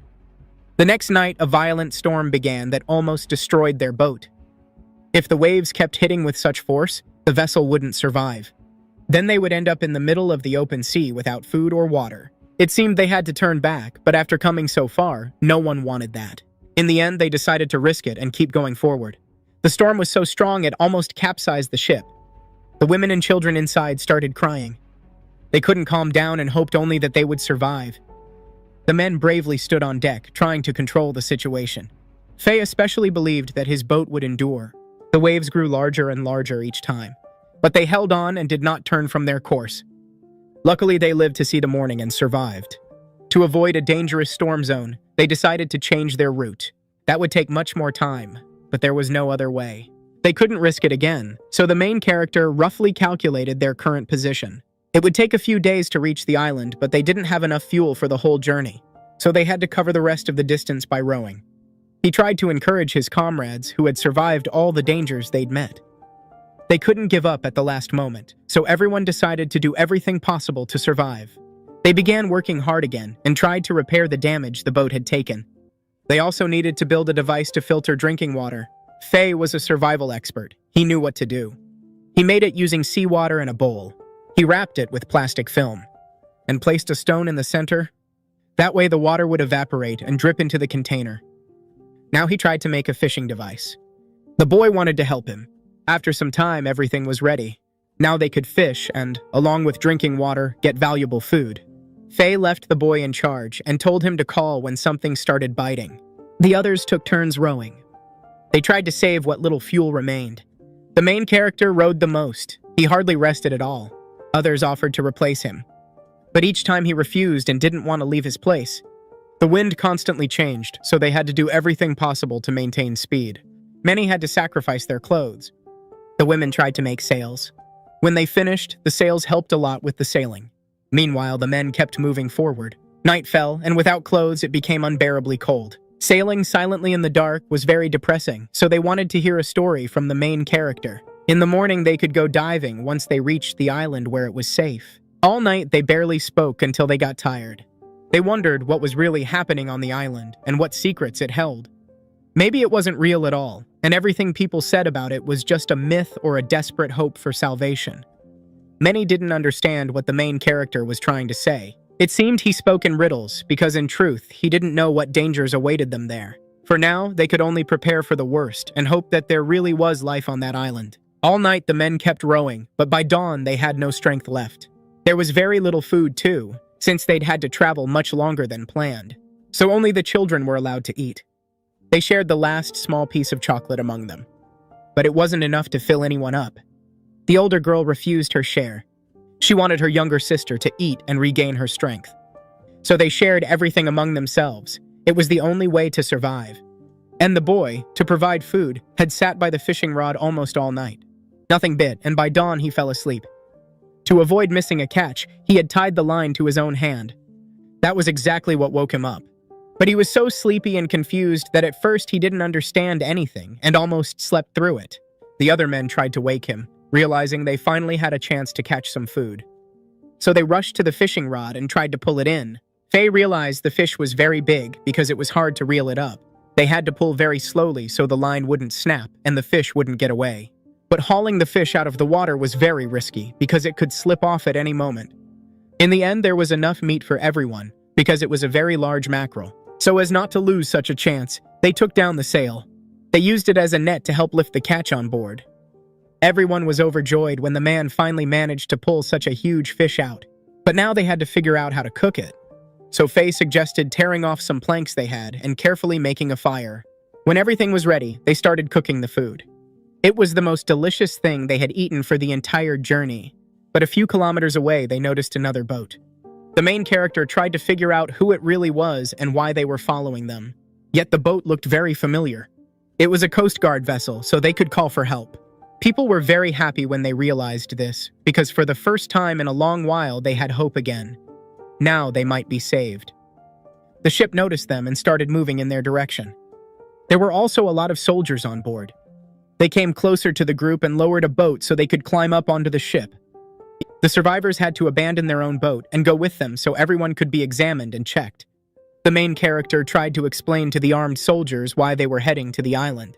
The military wanted the people to show them their IDs. That question made the men think, because they didn't have any documents. They had lost everything when they tried to escape and left their homes. After those words, the soldier looked at him carefully. Then he suddenly punched him in the face with all his strength. The others started shouting because the soldier had crossed the line. When they tried to move, the soldiers were ready to open fire. Under the threat of death, the people froze. The men stared at each other for a long time, carefully studying one another. The soldiers behaved arrogantly because they considered themselves stronger.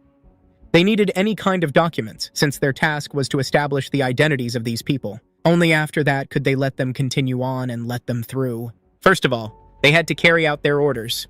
If it turned out the people were actually citizens of China, they would be rescued and allowed to sail on.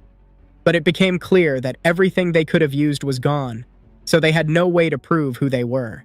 Among them was a policeman who tried to convince his former colleagues that the group was telling the truth. The people were sent onto the Navy ship and warned that if they disobeyed, there would be consequences.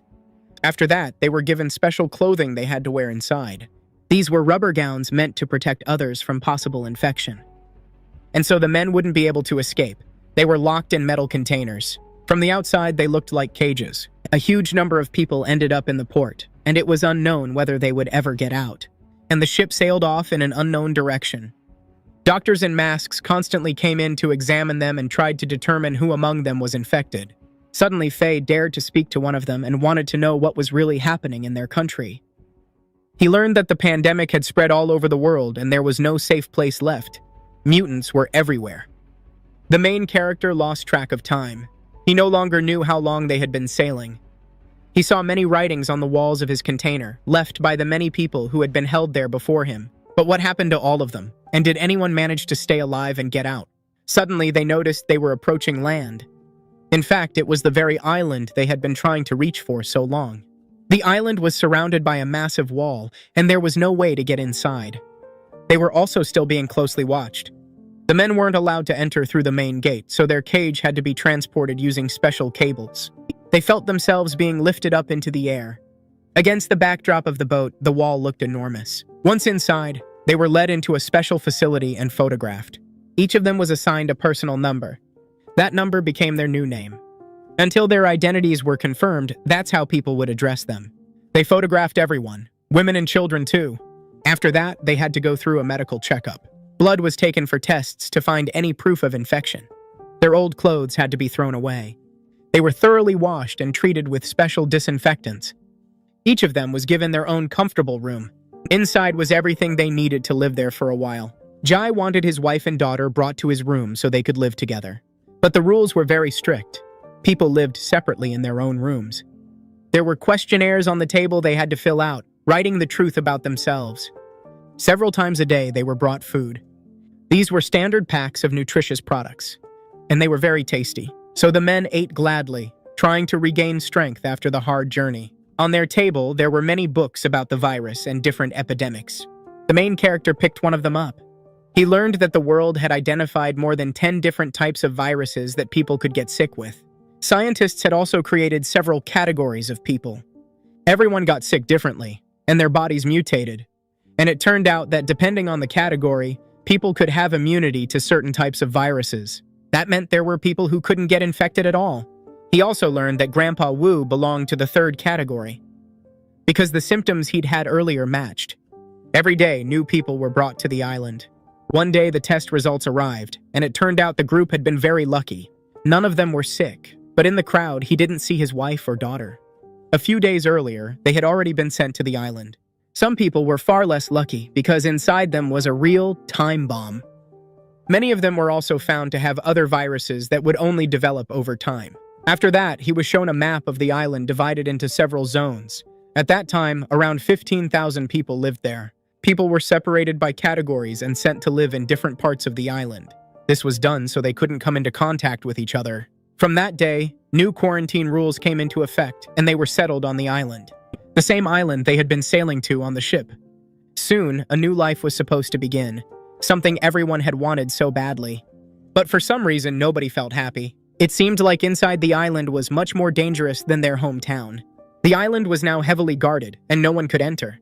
Huge walls had been built around it. Even the beach where everyone used to swim was fenced off with barbed wire. On top of that, there were armed guards there at all times. Soldiers stood watch around the clock and were ready to open fire at any moment. Everyone wore the same uniform, and the island had very harsh laws. Anyone who disobeyed was shot on the spot. Now they were taken by bus into the unknown. None of them knew where they were going or what would happen next. As it turned out, each district of the city was carefully fenced off from the others and protected. They were heading to the 6th district. There were a lot of military personnel inside. The building they were taken into looked like a hospital. Each person was examined carefully, and their personal file was reviewed. Doctors looked over their work history, education, and many other important documents. The main characters wanted to stay together and couldn't believe they might be separated. But unfortunately, it was impossible because they weren't allowed to work together. They were allowed to see each other a few times a week after work. When it was the main character's turn, because he used to be an artist, there was nothing obvious for him. But reading further, he realized he knew how to work with welding. That made him think, because workers like that were in short supply on the island. He was offered 2 jobs, one in an advertising company and working on newspapers, and another, hard labor in production.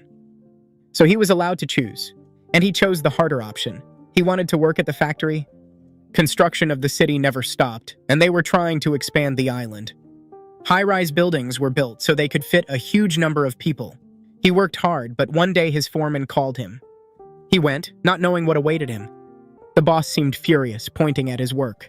It turned out he had done a terrible job and messed everything up. But it didn't make him quit. He wanted to keep learning. So the foreman began showing him how to do it. This job mattered to him.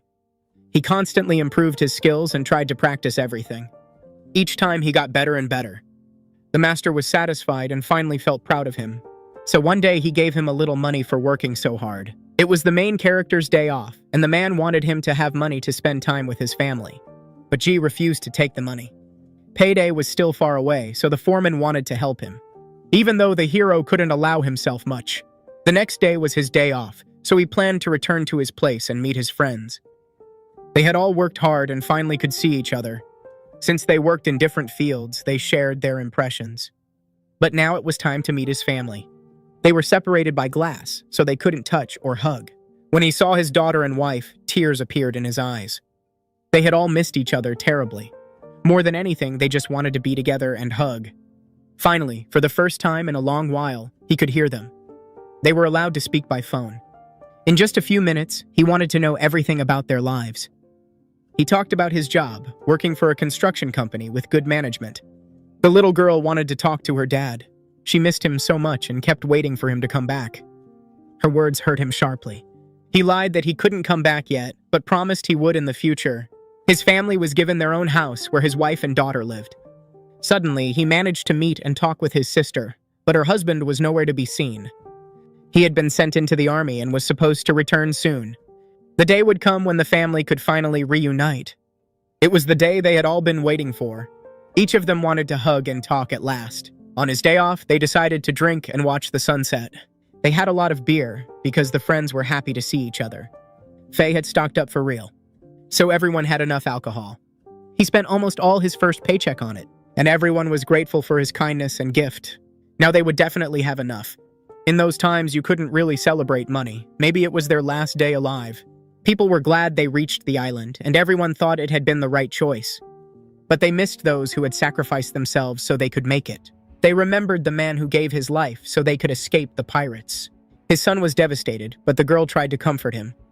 For some reason, she felt like he didn't like her. But if that wasn't true, she wanted to date him. Still, she couldn't look him in the eyes. Their friends who died had been very good people. Then the main character talked about the book, and that the man who died belonged to the third category of the infected. Some people from their group had also been injured, but they received good medical care, so they should be okay. Despite everything, they were doing much better than most people who stayed in the city. Even in such a hard time, they tried to keep going, and night fell. Suddenly, terrifying mutant screams started echoing outside. Many people who were outside at that moment got infected, because they were bitten. After that, they began to transform into the same horrible mutants. Their bodies mutated heavily. Now they were a threat to everyone else. No one could believe this was really happening. They tried to run home, but there was no one nearby. Many people died that evening, and it turned out the infection had made it onto the island. An alarm sounded immediately, and the military poured into the streets to stop the zombies. Gunfights began, and many mutants were killed. They saved a poor man who almost died. He was so close to death and so terrified he couldn't even speak. That motivated him to join the army. He wanted to be as brave as those soldiers. But that meant leaving his family behind. Still, he believed it was the right decision, because he was doing it for his family, to protect them. His wife wanted him to stay with them, because without the army, their country would never exist. And that's where the theater performance ended. The audience cheered for the show, happily watching what was happening on stage. In those times, it was a good place to relax. All the actors bowed and thanked them for the applause. After that, an unknown woman appeared on the stage. She addressed the crowd seriously, speaking about the rapid spread of infection. She mentioned those who died from the disease or turned into zombies. She admitted she once knew almost nothing about the virus when quarantine started, but now urged everyone to be careful and look out for one another. And she invited everyone to join the army to defend the country. Immediately, people in the crowd began shouting. Many wanted to enlist, and the woman was happy she had inspired so many. The main character wanted to as well, but his friends managed to stop him. He had his own job. He was needed to oversee construction. In a few days, a beautiful festival was supposed to begin, despite the times they lived in. The man kept going to work. A new guy showed up, and the main character had to watch over him. He needed to train the boy and explain everything he knew about the job. Besides, they were from the same area and lived in the same city. It seemed the boy recognized him, but G couldn't remember him. Now he tried to teach him and pass on all his knowledge and experience.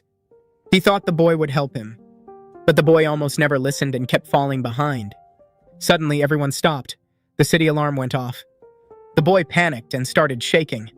The man tried to calm him, insisting it was probably just a drill. Still, just in case, they grabbed protective gear and prepared for the worst. They needed a safe place, so they climbed onto a building's roof. Once they were safe, they shut the way behind them so no one could reach them. Now all that was left was to wait. At any moment, they could lower a ladder. If someone couldn't make it down the stairs in time, they could use a rope lowered to the ground. There were also special baskets to transport women and children. The next step was to remove all clothing and check for bite marks. But the kid didn't rush and hesitated. The man thought it was strange. Why didn't he want to do it? However, another volunteer was supposed to play the role of infected. They planned to demonstrate first aid on him. Since it was unknown if someone was truly infected, they had to be tied up. That would keep everyone else safe if someone became contagious. Whenever the island alarm sounded, everyone did drills. After it ended, they had to wait for rescue and for the military to do their job. And once training ended, they could return to work. After the workday, they went back to their rooms. The men went to the shower and washed thoroughly after a hard day. In the evening, they could meet their family. Suddenly, the main character noticed a suspicious bite on his co-worker's body. He hoped it was just an injury. He stepped closer to inspect the boy carefully. But it didn't look like a work injury at all, and he noticed how nervous the boy had become. The wound also looked very fresh. It seemed it had only just started healing. The boy got even more anxious. Tan confessed he had been injured before he got to the island. But the man wanted to know how he managed to reach the island, where everyone was checked so strictly. Tan said there were many of them, and they hid for several days to reach the island and get inside. And when the epidemic began, they also hid, but before naming the place, he fell silent. It turned out they had been hiding right out in the open, in the middle of the street. That didn't seem safe at all. Yet he survived and was talking to the main character now. But he was in a hurry and wanted to leave. After that, he walked away quickly. Jai watched him for a long time, trying to make sense of his words. He remembered that street. It was where a plane had crashed. The main character started getting dressed, and the thoughts wouldn't leave him alone. Suddenly, he understood. Now the boy's behavior didn't seem so strange. He ran out without even taking a shower. He had to figure out which direction the boy had gone. Jai wanted to catch up to him. He saw the kid running far ahead in the crowd. Now he tried to catch him and find out why he was acting so oddly. There was no doubt he was hiding something, and that's exactly what the main character wanted to uncover. Meanwhile, the long-awaited festival began in the city. But the friends didn't see the main character, who had promised to come with them. Then suddenly he arrived. He walked straight up to them, and they realized something terrible had happened. He couldn't breathe and struggled to explain. He told them about the boy who had behaved suspiciously and lied, so he chased him to learn more. But why would he lie? Was he a terrorist? It was a day when almost the entire island population gathered. If the boy really was a terrorist, he would do it today. They had to stop him, so the men went to search for him. The suspect was in the shower while they were looking. They questioned locals who might have seen him. Luckily, someone had. He said the suspicious boy went into a restroom and locked himself inside. Meanwhile, the kid was in horrible pain. The others hurried, trying to make it in time before something awful happened. Something had been sewn into his body, something that could harm the entire population. At that moment, they reached the restroom. The boy began pulling out a suspicious object he had hidden inside himself. They were now standing in front of the locked restroom door. On the floor, they saw bloodstains, so they started checking every stall. The boy realized they were searching for him, so he tried to hurry. The main character noticed strange movement in one stall. He wanted to know as fast as possible what was really happening. He couldn't wait any longer or risk it, so he lost patience and kicked the door in. He found the very same boy sitting there. The object in his hands fell to the floor, and from the udder, blood started running from his mouth. He tried to reach down and grab the object, but G didn't let him. He grabbed him by the hair and slammed him to the ground. His friends held him and twisted his arm so he couldn't escape. Now they had to find out what he was really trying to do and why he needed that object. The boy tried to claim it was drugs he couldn't live without, but the men knew he was lying, so they beat him. The device was made so metal detectors wouldn't detect it, so there was no doubt he was lying. Silence again. He didn't answer, so they beat him again. They couldn't force him to talk, so they decided to take him to the police. Meanwhile, the city started celebrating the most anticipated holiday. Huge crowds gathered, because it was their biggest national festival. The show began. But in the crowd, many people were thinking about something else entirely. And the military was watching everything. There were special military facilities along the perimeter. Guards and programmers monitored order there around the clock. They received a warning about a possible terrorist attack. But the stage show and festival had already started, so they couldn't just stop everything. The one who reported it was ready to take responsibility even if no attack happened. Still, the military had no reason not to believe him. So they had to do everything possible to stop the terrorists and find them. They got to work. First, they needed to review the list of all possible suspects. There were 6 men in total, so they needed to arrest them. And if they truly were terrorists, they might already be inside the hall. They also received information that the main character and his friends had captured Tan alive. And inside his body, they found a liquid that was most likely a virus, the same thing he tried to bring onto the island. Suddenly, the city gates began to open.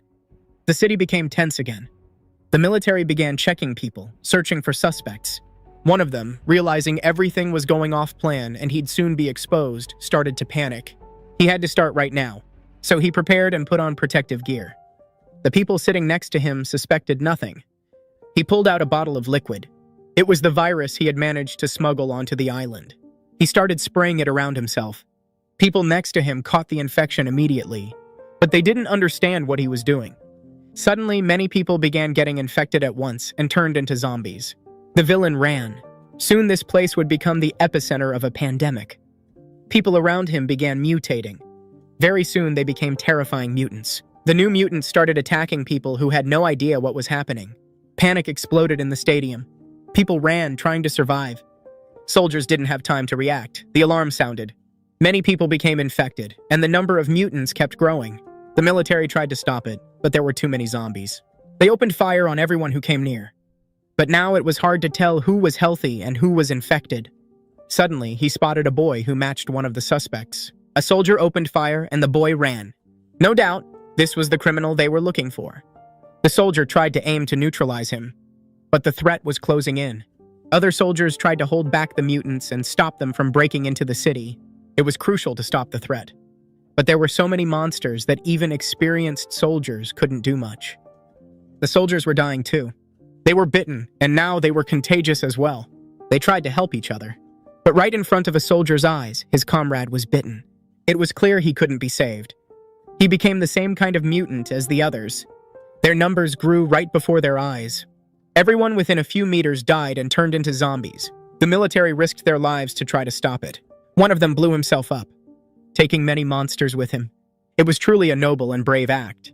A fire started. The authorities who had tried so hard to contain the virus couldn't do it. All the effort was wasted. Evacuation began. Anyone who could survive had to leave the stadium fast and find a safe place. They led them through a special tunnel, but they noticed smoke coming from pipes, and it came with a strange smell. It was disinfectant meant to treat everyone leaving the stadium. Suddenly, at the other end of the corridor, they saw strange silhouettes. Mutants had reached the passage. Now people were surrounded. The soldiers opened fire, but there were so many zombies it didn't help. They kept breaking through. Many of them died, but still. Soon the men would run out of ammo, yet they didn't give up and tried to hold the mutants back. But one thing was obvious. They couldn't kill them all, so they had to retreat. People started running. To slow the zombies, they threw a grenade into the crowd. Explosion, and the place caught fire. The main characters wanted weapons, so they'd have a better chance to survive. The military had no choice, so they gave them some. They also had the main suspect as a hostage, the one who smuggled the forbidden liquid onto the island. The boy was bleeding heavily from a wound in his stomach. He felt terrible and couldn't move on his own. His insides started spilling out, but he was still alive, so they had to help him. Jai agreed and tried to stop the bleeding, but there was no time to be gentle. The boy was in extreme pain. He tried to make several bandages to slow the bleeding. Faye helped and gave up his clothing, so they fought to save his life. They managed to partially stop the bleeding and cover the wound, but mutants were catching up again, closer and closer. They were everywhere. The whole stadium was overrun. They had to block all entrances and exits so zombies wouldn't get into the city. Because if that happened, the whole city would die. Many people were still trapped inside, all running. Soldiers held their positions, trying to delay the mutants. Fires erupted across the city. Gunshots and explosions filled the streets. It was real hell. Soldiers were dying. They risked the most. They couldn't abandon their posts and run. The main character tried to help and kill zombies. Then he spotted a woman and a child in the street. She collapsed from fear. Jai helped her up and tried to pull her along. They had to run, so he dragged her to a safer place. But she was exhausted and couldn't run fast enough. When she fell behind, the mutants caught her and started biting. She couldn't be saved, so they had to at least save the child. They entered one of the buildings. They locked the door, and now they had to secure the windows tightly. Luckily, there were metal bars. But they still had to block the window with a heavy scarf so zombies couldn't break in. The house became a trap. There was no other way out. The child started crying. The baby wanted its mother, whom it would never see again. The soldiers needed to reach the control tower, so they had to come up with a new plan. They searched the house for anything valuable: food, water, and other useful things. Now they had a very serious mission. The soldiers planned to blow the house with grenades, and to avoid getting hurt, they covered themselves with mattresses. An explosion rang out. It blew open the doors leading to the back exit. But it was too late. There were many zombies there, breaking into the house. They had to open fire. Jai tried to block the passage in time. He had to drop a metal that could hold the mutants back. Now they had to close off the passage. For that, they used a heavy metal cabinet, the best thing for the job. Now they tried to break a hole to the second floor, because it was their only path to survival. The soldiers took turns trying to break the concrete wall, but it was useless. Besides, they couldn't move the heavy cabinet, so the passage stayed open. Soon the net started to break, and after a while the mutants would be able to break through. The soldier was terrified, but he kept standing there, protecting the people behind him. Their only hope was a miracle. Then suddenly one of the zombies tried to snatch his weapon. It began pulling it toward itself, and other mutants joined in. Now the man had no rifle. He tried to save it, but didn't even notice how close he'd gotten to the zombies. They grabbed the soldier by his clothes and started dragging him toward them. He tried to break free, but nothing worked. Jai wanted to help him and tried to kill the zombies that were pulling the man in. And the soldier wouldn't let go of his weapon, because without it, he'd lose his last chance to survive. Ji tried to help and started pulling him back. Meanwhile, they managed to break a hole in the ceiling. One by one, people climbed up to the next floor, where it was safer. And Jai and the soldier kept fighting to get the weapon back. They also tied the metal grate so it wouldn't tear off completely. Only after that could they climb up to the others on the second floor too. They had to close the passage so the mutants wouldn't follow them. From the window, they watched the hell unfolding outside, and how many people ended up dead. But they couldn't help them. They needed to reach the roof, but the door was blocked.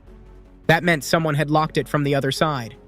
Indeed, there were many injured people on the roof who had also managed to escape. Now they were all trying to hide. But Tan was doing very badly. He could barely breathe. The boy collapsed to the ground, unable to stand. Then suddenly, he saw a familiar face in the crowd. Their eyes met. The soldiers kept moving toward the tower. But when they saw it, they realized a huge fire had broken out there. On top of that, no one answered on the radio. It wasn't clear what had happened to the people who were there. Still, someone replied, the tower was under attack. The soldiers repelled it, but suffered serious losses. They watched how many troops risked their lives.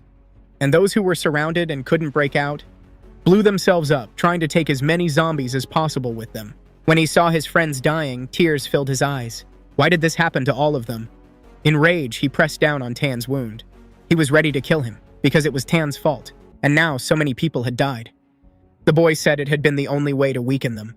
Because the island's authorities were too powerful, and once they overcame the virus, no one could take that power away. The soldier promised he would personally kill Tan, and everyone involved. But Tan considered himself a hero who was trying to change the world order and weaken their influence. The soldier was ready to kill him, but his comrades stopped him, because they could learn much more from Tan alive. Suddenly, they saw a fire flare up in the northern district of the city.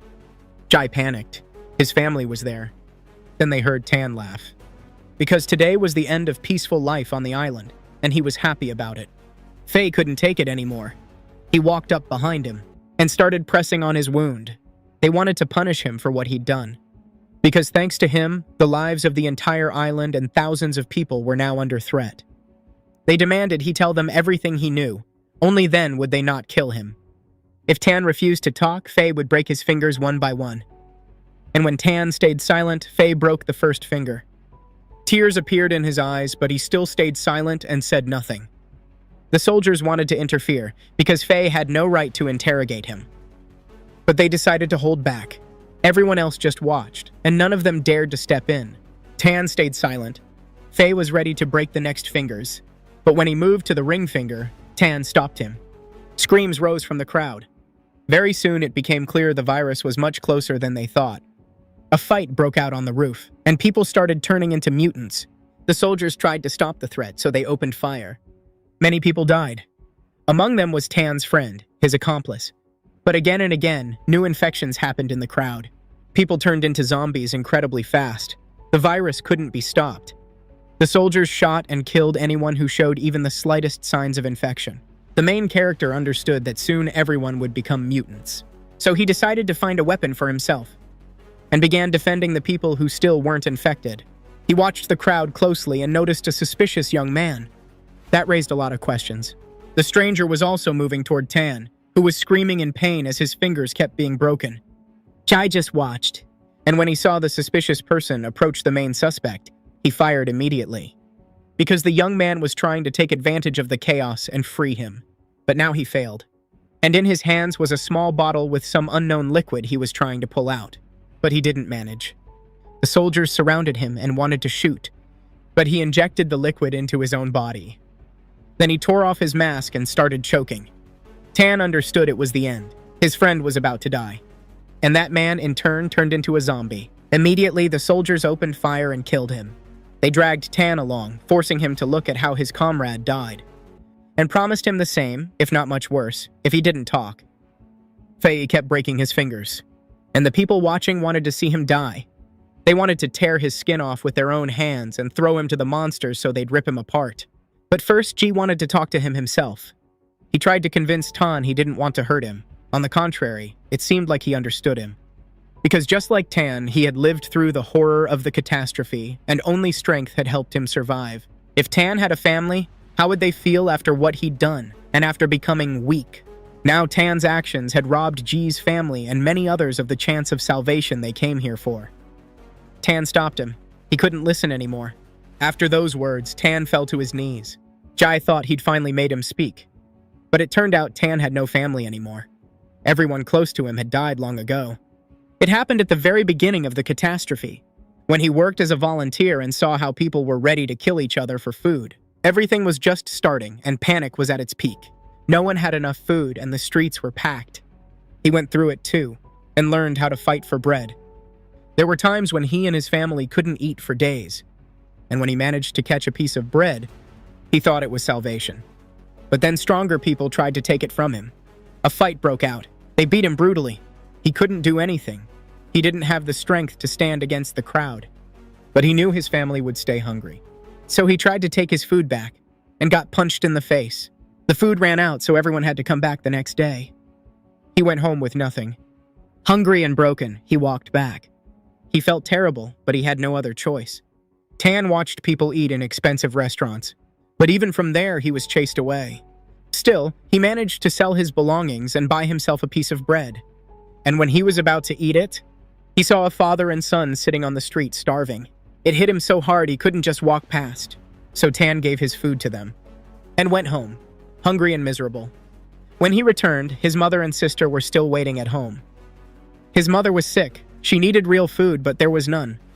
He wanted her to recover as soon as possible, but she cried because she felt sorry for her son. He lied that he had eaten when suddenly unknown people in suits and dark glasses entered their home. They were looking for him and immediately took him away. They were military, searching for boys like him. The men offered him a chance to serve his country. And from joy at the chance for a bright future, Tan couldn't hold back tears and started crying. For him, it was a huge honor and a chance to start a new life. But to become a soldier, he had to do something cruel, and he couldn't bring himself to do it. Yet those were the rules. The strongest survived, and that's when he understood it. Remembering his past, he couldn't hold it in and cried again. Everyone watched quietly, but no one said a word to him. They chose him because he knew the language and understood them. It happened in a country whose government also believed in survival of the strongest. And at the very moment the military spoke to him, his mother and sister were killed. They used him, then simply threw him out of the country. Now he was ready to tell everything he knew, just to end his suffering and fix what he'd done. He was part of a group of infiltrators. The first group had entered the island a month ago. They all underwent training. Their task was to spread the virus and create waves of infection. Tan knew the main character's family was in the northern district, but he swore it was safe. The virus would spread slower there, because they used syringes instead of gas. According to the plan, the attack was supposed to start at midnight, but maybe it had failed. The island couldn't be saved now, so they would have to search for other places to survive. And Tan was ready to share information about other safe zones. And if he was telling the truth, he could save thousands of lives. 3 hours remained until the attack on the northern district began. They needed to contact the command center to come up with a new plan. Now they had to do everything possible to try to stop the catastrophe. The soldier had to take command instead of his superior, because the captain was trying to reach the command center. The captain didn't know if he'd make it back alive, but he had no other choice. The soldiers wanted to go with him, but he wouldn't even listen. Only when Jai started speaking did he stop. Jai offered a better idea. The captain didn't need to go down to the ground. Even if he couldn't reach the command center, nearby units might help. He could relay information to different squads and build a network. It was a good idea. There was no point risking lives for nothing, so the captain listened. Meanwhile, another unit received the warning. They were also guarding civilians and trying to calm them down. That's how they began passing information to each other. They needed to act fast to protect the northern district. Now infections were happening across the island, and the virus spread at insane speed. The soldiers killed huge numbers of mutants in the streets, but the command center still didn't answer. Many units tried to transmit information at once, but most couldn't get through. They used every available channel. The captain tried too, but there was no signal. He had to climb higher to catch reception. But even after a dozen attempts, nothing worked. For a while, they were defenseless. They could only hope the command center would respond. Then suddenly, the captain's radio rang. It was the command center. They needed their coordinates. Helicopters arrived and began evacuation. First, they took children. Everyone else would be rescued soon, too. People waited to be saved. In the streets, a real apocalypse began. Fires broke out across the city, and gunshots echoed everywhere. Mutants seized vehicles and searched for people trying to hide. They smashed everything in their path. With every hour, their numbers grew. There were so many mutants they tried to climb over fences and break into other districts. To stop that, soldiers had to blow up massive groups of mutants. The city was being destroyed, but it was necessary. Now that the passage was destroyed, nothing could stop them. And mutants started running into different districts. Soldiers on the towers tried to stop them, firing machine guns. The fire was dense, but it still wasn't enough. Because zombies were already inside. Still, districts were separated by high walls, and the whole island was carefully engineered. So the soldiers believed the mutants couldn't go further. For safety, each district was separated by a river, forming the city's unique infrastructure. The southern district was badly hit, and rescue teams were trying to run operations. The walls between districts were reinforced by 2 additional walls and rivers. Now they moved into the northern district. Soldiers weren't normally allowed in the northern district due to rules, but now they had no choice. The main character watched everything that was happening. They flew over the districts in a helicopter, and he saw it all from above. Then the moment came, and he decided to jump. He landed straight into the river. The soldiers watching were terrified because he was breaking the rules. His friends weren't surprised. They knew him well and understood he'd do anything for his family. Besides, he had been just a comic artist, sitting at home all day. The soldiers would remember him forever, and they flew on. Meanwhile, the northern district was quiet. His family had prepared dinner, but everyone was scared. They knew what was happening in the city, and no one wanted to eat, because they didn't know where Jai was, or if he was even alive. Then a knock on the door scared everyone. It was the main character. He had found them, and he was happy they were safe. His family was overjoyed to see him alive. They had been worried sick. They invited him inside. He arrived just in time. The dinner was ready. He wanted to spend more time with his family, because he honestly didn't know what awaited him next. A few days later, the military tried to eliminate the consequences of the disaster. They cleared away the bodies of thousands of dead people. Jai was among them, helping and working hard to handle the dead. And among the bodies, he saw a familiar face. It was his teacher, the man who helped him master a new profession and get back on his feet. Jai couldn't hold back tears. He never thought this could happen to him. Memories of work flooded back. The man had always been kind to him. He respected him and always helped. And in his pocket, there was a photograph. When Jai looked at it, he broke down even harder. It was a photo of the teacher with his son, whom he never managed to see again. Once the teacher told him about his son, just like G, the boy loved drawing comics. The kid had been sitting safely at his desk, but everything changed. Now he was far from home. He returned to his hometown. The father traveled constantly for work and barely spent time with him. The son often complained. He missed him and wanted more time together. But now the father regretted not listening. The teacher had asked G to help find his son, and Jai remembered that request. He kept the photo and swore to fulfill that promise at any cost. He carried the dead man's body through thousands of other bodies. They lay in rows, and doctors tried to identify each person. Now Jai planned to perform a rite to release his teacher's soul. A local priest helped him. They placed the body in a special bag, then sealed it. G said goodbye. He would never see him again. The same happened to countless other bodies, impossible to count. After everything that happened, all soldiers and civilians had to undergo a medical examination. For that, they arrived at a local hospital. Among the survivors were Ga and his friends. Even though G was devastated, the others were relieved. The guys tried to cheer him up. They saw how bad he felt. They were also allowed into the hospital, so they decided to go with him. They simply couldn't separate anymore. They already understood they needed each other. Now they stood side by side as soldiers. After what happened, they decided to dedicate their lives to the army and the fight against evil. A long training and many trials awaited them. Army life was brutal. They tried to crush them mentally, calling them weak recruits. But at the same time, the captain said they were the bravest people he'd seen. Those words gave everyone a surge of fighting spirit, because joining the army in such times was an incredibly brave decision. He would train them, and he wasn't going to pity anyone. He wanted to turn them into real men, strong warriors who wouldn't fear death. A very hard training period began. They were forced to run every day and train constantly. So the period was harsh for many. Most had never faced such nagruska. Almost half gave up in the first minutes. But that wasn't the end. Harder training awaited. They were all ordered to do push-ups. It was a survival game. Only the strongest would reach the end. When the count went past 50, only a few men remained.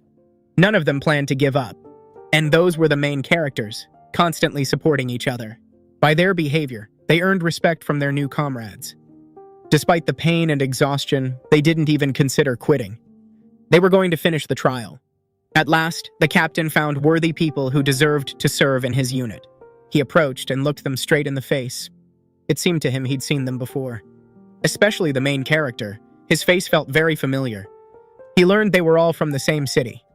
And since they were familiar, he decided to gift them a few more push-ups. So the men lay back down and started pushing up again. This time it was brutal, and the main character couldn't hold it. He collapsed. He tried to rise, but the others wouldn't let him.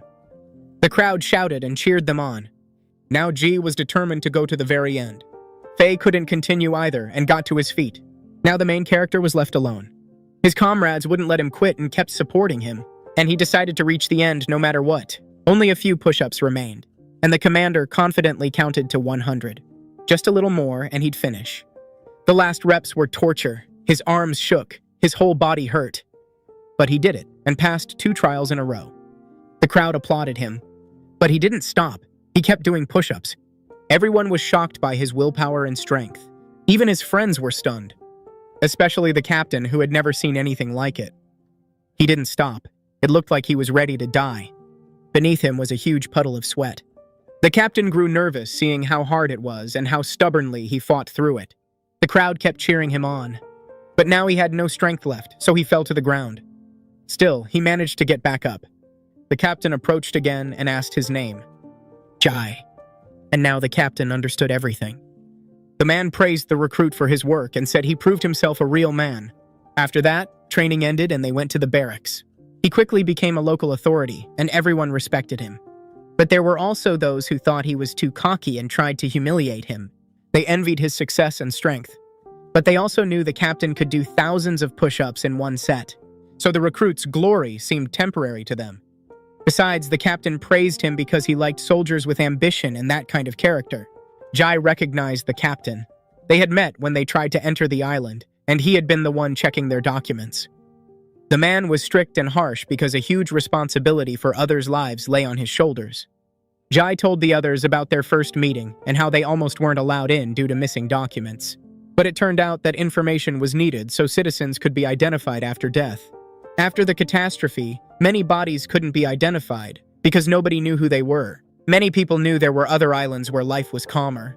There were 6 such islands, and special colonies had been created there.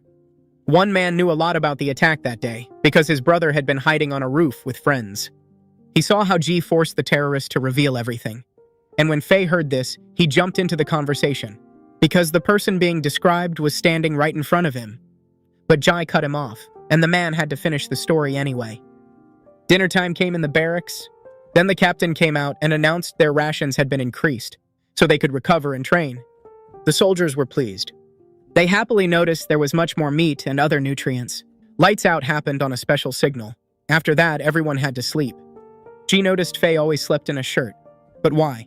Actually, Faye expected a night emergency formation, where strict officers would drag them outside. He watched TV and knew they loved doing that to soldiers. Then, in the middle of the night, an emergency alarm sounded. While everyone slept, an officer entered the room. He started shouting loudly, trying to wake them up. It was urgent, and everyone got scared. They tried to turn on the light.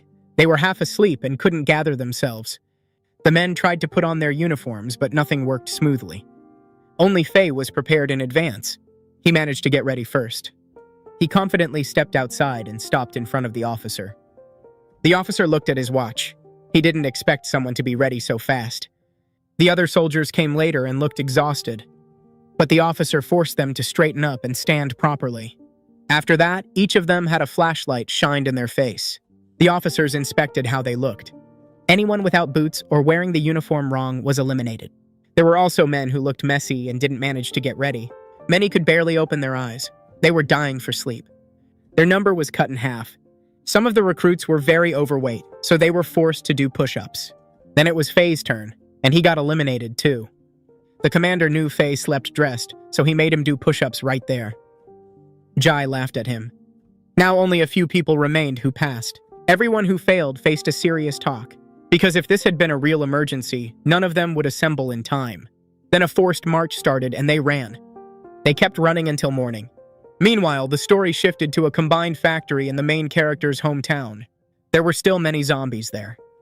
Huang's son wanted entertainment. He shot mutants with a rifle. Guards were always with him, watching him. They let him use a shotgun, but he didn't like it. It was loud and drew too much attention. So he decided to use his favorite weapon instead. He aimed and shot one mutant. Hit it right in the head. Because of that, it got enraged and attacked other zombies. A fight broke out. Zombies started attacking each other. They fought and tore chunks of flesh off one another. Other mutants watched. The fight was brutal. Body parts and meat were ripped away. The one who lost died, and others could eat him. Those were the rules. Nothing could be changed. Now people witnessed zombies eating each other. At that moment, the boy became serious. He realized the mutants were changing, and only a year had passed. At first, zombies were dumb, but now it was clear they were learning and becoming smarter. Sooner or later, they would all become intelligent, and then the entire city would face a huge danger. Besides, all zombies would eventually become smart. So it was time to start searching for a new safe place for himself. Either prepare for a massive war and start building a new underground base for yourself. His father had been thinking about it for a long time and was about to begin construction. It was the day of his wedding, which could begin very soon. But how long would an underground base be able to hold out? He also became curious whether the main character had managed to reach the islands. Meanwhile, on the grounds of their temporary shelter, the wedding began. They tried to hold the celebration at a high level, because the father had special clothing. Special guests were invited, including the bride's parents. The wedding started, and they began bowing to each other. After that, they had to bow to the old man. He felt very sorry that at that time they couldn't make the wedding more grand.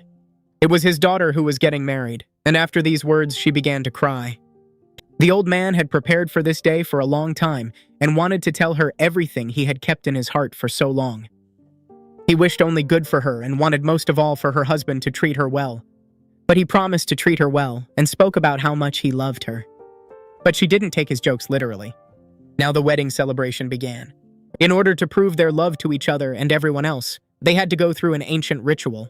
Several generations had tested couples this way. An apple had already been placed in front of them, and they had to bite it. But neither of them could do it.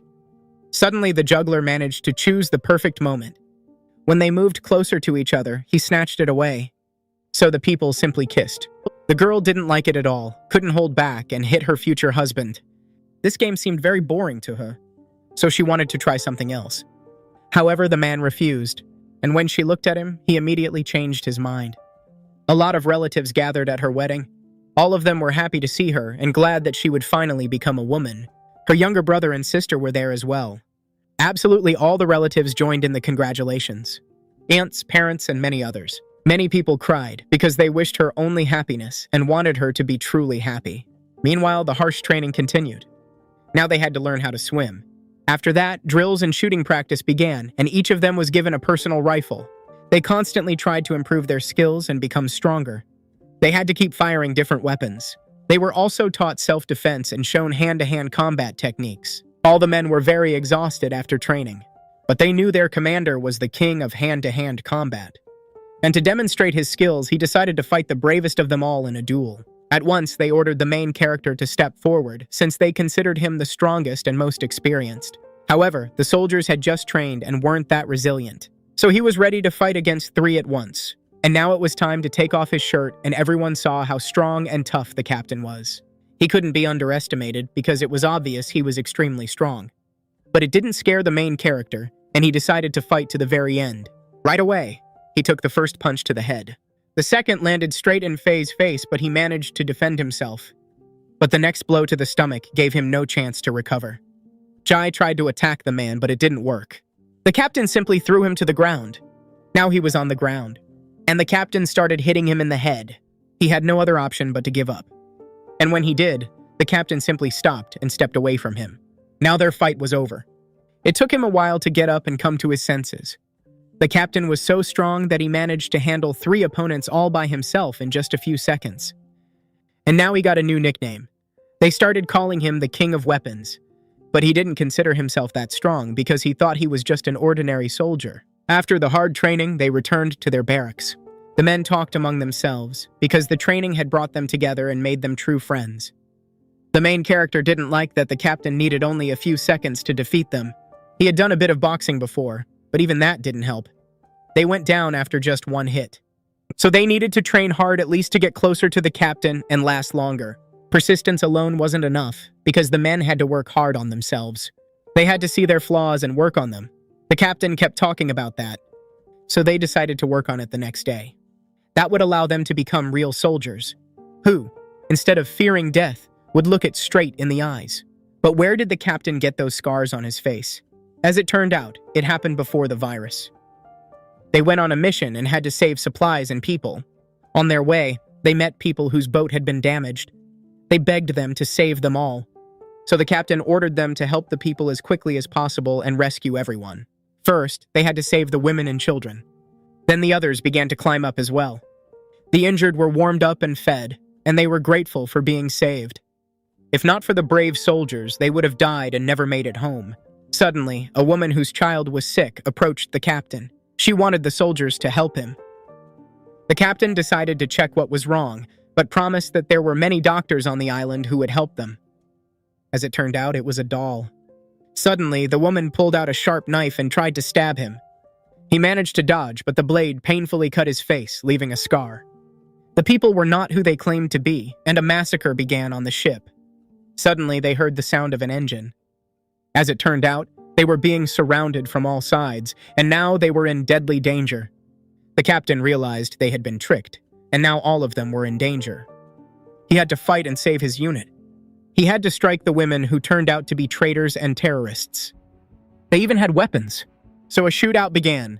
Many people died that evening, and the captain was wounded again. But he couldn't stop, so he kept fighting. The gunfire didn't stop, and he remained among those who managed to survive and return. The pirates were completely destroyed, and the captain lost a lot of blood, so he had to undergo long treatment to recover. But no one could believe that such ordinary people could be pirates. Most likely, it happened because of a global lack of resources, so even ordinary people could take such a step and try to rob soldiers. It was all very strange. Suddenly, guards at the factory saw a plane flying toward them. When it got closer, everyone realized it was a bombing. Everyone lay down. An explosion was about to happen. The bomb was rapidly approaching the ground. But instead of exploding, a parachute opened. It slowly descended to the ground, and now the leader went out to check what it really was. Inside were packages. There was a brochure about the virus, and the packages contained medicine and antibiotics. There was also a radio and instructions on how to use it. It was a rescue center for everyone who had managed to survive, so they needed to contact it. So the man called and gave his coordinates. Now they were trying to rescue them, but the helicopters couldn't reach them yet, so they were expanding the rescue operation. Because there were many people left in the city, and they physically couldn't pick up everyone. Juan said that every night mutants attacked them, smart ones that were different from all the others. So they promised to deliver everything necessary so the men could protect themselves. Meanwhile, G kept training. However, they were looking for him, and he needed to go to headquarters. G went. He didn't know what awaited him or why they had called for him specifically. But he confidently entered the office where someone was already waiting for him. His name was Lang Feng, and he thanked the main hero for his service and for saving his younger brother. For that, he was going to give him a gift as a sign of gratitude for his bravery. However, Ji didn't consider himself a hero. On the contrary, he thanked Lang Feng's brother for helping. His younger brother was fine. They had food supplies and could hold out for some time. But the man had never told him that his brother, Lang Feng, served in the military. Lang Feng was very happy when they met again. He hadn't seen his brother for a long time. But the hero understood that he hadn't been called because of that. The real reason was different. Lang Feng could no longer hide it from him, so he decided to get to the point. After some time, he met with his own family and told them everything that had happened to him. Soon, he had to go on a long and dangerous journey for a special assignment. It was a special mission for people like him, because after completing it, he could earn 10 points, which were necessary to finish his service. But his wife seemed sad. He asked her to take care of herself and watch over their daughter. She understood that the more points he earned, the more dangerous his missions would become. The woman begged him to stay, but he didn't answer. He didn't like that she was trying to stop him, because this was exactly what he had wanted for so long. He promised he would return alive and healthy. After that, they flew out. Meanwhile, at the factory, they were preparing a special runway where helicopters could land. Reinforcements were supposed to arrive very soon, so they weren't preparing to greet them. When suddenly the men saw a plane. Soldiers began jumping out of it using parachutes. They immediately saw the target they had to move toward. And when they got closer, they opened their parachutes. One by one, the soldiers landed at the drop point. But for the main hero, this place turned out to be very familiar. The leader came out to meet them and greeted his comrades for daring to fly to him in such a difficult situation. But the soldiers were people too. They were simply doing their job. They were happy to see the leader, because their captain had told them a lot about him. Now they became true brothers in arms and also took part in a difficult mission. The old man learned that his old friend, the main hero, had also served in the army. But he didn't even suspect that right now the hero was being sent on other dangerous missions. There were many people on the plane with him, and none of them knew what awaited them ahead. They flew over green forests. They also noticed an enormous number of birds. There were so many that they all crashed into the plane. And traces of blood from the birds were left on the windshield and the body of the plane. But there was another danger, because the birds were getting into the engines. Panic began, and the alarm signal went off in the plane. The plane started falling, so the soldiers had to prepare for an emergency jump evacuation. One by one, they began jumping out of the plane. But the main hero had never done that before.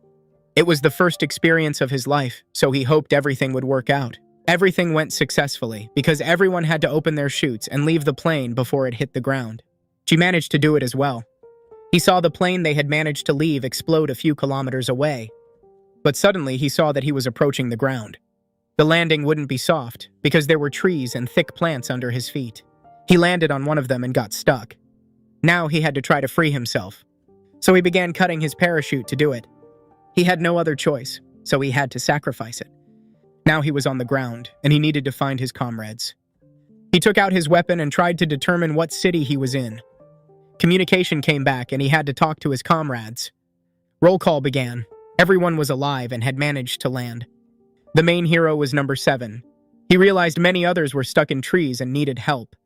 Suddenly, he saw a distress signal in the sky and decided to move toward it. On his way, he had to overcome many natural obstacles. He even had to climb over a small mountain. Thick vegetation in the forest also made it very difficult. But the greatest danger came from the animals. There were huge numbers of snakes there, venomous ones that could kill even an elephant. So he had to be extremely careful and avoid all dangers on his way. He showed no mercy to the snakes, cold-bloodedly killing them and leaving their bodies on the ground. Still, he managed to find 2 of his comrades who couldn't navigate the terrain. He helped them move in the right direction. Next, they saw another signal and decided to go there. It was the place where all the soldiers who had survived the evacuation had gathered. In fact, there were no injured, and all the men managed to reach the destination. Now they needed to think through a plan of action and decide what to do next. They had 2 options, either walk to the destination or end their lives by suicide. Everyone agreed to go on foot. So the soldiers began collecting the necessary equipment they needed. Next, a long and dangerous road awaited them. So, without wasting time, they immediately set off. The road wasn't easy because danger threatened them. Besides, they were short on water, and the forest was very hot. Thus, they kept moving until evening. But then it was time to prepare for the night, so the soldiers gathered firewood and other things to build shelter. They gathered around a map, trying to determine how far they had already come. When suddenly, one of the soldiers noticed something strange ahead, and when he saw it, he stopped. Because right in front of him, he saw a mutant. He panicked immediately. But after that, he pulled himself together and drew his weapon. It was a huge gorilla that had been infected with a terrible virus and had also turned into a zombie. Right now, it was trying to eat him and attack the man. He wanted to fight back, but didn't have time, because the animal was too strong. It managed to get close and bit him right in the neck. He felt unbearable pain and realized that was the end for him. He screamed, and the others ran to his cry and tried to save him. But it was too late. They all opened fire, trying to kill the gorilla. The whole unit gathered at the sound of gunshots, and now they all tried to fight. They opened fire. But even with their combined efforts, nothing worked. The mutant took many wounds but kept staying alive. They kept shooting. Finally, they managed to defeat it, and the dead body of the animal lay in front of them. The soldiers decided to approach it to check what it was. But suddenly they realized something adjacent. They told each other to stick together, because they should expect more monsters. Immediately, many other mutants appeared. They came to save their friend. They began surrounding the people. There were so many that it became clear the people were doomed. Now the men were in real danger, because there were far more apes than them. Besides, these were terrible mutants that were not easy to kill. Moreover, they were more aggressive than ordinary apes. Without hesitation, they would attack the people and tear them to pieces. That was exactly what they were going to do. The apes got ready, and when they saw their comrade's body, began to scream. Most of them attacked the people from different sides. They had to use flamethrowers to stop them. There was hope these mutants, like ordinary zombies, might fear fire. The soldiers tried to use absolutely all the weapons they had. They had to complete the mission, but to do that, they had to stay alive. They shot the mutants in the trees and used grenades and flamethrowers. They also had machine guns, which were an effective weapon against them. The fire was so dense that the mutants couldn't reach them. The main hero tried to shoot only in the head. In this way, many zombies died immediately before they could even leave the forest. Their bodies lay on the ground, but it didn't scare the soldiers or stop them. When the threat passed, the soldiers were ordered to cease fire. It seemed all the mutants were dead, and they had managed to come out victorious from this difficult battle. They were proud that they could do it. But it wasn't over yet, because they heard many other sounds in the forest. Suddenly they saw the birds starting to flee. This meant a much more terrible threat was approaching. When the soldiers saw a new wave of mutants ahead, they realized they had to retreat. To delay them and get away, they used the flamethrower again. And while the flames burned, they could escape to a safe distance. At the same time, they had to hold off the zombies that began chasing them from different sides. So while some soldiers retreated, others covered them. In this way, they moved and tried to survive. A fire started in the forest.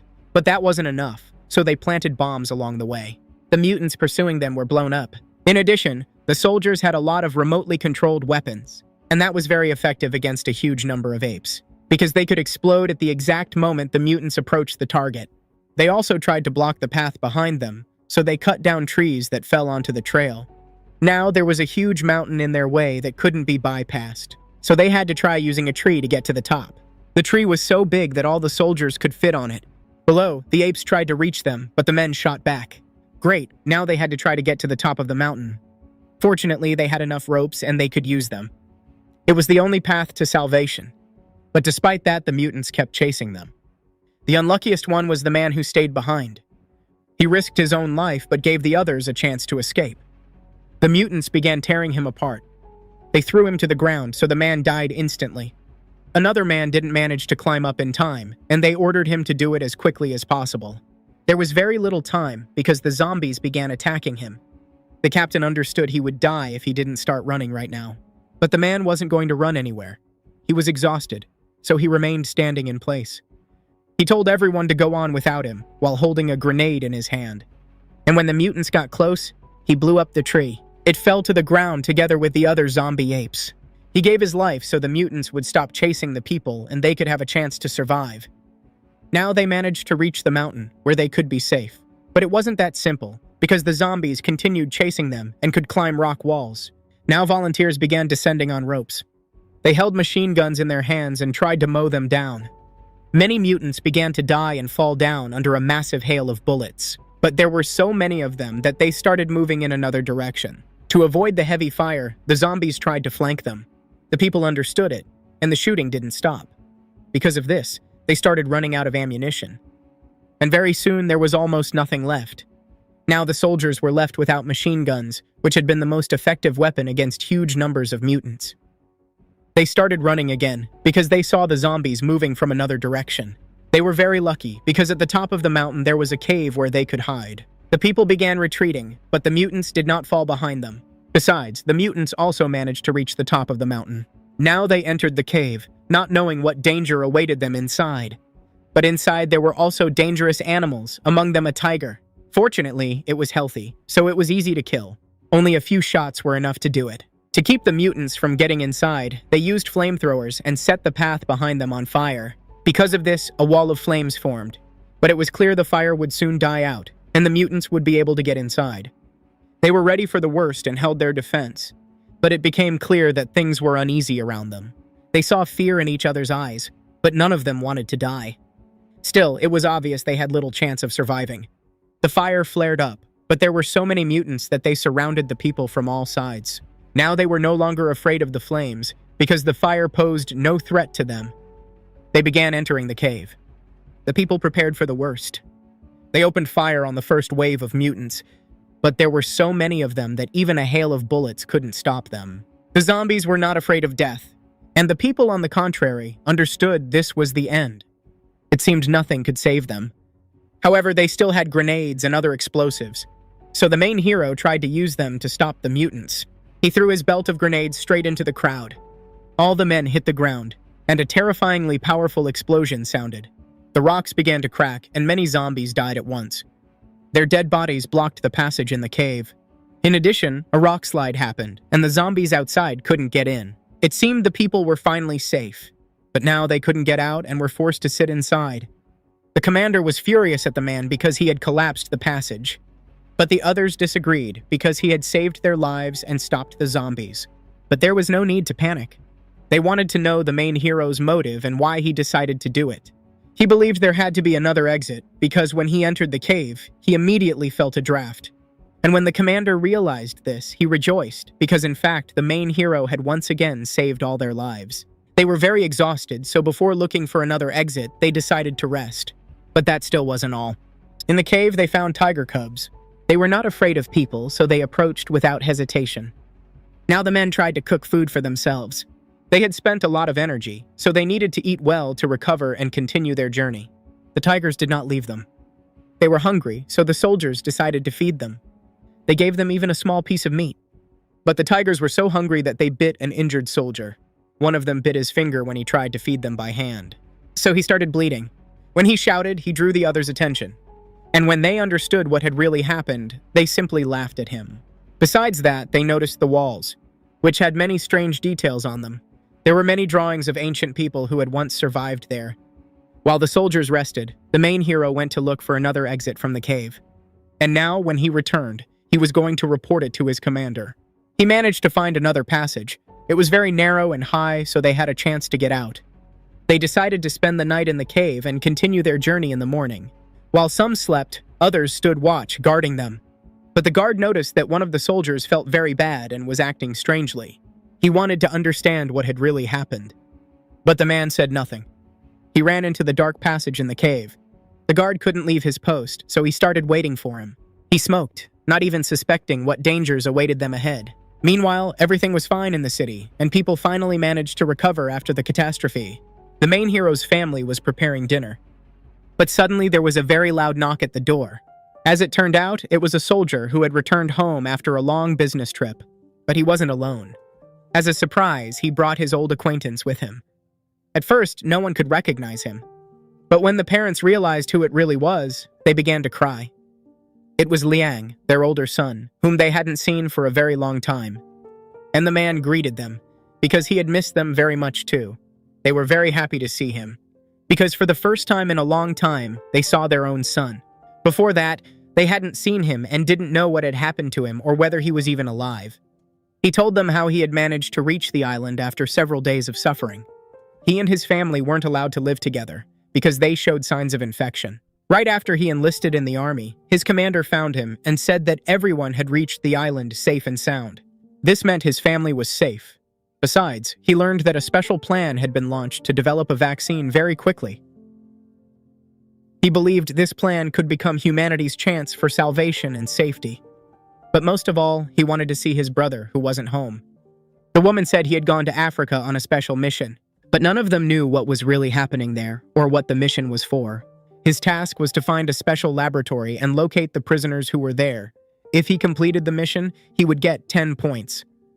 But his older brother had never heard of such a reward and didn't know such difficult missions existed for so many points.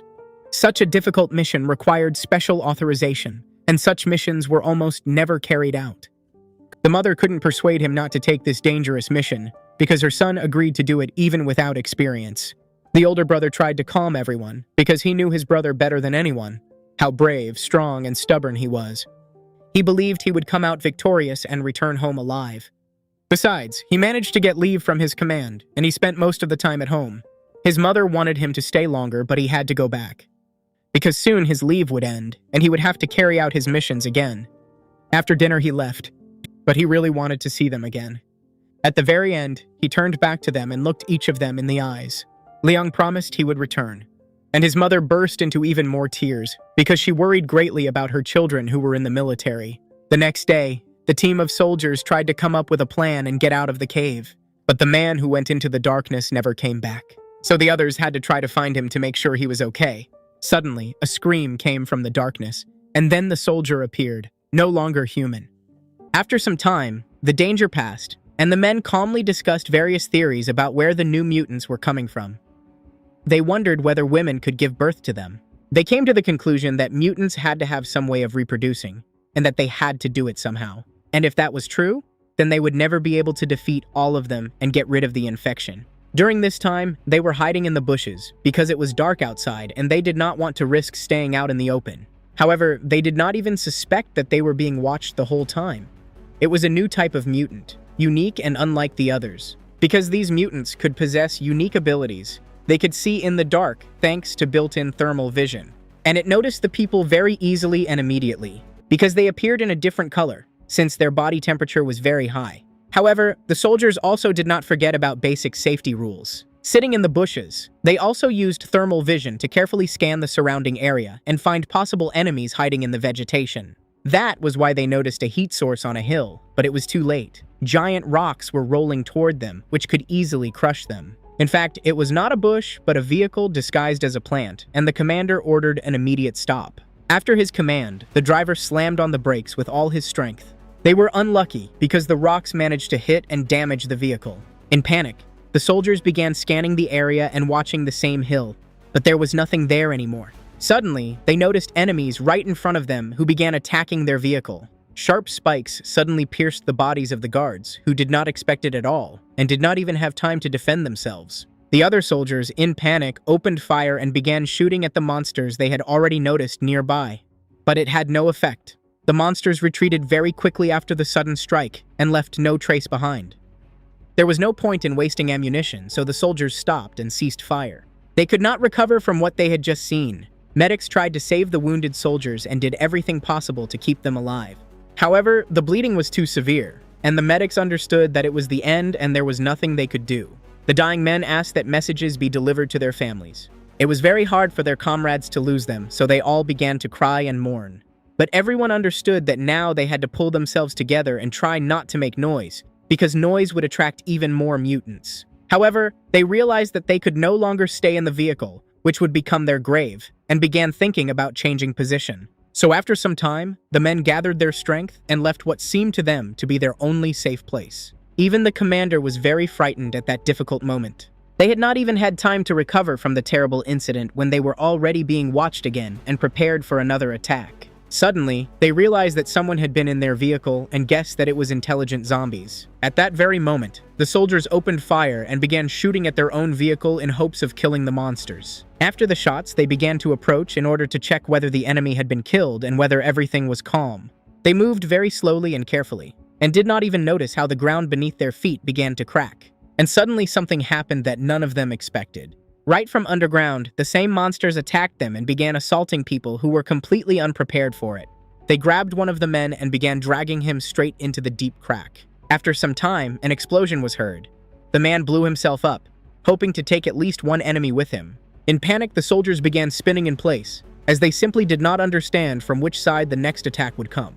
Suddenly, a mutant appeared out of nowhere, seemingly straight from underground, ready to continue killing people. A soldier managed to turn toward it and open fire preemptively before the mutant could attack him. The others also began shooting, trying to save their comrade from certain death. Even a huge number of direct hits did not stop the mutant, and it began to retreat, trying to take cover in a ravine. The soldiers did not want to let it go so easily, so they approached the ravine and opened fire. While surveying the area, the soldiers realized that these mutants were very intelligent, because they had prepared for an encounter with humans and set many traps. Moreover, these zombies felt very comfortable in the dark and could easily attack even alone, which meant they might be a separate species. In addition, something interesting had happened. They had managed to befriend the natives in the forest, who called these mutants Dem. Some were frightened, while others promised to kill every Dem regardless of how strong they were. The soldiers began arguing until the commander intervened and ordered everyone to stop and take cover. Only the main character remained silent. It seemed he had an idea. Without explaining anything, he descended into the ravine, straight into the mutant's lair. But before moving further, he threw a smoke grenade ahead of him. When he ran out of smoke, he went back for more and continued doing the same thing. After some time, they began to understand where the traps were hidden and from where a new attack could be expected. The mutants had managed to create an entire system of underground tunnels. The men continued to stay alert. Suddenly, they noticed a new light source at 7 o'clock and opened fire. The mutants tried to attack again, but after meeting resistance, they began to retreat. This time, they managed to repel the attack, and no one was injured. But despite the mutants retreating, they still needed to come up with a plan to get rid of them. After the commander's words, the soldiers began arguing, realizing they had very little strength and resources to fight such a powerful enemy. However, the commander refused to tolerate it and punched one of his soldiers straight in the face. And when another decided to attack him, he did not hesitate and shot him in the chest. He fell to the ground. The comrades could not believe what had happened, and some of them even began to cry. One of them picked up a rifle and was ready to kill the commander at any moment. But another soldier simply shot him, not allowing him to do anything wrong. 2 corpses were left on the ground, and the others, having calmed down, moved on. And the mutants watched everything that happened. They saw the still warm bodies of the men lying on the ground. After some time, they began to approach them. And when the monsters came closer, they seemed to notice one of the bodies begin to tremble. In fact, it was just an act meant to deceive the mutants and lure them toward the people. The men had agreed on this in advance and were simply waiting for them to come. And at the very moment when the monsters were ready to tear their bodies apart with sharp teeth, the desperate soldiers rose and were ready to give their lives to kill them. And within a few minutes, they managed to shoot 3 mutants who did not even have time to understand what was happening. Hearing the gunshots, the others ran over, but they were too late. The commander was satisfied and praised them for their excellent work. Over time, the others realized that the virus could mutate and affect genes, which was why new generations of mutants were very intelligent and resilient. They had simply evolved in response to the humans who tried to destroy them. It could even be assumed that these mutants were the result of mixed human and animal genes. But this was only a theory, and the soldier who thought so had no evidence. After some time, they returned to the feed mill, where they planned to rest for a while and regain their strength. The leader did not spare food and shared everything he had, but he was interested in other information. According to rumors, there were 2 camps with living people in the city, and he wanted to know where they were located and how many survivors were there. They considered carrying out a rescue operation to help them, but they understood that they had very little strength and supplies for that. Suddenly, a guard ran inside and began shouting that intelligent mutants had come to the camp and seemed to be preparing to attack the people. This was true, because they were standing by the wall and trying to get inside, and there were many of them.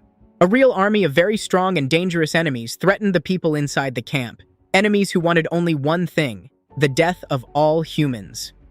They were dragging a vehicle toward the camp, and for the moment no one understood what they were trying to do with it. However, they did not stop and pulled it right up to the wall. The soldiers opened fire on the cluster of mutants sitting on the red car. In turn, they began scattering in different directions. But even this did not stop the mutants, as they continued advancing and tried to overcome the high wall with sheer numbers. The people, meanwhile, did not stop and did everything possible to stop them. However, there were so many monsters that for some time nothing worked, and the monsters continued pushing straight toward them. Suddenly, the thing everyone feared most happened, because for the first time ever, the mutants picked up weapons and began attacking people. It quickly became clear that ordinary bullets would not stop them, so people began using Molotov cocktails to deal even more damage. As a result, a huge number of mutants caught fire, allowing people to catch their breath for a while. But that was not all. The worst was still ahead, because the mutants were dragging a huge bus toward the fence, planning to use it to break inside. The people understood how dangerous it was, so they began throwing grenades and explosives to stop them. This had some effect because the bus caught fire and exploded, stopping its movement. People even began to feel relieved and thought that it was a victory. But very quickly, they all realized that this was not the case at all, because a huge horde of mutants was approaching them, filling the entire street with their numbers. They managed to find another bus, and with even greater forces, they again tried to break through the wall and get inside the city. After some time, the gates could not withstand the pressure, and the mutants got inside, managing to bend the heavy metal sheets. The men panicked and began to hide, realizing that they had very little chance of survival. Together, they ran to the underground bunker. The mutants almost caught up with the men, so they had to shoot back. Very quickly, they found themselves completely surrounded.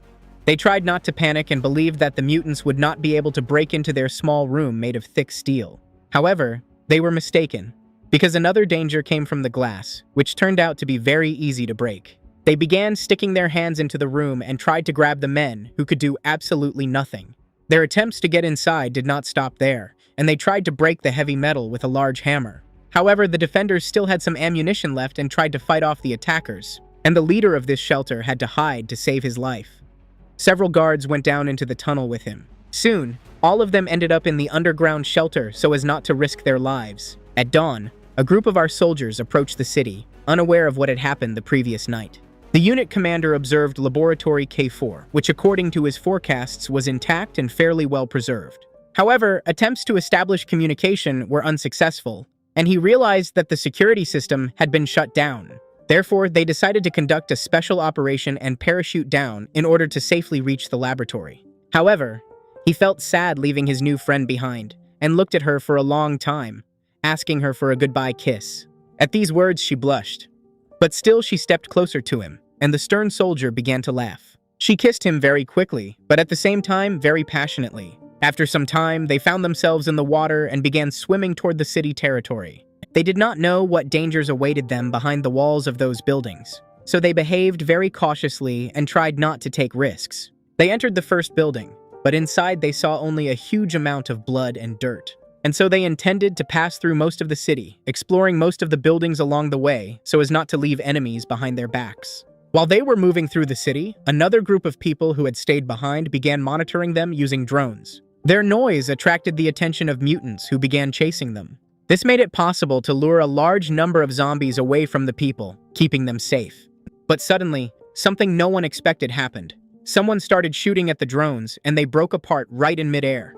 As it turned out, these were intelligent mutants who had learned to acquire weapons and use them. Moreover, they had learned to shoot quite accurately, as they could shoot down a drone that was flying and moving. And when they ran out of bullets, they used other improvised objects, including axes and clubs. Now people began to understand that they had no support left and needed to be very careful, so they decided to descend into the elevator shaft. There were no mutants inside, and it was a good decision. They calmly passed through the dark tunnels and planned to surface again. Through the glass dome, they saw a large number of mutants wandering the streets. They began moving carefully and very slowly, trying not to make noise or attract attention. However, it did not work. They were immediately noticed by the zombies. One of them looked straight at the main character and began to scream, drawing the attention of other mutants. Very soon, a huge number of zombies surrounded the people, trapping them inside the glass dome. They could not shoot because they understood that the glass would not withstand such a heavy load. Very soon, intelligent mutants appeared in front of them, and people began to realize that they could easily break the glass. Therefore, they had no other choice but to run away. It was a good decision, because the zombies managed to open the doors and get inside the glass dome. Once inside, they began chasing the people. And the soldiers, realizing that they had nowhere to run, started shooting back, trying to stop the mutants. However, it was completely pointless. The soldiers found themselves in a very difficult situation, as the mutants surrounded them from all sides, blocking all entrances and exits of the glass tunnel. The men held their formation and continued shooting, understanding that this tunnel could become their real grave. When everything calmed down and it seemed that the danger was gone, the leader ordered to cease fire. They understood that the mutants remained outside, but they were no longer in a hurry to enter the tunnel. Instead, they found metal doors, and this time intended to use them as shields to protect themselves from bullets. They began attacking again, but this time stopping them was very difficult. Suddenly, a powerful explosion was heard, something no one expected. Strange people hiding inside the building heard it and could not understand what had actually happened, but they believed it was those who had come for them. Meanwhile, the soldiers continued to hold the defense, but they understood that they would not last long. Something had to be done urgently, and they noticed a ventilation hatch above them. They thought it could be a good chance to escape, but the mutants began approaching them again. Realizing that their friends needed to be saved, their comrades who had remained operating the drones made their way into the city. They risked their lives but managed to get inside the city and ended up on the roof of one of the buildings to give their friends a chance to survive. The soldiers understood that they needed to get out of the glass tunnel, so they began moving forward, killing the zombies that were still alive along the way. Eventually, they managed to break through and decided to return to the underground shaft they had come through, where it was safe. Faye's new friend was watching him and did not even notice how the zombies had already reached them and begun breaking down the entrance door. She realized that she might never see him again and decided to shout to him that she loved him very much. The man turned to look at her but saw a horrifying sight, as a huge number of mutants had left them and begun attacking other people, among whom was his girlfriend. He could not believe his eyes and realized that this was the end. He did not want to leave her, but the commander ordered him to run because they had a very important mission. Faye could not just abandon her. He stopped while the metal doors behind him were almost closed. At that moment, he realized that he was doing the wrong thing, and at the last second jumped outside before the barrier completely closed. He did not want to die, but he also did not want to leave his girlfriend. So with tears in his eyes, he began moving toward her. The man began shooting at the mutants, of whom there were many inside the building. With his shots, he drew their attention to himself, and they all rushed toward him very quickly. At that moment, his girlfriend realized that she had the bravest boy in the world by her side, who was ready for anything. She screamed for him to go back, but it was too late, because the zombies surrounded him and began grabbing his suit. The ammunition ran out, so he began using the pistol to fight them off and protect himself. After some time, the only weapon he had left was a knife, and he intended to defend himself with it. The fact that there were so many mutants did not scare him at all, and he was not going to give up or retreat. Suddenly his friends appeared. They could not abandon him and returned to save him. At that moment, they began shooting the mutants that had surrounded the defenseless man, who had no weapon except a knife. At that moment, the door on the roof broke down, and now the mutants were close to the people and could tear them apart. The soldiers shifted their attention to them and began shooting the approaching zombies. Meanwhile, the girl and the man began descending from the roof so that the people below could save them and take them along. There were many zombies on the ground, so they climbed onto the glass dome and began moving toward the building. Faye reached the wall first and helped his girlfriend climb down. Now she was safe. When everyone had descended, they began moving toward the underground shaft, while not forgetting to kill mutants along the way. They planted a bomb on the glass and detonated it when they approached the entrance to the tunnel. The glass cracked, and through a large hole they were able to get inside and reopen the metal doors to enter the shaft. While there were no mutants inside, they managed to do this easily and closed the doors behind them, finding themselves completely safe. After that, the girl kissed the man again, thanking him for saving her life. Now she understood that he was truly worthy. However, the danger was not over. They had to move further through the underground tunnel, not knowing what its dark rooms concealed. In front of them were doors they had never opened before, and upon opening them, they saw a large number of zombies. There were fewer of them than those they had seen outside, so they dealt with them quite easily and were ready to move on. Suddenly, they saw a doctor ahead of them, a laboratory employee who wanted to guide them along a safe route and explained that there were many zombies ahead. They asked him where Dr. Charlie was, whom they were searching for, but after that, the man became very sad and did not want to answer. A body with a covered face was sitting in a wheelchair, and he realized that this was exactly the person they had been looking for. He explained that he had been bitten but was still human thanks to a special drug he had developed, which prevented him from mutating. After that, the leader could no longer restrain himself and wanted to see what had really happened to the doctor, so he removed the mask and looked at his face. The face was horrifying. It was covered with a huge number of blisters and scars, very pale, and it seemed as if the person was no longer alive. The doctor told them everything that had happened and showed them his laboratory. He also told them about intelligent monsters who had learned to use access cards, unlock doors, and move freely inside the underground laboratory. He showed them a corridor through which they could reach the second floor and then move to the northern wing. Right after the very first turn, they saw a new group of mutants that immediately began attacking them. Shooting started again, and after some time, when it was all over, they moved on, stepping past a huge number of dead bodies. This continued constantly, because the entire laboratory was covered with the bodies of dead mutants they had killed along the way. Their ammunition was running out, so to conserve it, they used fire axes and other items they found at hand. Now they found themselves in the middle of a huge corridor, and it seemed calm there. But as they moved on, they quickly realized that it was not so at all. There were many monsters ahead that began attacking them. This time, they decided not to waste ammunition and set the mutants on fire using Molotov cocktails. But they did not consider that there was a fire suppression system inside, which quickly extinguished the flames. After that, they reached the security room, from where they could access surveillance cameras and observe what was happening inside. This would allow them to see all the mutants in the laboratory and choose the safest route. The soldiers tried to hack the system and gain access to its data. But very quickly, they realized that the disks on which the recordings were stored were missing. Someone had stolen them. Nevertheless, they rebooted the system and hoped they could access it in real time and monitor everything that was happening. Suddenly, the military officer ordered the arrest of Dr. David, and the soldiers immediately began carrying out the order. The leader did not trust him, and it seemed that the doctor was hiding something from them, so he could no longer take the risk and ordered him to be seized. They realized that something was wrong there, and it seemed that someone knew they were coming, because the weapon storage was also empty. It seemed that something was being concealed from them, and in reality, this laboratory hid far more secrets. After some time, they managed to establish contact with the northern building. So, gathering themselves, they began moving toward it, while a group of programmers stayed behind in the laboratory and monitored them through the cameras. They communicated by radio, and the programmers directed them on which way to go. The connection was excellent. They heard each other clearly and were told to conserve ammunition, as they would definitely need it. The men were so busy that they did not even notice the sick Dr. Charlie approaching them.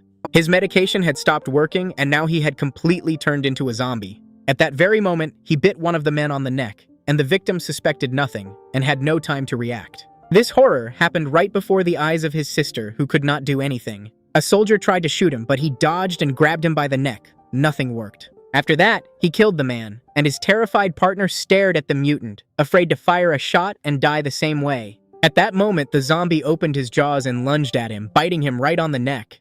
The brother began bleeding out and begged Taka to run. She was the only one who survived, and soon he would become the same zombie. At that time, the team tried to contact the programmers, but they did not respond. The intelligent zombie had put on a headset and could hear everything they were saying. Dr. Charlie was very intelligent. He could even speak and began communicating with people, smiling all the time. The brother begged his sister to run while there was still time, because he did not want to hurt her. She understood that she had no other choice, so with tears streaming down her face, she began to run. But she did not manage to escape before the man, still conscious, turned into a mutant and began attacking her. However, the doctor ordered him to stop and forbade the zombie from biting her. It seemed as if he had entered his mind and could command him. Unexpectedly, the man stopped and began obeying his orders. Meanwhile, the living doctor spoke to him and asked him to untie him as quickly as possible. But Charlie was in no hurry to do so. He accused him of trusting the soldiers too much and spending too much time with them. He did not want to untie him and began leading him out of the room, leaving the girl behind, who noticed a pistol and intended to use it. She failed because at the last moment the zombie noticed everything and realized what she was trying to do. He picked up the pistol and struck her on the head, causing her to lose consciousness and fall to the ground. Meanwhile, the soldiers managed to reach the northern wing, where they met other people. The leader of the soldiers asked them to tell him what had happened there earlier, and a living man began to tell him everything, repeatedly mentioning Dr. Charlie. They had been working on developing a vaccine, but their knowledge was insufficient to complete it quickly enough. Charlie was the smartest among them, and they all hoped that he had enough strength to finish it. However, Charlie learned that his family had died, which broke him completely. He lost his sanity and could no longer control himself. He even began attacking the other people he had worked with. Charlie was shattered and blamed everyone for what had happened, so he decided to quit his work. At the same time, he realized that it was possible to bring his family back, who had become zombies. He only needed to continue developing the vaccine. Gathering his strength, he began working day and night. He constantly observed the zombies and concluded that they began behaving quite strangely. He was probably the first to realize that zombies could be intelligent. After some time of non-stop work, he began to look sick. His hair started falling out, and his skin color changed completely. After some time, he met with his colleagues. He told them about his observations, that zombies were intelligent and could actually learn, but they only laughed at him. The man became enraged. He found a way to control the mutants and unleashed them on the scientists. The situation spiraled out of control. Special emergency procedures were activated to ensure the scientists' survival, and everyone tried to stop the mad Charlie. Charlie managed to develop a drug that protected his brain and prevented it from being destroyed by the virus. He achieved significant progress.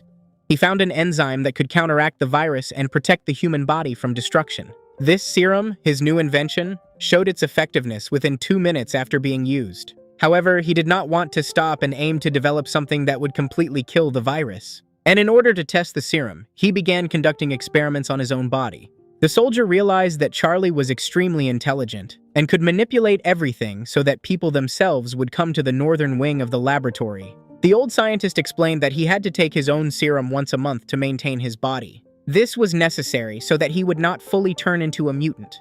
The man explained that as a zombie, he became very intelligent because his brain continued to function almost the same as that of a healthy person. After some time, the man arranged a meeting between the soldiers and Charlie. The officer asked what had really happened to his team, where they were now, and whether they were even alive.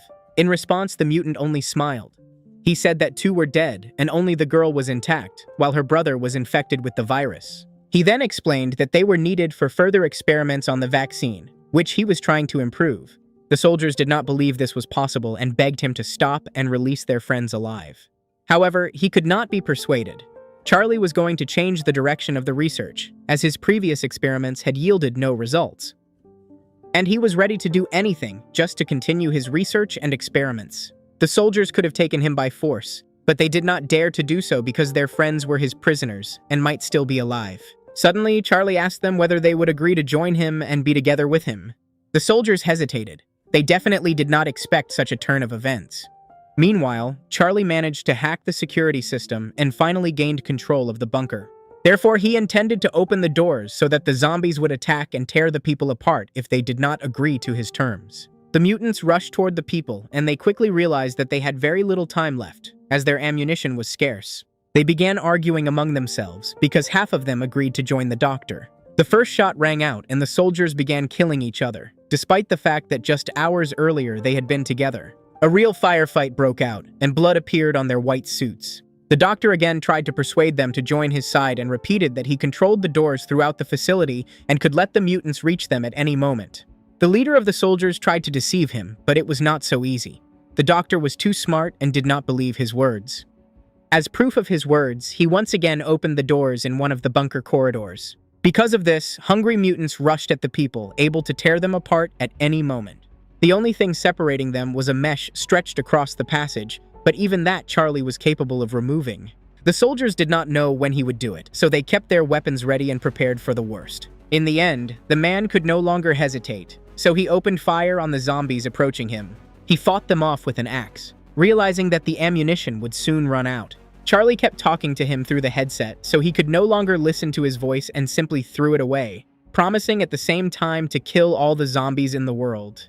His words made the mad doctor laugh. Suddenly, among the crowd of mutants appeared an intelligent zombie who was also armed. He began resisting and tried to break the man's axe, striking it himself. To stop him, Faye tried to fire a shot, but nothing worked. The mutant immediately hid behind the crowd of other mutants. Suddenly, they began to realize that the mesh would not hold any longer, so they needed to run. The men turned around and ran into a room that separated them from the zombies with metal doors. They locked them tightly and continued fleeing, not waiting for the mutants to break through as well. Before that, the leader looked at the map and realized that Charlie had prepared in advance and could have moved all the important and valuable items to the storage room. Suddenly, they saw on their path an office filled with zombies who, in the past, had all been doctors. They began moving forward again, slowly and very carefully so that the mutants would not notice them. In front of them were doors they tried to open. After some time, they succeeded and decided to enter the office to check what was inside. At first glance, there was nothing valuable there, just junk. But the main character believed there might be something useful. Therefore, he began searching the office and looking for anything that could be of use to them. After a while, in the corner of the room, he noticed very valuable tanks filled with air. Now they no longer had to fear the harmful gas that filled the room. Moreover, he had a nail gun in his hands. Armed with axes and clubs, the people decided to move forward, clearing their path of mutants. Thanks to the weapon he managed to find inside, the gun was extremely valuable as it allowed them to eliminate mutants. They moved on and saw another office on their way, which they decided to open and check inside. As it turned out, it was a storage room filled with helmets and various kinds of military gear, so they were able to upgrade their equipment. There were also shields that they had never used before. They also knew that in the southern part of the facility, there was another room that was very difficult to reach. Despite this, they decided to go there because they knew it could contain a lot of weapons. The men tried to move very carefully, as they had no idea what danger might lie ahead. In front of them was a room filled with computers. The men raised their shields and decided to enter. At first glance, everything seemed calm, but suddenly they saw a huge number of mutants ahead, and it seemed they were intelligent and armed. When the zombies saw them, they began screaming and roaring at the people, preparing to attack. A battle began, and the people found themselves in a deadly clash with dangerous mutants who greatly outnumbered them. As it turned out, the shields were an extremely valuable find, as they truly saved lives and allowed them to fend off mutants while protecting vulnerable parts of their bodies. Thus, they gained the upper hand over the mutants, throwing them to the ground and shooting them with pistols without giving them a chance to rise. Suddenly, they noticed a pipe flying through the air, launched by one of the mutants, but it was too late. It struck and wounded one of the men. They tried to maintain formation in order to remove the pipe from his body and save the soldier's life. Fortunately, the man was very lucky because he was wearing a bulletproof vest that saved his life. He was fine and ordered them to find the one responsible, as it was a dangerous enemy that needed to be eliminated. Suddenly, another pipe flew toward one of the men, but this time they managed to block it with a shield. Using thermal vision, they managed to locate the attacker and kill him. Now that the threat had been neutralized, they decided to move on. However, through the thermal vision, they saw something very large and aggressive ahead, moving straight toward them. When the creature came closer, they all realized it was an infected tiger, extremely dangerous and fast. Previously, they believed the virus could infect only humans, but now they understood that they had been wrong. They had no choice but to fight, but even gunfire failed to stop the animal. It was incredibly strong, and they all had to hold their shields to withstand the powerful Ooter. Moreover, even while infected, the cheetah remained extremely fast and easily dodged bullets, remaining unharmed. At that moment, it leaped straight at the main character, but he managed to defend himself with a metal rod. He drove the metal rod into its throat and killed the monster, though he himself was wounded. His arms were scratched, and everyone feared he might become infected and turn into a mutant. Faye began to cry. He could not believe it would all end like this, and that his friend would die. This was what he feared most. The main character tried to endure, but he understood they had no other choice. There were rules, and everyone knew exactly what had to be done with people who might be infected. Therefore, he was ready to accept his death at any moment and knelt down. His companions stood over him, preparing to decapitate him so that he would not turn into a mutant. However, Faye could not bear to watch this. He shouted and tried to stop them, but eventually gave in, knowing there was no other choice. The hero sat on the ground again, waiting for his death. In those moments, his entire life flashed before his eyes, and he remembered his daughter, who loved him dearly and wanted to play with him. He constantly talked to her, telling her that one day, when she grew up, she would have her own happy life. He also remembered his wife, how they always did everything together and loved each other. His whole family stood before his eyes, and he wished he could see at least one of them again. The man prepared to strike, but he could not do it because his whole body began to tremble. Meanwhile, the doctor managed to restore surveillance. He informed operations that the monitoring system connected to the doctor's chambers was active again and back online. Now, using this system, the villain could see everything happening inside. He contacted the people and tried to find out what they were really planning, as he believed they had been deceiving him. Throughout this time, he monitored the hero's vital signs and body temperature, and when enough time had passed, he realized everything was fine. The main character was healthy and had not turned into a zombie. Everyone rejoiced at the news, as it meant the hero had not been infected and remained healthy. Charlie spoke to them. He understood the soldiers were trying to find weapons, but he only laughed, believing they would fail. The girl who had been standing behind the doctor screamed that they needed to escape because Charlie had released the zombies. Faye was relieved to hear her voice, as it meant there was still hope and she was alive. They did not believe Charlie had truly released the zombies, but soon they saw a massive army of the dead behind them. In front of them was the only door that remained closed, and they assumed weapons might be stored behind it. They managed to open the metal door just before the zombies caught up, but once inside, they saw the room was completely empty. Ammunition was found on the floor, meaning the weapons had likely been moved somewhere else recently. Other soldiers noticed something strange and called Leon to come and see for himself. Their attention was drawn to a cabinet and fresh scratches on the floor, indicating it had been moved recently. Using this clue, they decided to move the cabinet back. As it turned out, they were right. Behind it were wooden doors that were already open. They did not know what danger the hidden room might contain, but they had no other choice and entered. Inside, they found a huge amount of weapons and ammunition, exactly what they had been looking for. Now, armed with these weapons, they feared nothing and could fight off large numbers of mutants. Meanwhile, the zombies began breaking through the metal doors and were about to enter the room. The people were ready and waited for them, opening fire as soon as they appeared. Dozens of mutants were killed. The soldiers fired rockets and used machine guns, which were extremely effective in this situation. Soldiers in another part of the building heard the explosions and realized it was Leon, Faye, and the others. They were relieved, knowing they were still alive. The mutants failed to break through and retreated, realizing their efforts were pointless. The soldiers celebrated this small victory, but suddenly noticed something was wrong with Leon. He became ill. He collapsed to the ground, trembling and coughing, screaming in pain. The people tried to help him, but no one understood what had really happened. Soon it became clear that it might have been caused by the scratch on his arm. The virus had activated late, so they prepared for the worst and kept their weapons ready. Faye could not allow this, and struck the man who was about to shoot Leon. The men began to argue, but soon Leon himself stood up and said the man had acted correctly, as they could not risk their lives for him. They were all afraid, knowing he could transform at any moment. Ian decided to keep moving forward despite feeling unwell. In case he turned, he asked the men to press a special button. They began to leave the room, moving through the massive number of dead mutants killed during the battle. The men wanted to take as many weapons as possible, so they loaded them into a special wheeled container. They also had many grenades, which they poured into buckets. Magazines and other ammunition were placed in drawers for quick access. A machine gun was mounted outside so they could shoot mutants on the move. This tactic proved very effective, as they advanced without delay and destroyed everything in their path. Charlie watched what was happening, and it was clear how nervous he had become. He lunged at his assistant, blaming him for everything that had happened. He had had plenty of time to prepare, yet the soldiers were still alive and now armed. Meanwhile, the people and soldiers in another part of the building heard strange sounds again, this time much closer. Despite feeling very ill, the captain gathered his strength and decided to capture the scientists and Charlie at any cost to help his comrades.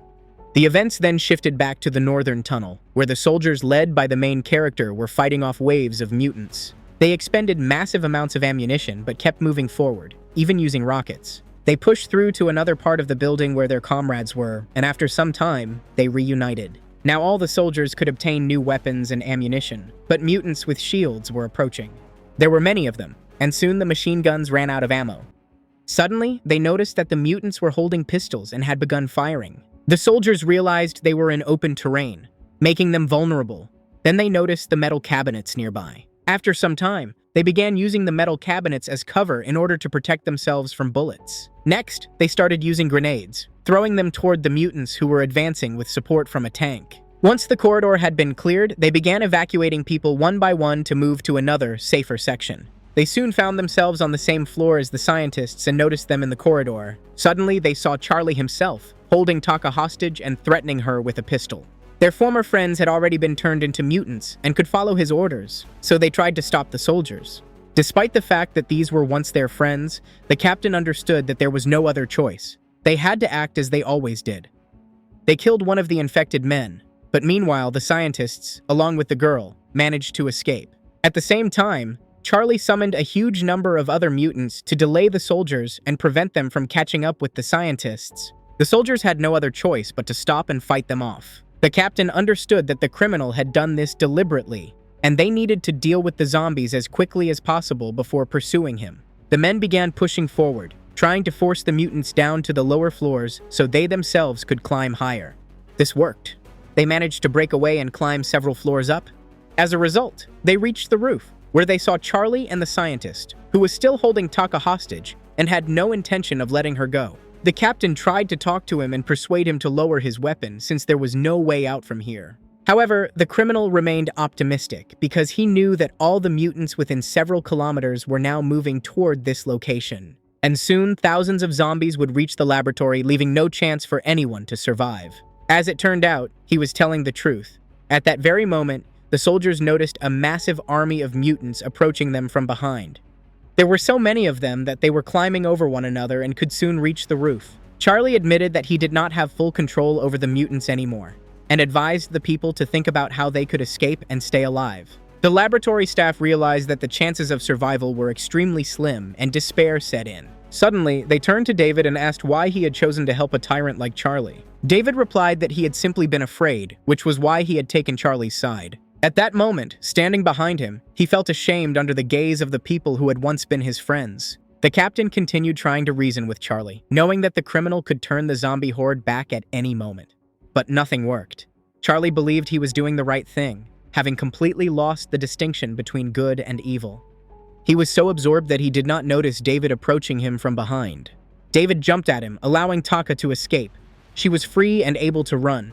He covered the girl with his own body, and when Charlie began shooting, David was mortally wounded while she remained unharmed. David felt intense pain and began choking on his own blood. Meanwhile, the criminal tried to flee, and the people began shooting at him in an attempt to stop him. He realized that the only way out was to jump down and hide among the crowd of mutants. Without hesitation, he did exactly that, despite the brutal landing that nearly broke his spine. The soldiers opened fire, trying to wound or kill him, but nothing worked. He managed to shield himself with the bodies of other mutants and remained unharmed. The criminal hid inside a glass dome, leaving the soldiers no choice but to watch him stare at them from below. Meanwhile, Faye was overjoyed when he saw the girl alive. She was unharmed and unable to hold back his tears. He embraced her tightly. Others approached the scientist who had unexpectedly become their hero and proved to be a far better person than anyone had thought. He was the one who saved the girl and sacrificed his life. He died with tears in his eyes. Meanwhile, the soldiers watched as an enormous number of mutants continued to approach. They tried to hold them off with gunfire, refusing to let them reach the roof. But they understood they were completely surrounded with no way to retreat. They attempted to blow up the mutants and prevent them from advancing. But very quickly, they realized that all their efforts were in vain, as the zombies were closing in from all sides. However, hope was not yet lost. The same control device was still in their hands. Looking at his enemy, the commander began to laugh, calling him a fool for forgetting the most important thing. And soon he would find out for himself. As it turned out, there was a massive dam outside the city, which they were about to destroy. The captain ordered everyone to prepare as he was about to trigger the explosion. Only then did the criminal begin to realize what was about to happen. The man took one last look at the dam, still intact. For a moment he hesitated, but there was no other choice. When he pressed the button, a powerful explosion echoed through the air. The criminal understood that his greatest fear had come true, though he still could not believe the people were willing to go that far. But it was too late. The dam had been destroyed. The men watched as a massive wave of water surged toward the city, swallowing everything in its path. The criminal tried to escape, realizing he would soon have no chance to survive, believing the people had acted out of desperation. He thought it was an act of self-sacrifice, but in reality, the men had entirely different intentions. After some time, the water reached the laboratory. The wave was so enormous that it completely engulfed the building. Thousands of mutants were trapped underwater, unable to escape. Charlie himself began to flee, reaching another building and climbing several floors higher to avoid drowning. The people standing on the roof prepared for the impact, putting on equipment designed to keep them from drowning. Soon, the water hit them, far more violently than expected, and they could barely stay on their feet. They were swept away from one another, but fearing separation and loss of contact, they held hands and refused to let go. They tied themselves together with ropes, holding on with all their strength so the current would not carry them far from the building. After some time, when the water calmed and the current weakened, they were able to surface. Thanks to coordinated teamwork, they surfaced simultaneously, and everyone remained alive and unharmed. Nearby, there was an inflatable raft, which they immediately used. The captain was satisfied with his actions and the performance of his entire team. Suddenly, his face changed, and he nearly lost consciousness. The men immediately understood what had happened and began shouting to him, trying to revive him. The main character suspected something terrible had happened underwater and dove down to see it for himself. He immediately spotted Charlie, who had miraculously survived and was holding a harpoon. Despite the danger, the main character dove toward him with a knife, intending to kill him. But Charlie refused to let him get close or surrender easily. He aimed and fired. The harpoon missed him and struck a companion swimming behind him. Now the criminal was unarmed, while the main character still had a knife he intended to use. But Charlie was not easy to stop. He had no intention of surrendering. He managed to strike the man in the face and dodge the knife attack. He also snatched a pistol and tried to fire, but missed. After a struggle, the main character managed to knock the pistol from his hands, but the criminal still resisted and attempted to flee. Leon thought the best way to stop him was to tear off his oxygen tank so he would suffocate. However, even that failed. The criminal fought him off and escaped. After what happened, his companions approached, wanting to continue the pursuit, but the man stopped them. He surfaced and remembered another explosive charge planted in the laboratory. Unsure whether it would work, he detonated it anyway, hoping the enemy had returned there. They drifted like that until evening. That day, the sunset was incredibly beautiful, and the wounded captain, sensing his own death, asked to be lifted up so he could see it one last time. All the soldiers watched the sunset, grateful that despite everything, the world was still so beautiful. A few hours later, the captain was dead and everyone wept. The entire city was underwater, so they moved beyond its limits, searching for a safe place to take shelter. Suddenly, the main character became very ill. He began screaming again and veins spread across his body. His companions tried to help him, but remembering what had happened before, they kept their weapons ready. The scientists did not know what was happening at first, but after it was explained, they understood and prepared an injection. After some time, he felt better, and the doctors explained that he might have been infected with a different version of the virus. The R virus primarily affected cats and only rarely humans, but if a human was infected, the consequences could be severe. She explained that she had been working on an experimental drug that was not yet ready, but the virus itself had certain advantages over others. To cure him, he would need to receive regular injections over a period of 6 months. If he failed to do so, he would inevitably turn into a mutant and could not be saved. At that moment, all the men fell silent and became extremely serious, fully aware that the risk of death was very high. After some time, they returned to their hometown and began preparing to reunite with their families. The entire family gathered to meet the main character, waiting for his return after the operation. He had never thought he would be able to see his wife and daughter again, whom he had missed so deeply. He also reunited with his friend, whom he had not seen for many years. After that, they met with the commander, who praised them, rewarded them for completing the mission, and offered them to join a new one, as they were experienced and knew the city very well. They immediately agreed without hesitation. It was a rescue operation that had already begun but was progressing very slowly and with great difficulty. They needed to rescue people from a feed factory. He showed them a photograph of the building and suggested they come up with a plan or an idea of how to get inside. The main character carefully examined the photo and assessed possible ways to enter. A new plan immediately came to his mind. It was very risky, and he was not sure it would actually work. The commander asked him to explain it, as neither he nor the leadership had any ideas at all. After discussing it, everyone came to the conclusion that the plan could work, and the rescue operation began. They landed on the building using parachutes. All necessary supplies, weapons, and medicine were delivered by helicopter. After they landed, the helicopter departed, and the people began descending downward.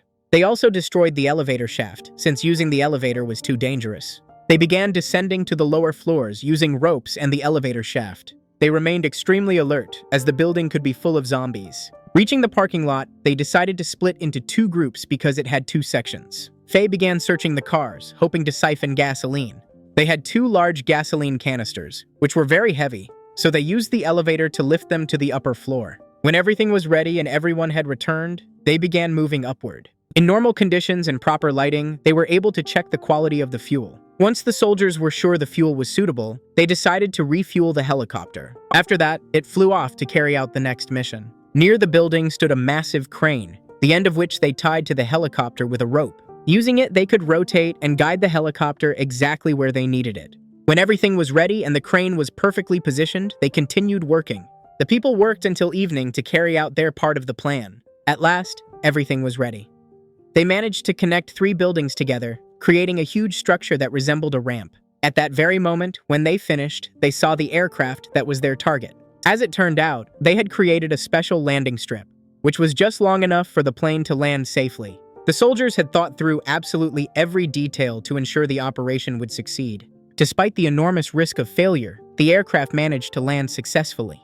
Everyone began to celebrate. They had done it and felt like real heroes. They had to stay on the building for several days, during which they made a lot of noise and attracted the attention of mutants. Looking down, they saw a huge number of zombies. However, the building was too tall for them to climb up, so the men believed they were safe. Meanwhile, the situation at the feed factory was far from calm, and people were still surrounded. Food and water were running out, so they split into groups and decided to take the risk of escaping on their own. On the other side, the soldiers began digging a tunnel to reach the people. When everything was ready, they began evacuating and leaving the dangerous territory completely overrun by mutants. The tunnel led directly to the building where the soldiers had constructed their ramp.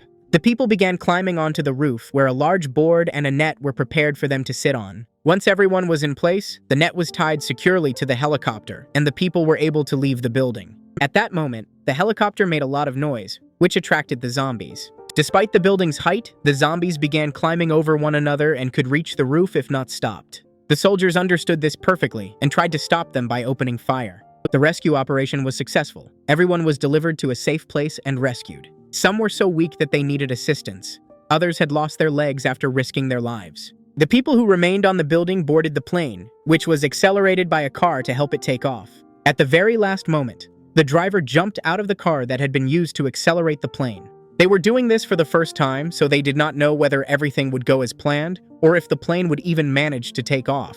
But everything went exactly as needed, and they had created an improvised airfield. The plane flew far beyond the city, and upon reaching the designated location, the people began unloading large containers of supplies. Then, together with others, the soldiers began jumping out of the plane. The main character did this together with his family, supporting them every step of the way. Everyone was happy, because despite the great risk, everything succeeded and they landed safely. The soldiers rejoiced and began shouting with joy. They found themselves high in the mountains, so the doctor began examining everyone to check their condition. When everything was fine, they began unloading their supplies. The containers held everything necessary to build a temporary shelter, including solar panels and water supplies. They also decided to settle the area and plant a small vegetable garden. Suddenly, the main character noticed a strange noise behind the camp, sensing wild animals. They had weapons, so they used them to scare the wolves away from a bison. For the first time in many days, they finally had proper meat, and everyone gathered to taste it.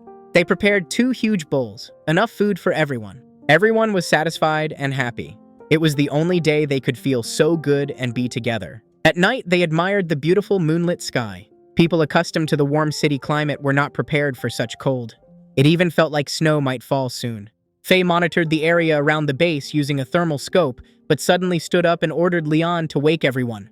Something had happened. All the soldiers grabbed their weapons. It turned out that wolves had approached the camp, and there were many of them. After counting them, it became clear there were about 50. Very close to the people. The men opened fire and the animals scattered while the women tried to calm the children in the camp. Despite this, the animals began returning and started surrounding the people. The wolves drew closer, so the people turned on the lights trying to scare them away. Everyone expected the pack to attack, but instead they simply surrounded the camp and stood still. They could no longer shout, and the soldiers decided to attack first as they wanted food. But when the wolves sensed the killing intent, they attacked first. Suddenly, one of the wolves began to howl, and upon hearing it, all the animals turned around and left. After they left, everyone felt relieved because none of them truly wanted to fight to the death. The next few days were calm, and people gradually began to forget what had happened. They explored the area and realized the soil was quite fertile, making it suitable to stay. Soon the men began preparing the foundation to start building houses. They started gathering stones for the foundation, and without modern technology, it was extremely difficult to move them. Nevertheless, they managed to collect a large amount of stone and begin construction. The mountain weather changed without warning, and they suffered from constant shifts in conditions. They had to cover the walls with tarpaulin so the rain would not wash them away. Despite the bad weather, the men did not stop and continued working. They rested only in the evenings, hanging up their wet clothes to dry. The rain became very heavy, and they could no longer pull the stone carts as the wheels got stuck in the mud. However, the men had another plan, and if it worked, they could use it to their advantage. Everyone understood they needed proper food, so they decided to go hunting. To catch the animals, they used bicycles carrying crossbows and arrows instead of firearms. The first arrow hit the bison and they began chasing it. Eventually, it stopped and collapsed from exhaustion and blood loss. Then they needed to transport its body back to the camp. Several days passed after that. In reality, they did not kill the bison, but used poison to tame it and use it for work. No one could believe it was actually possible, and now they had their own bison.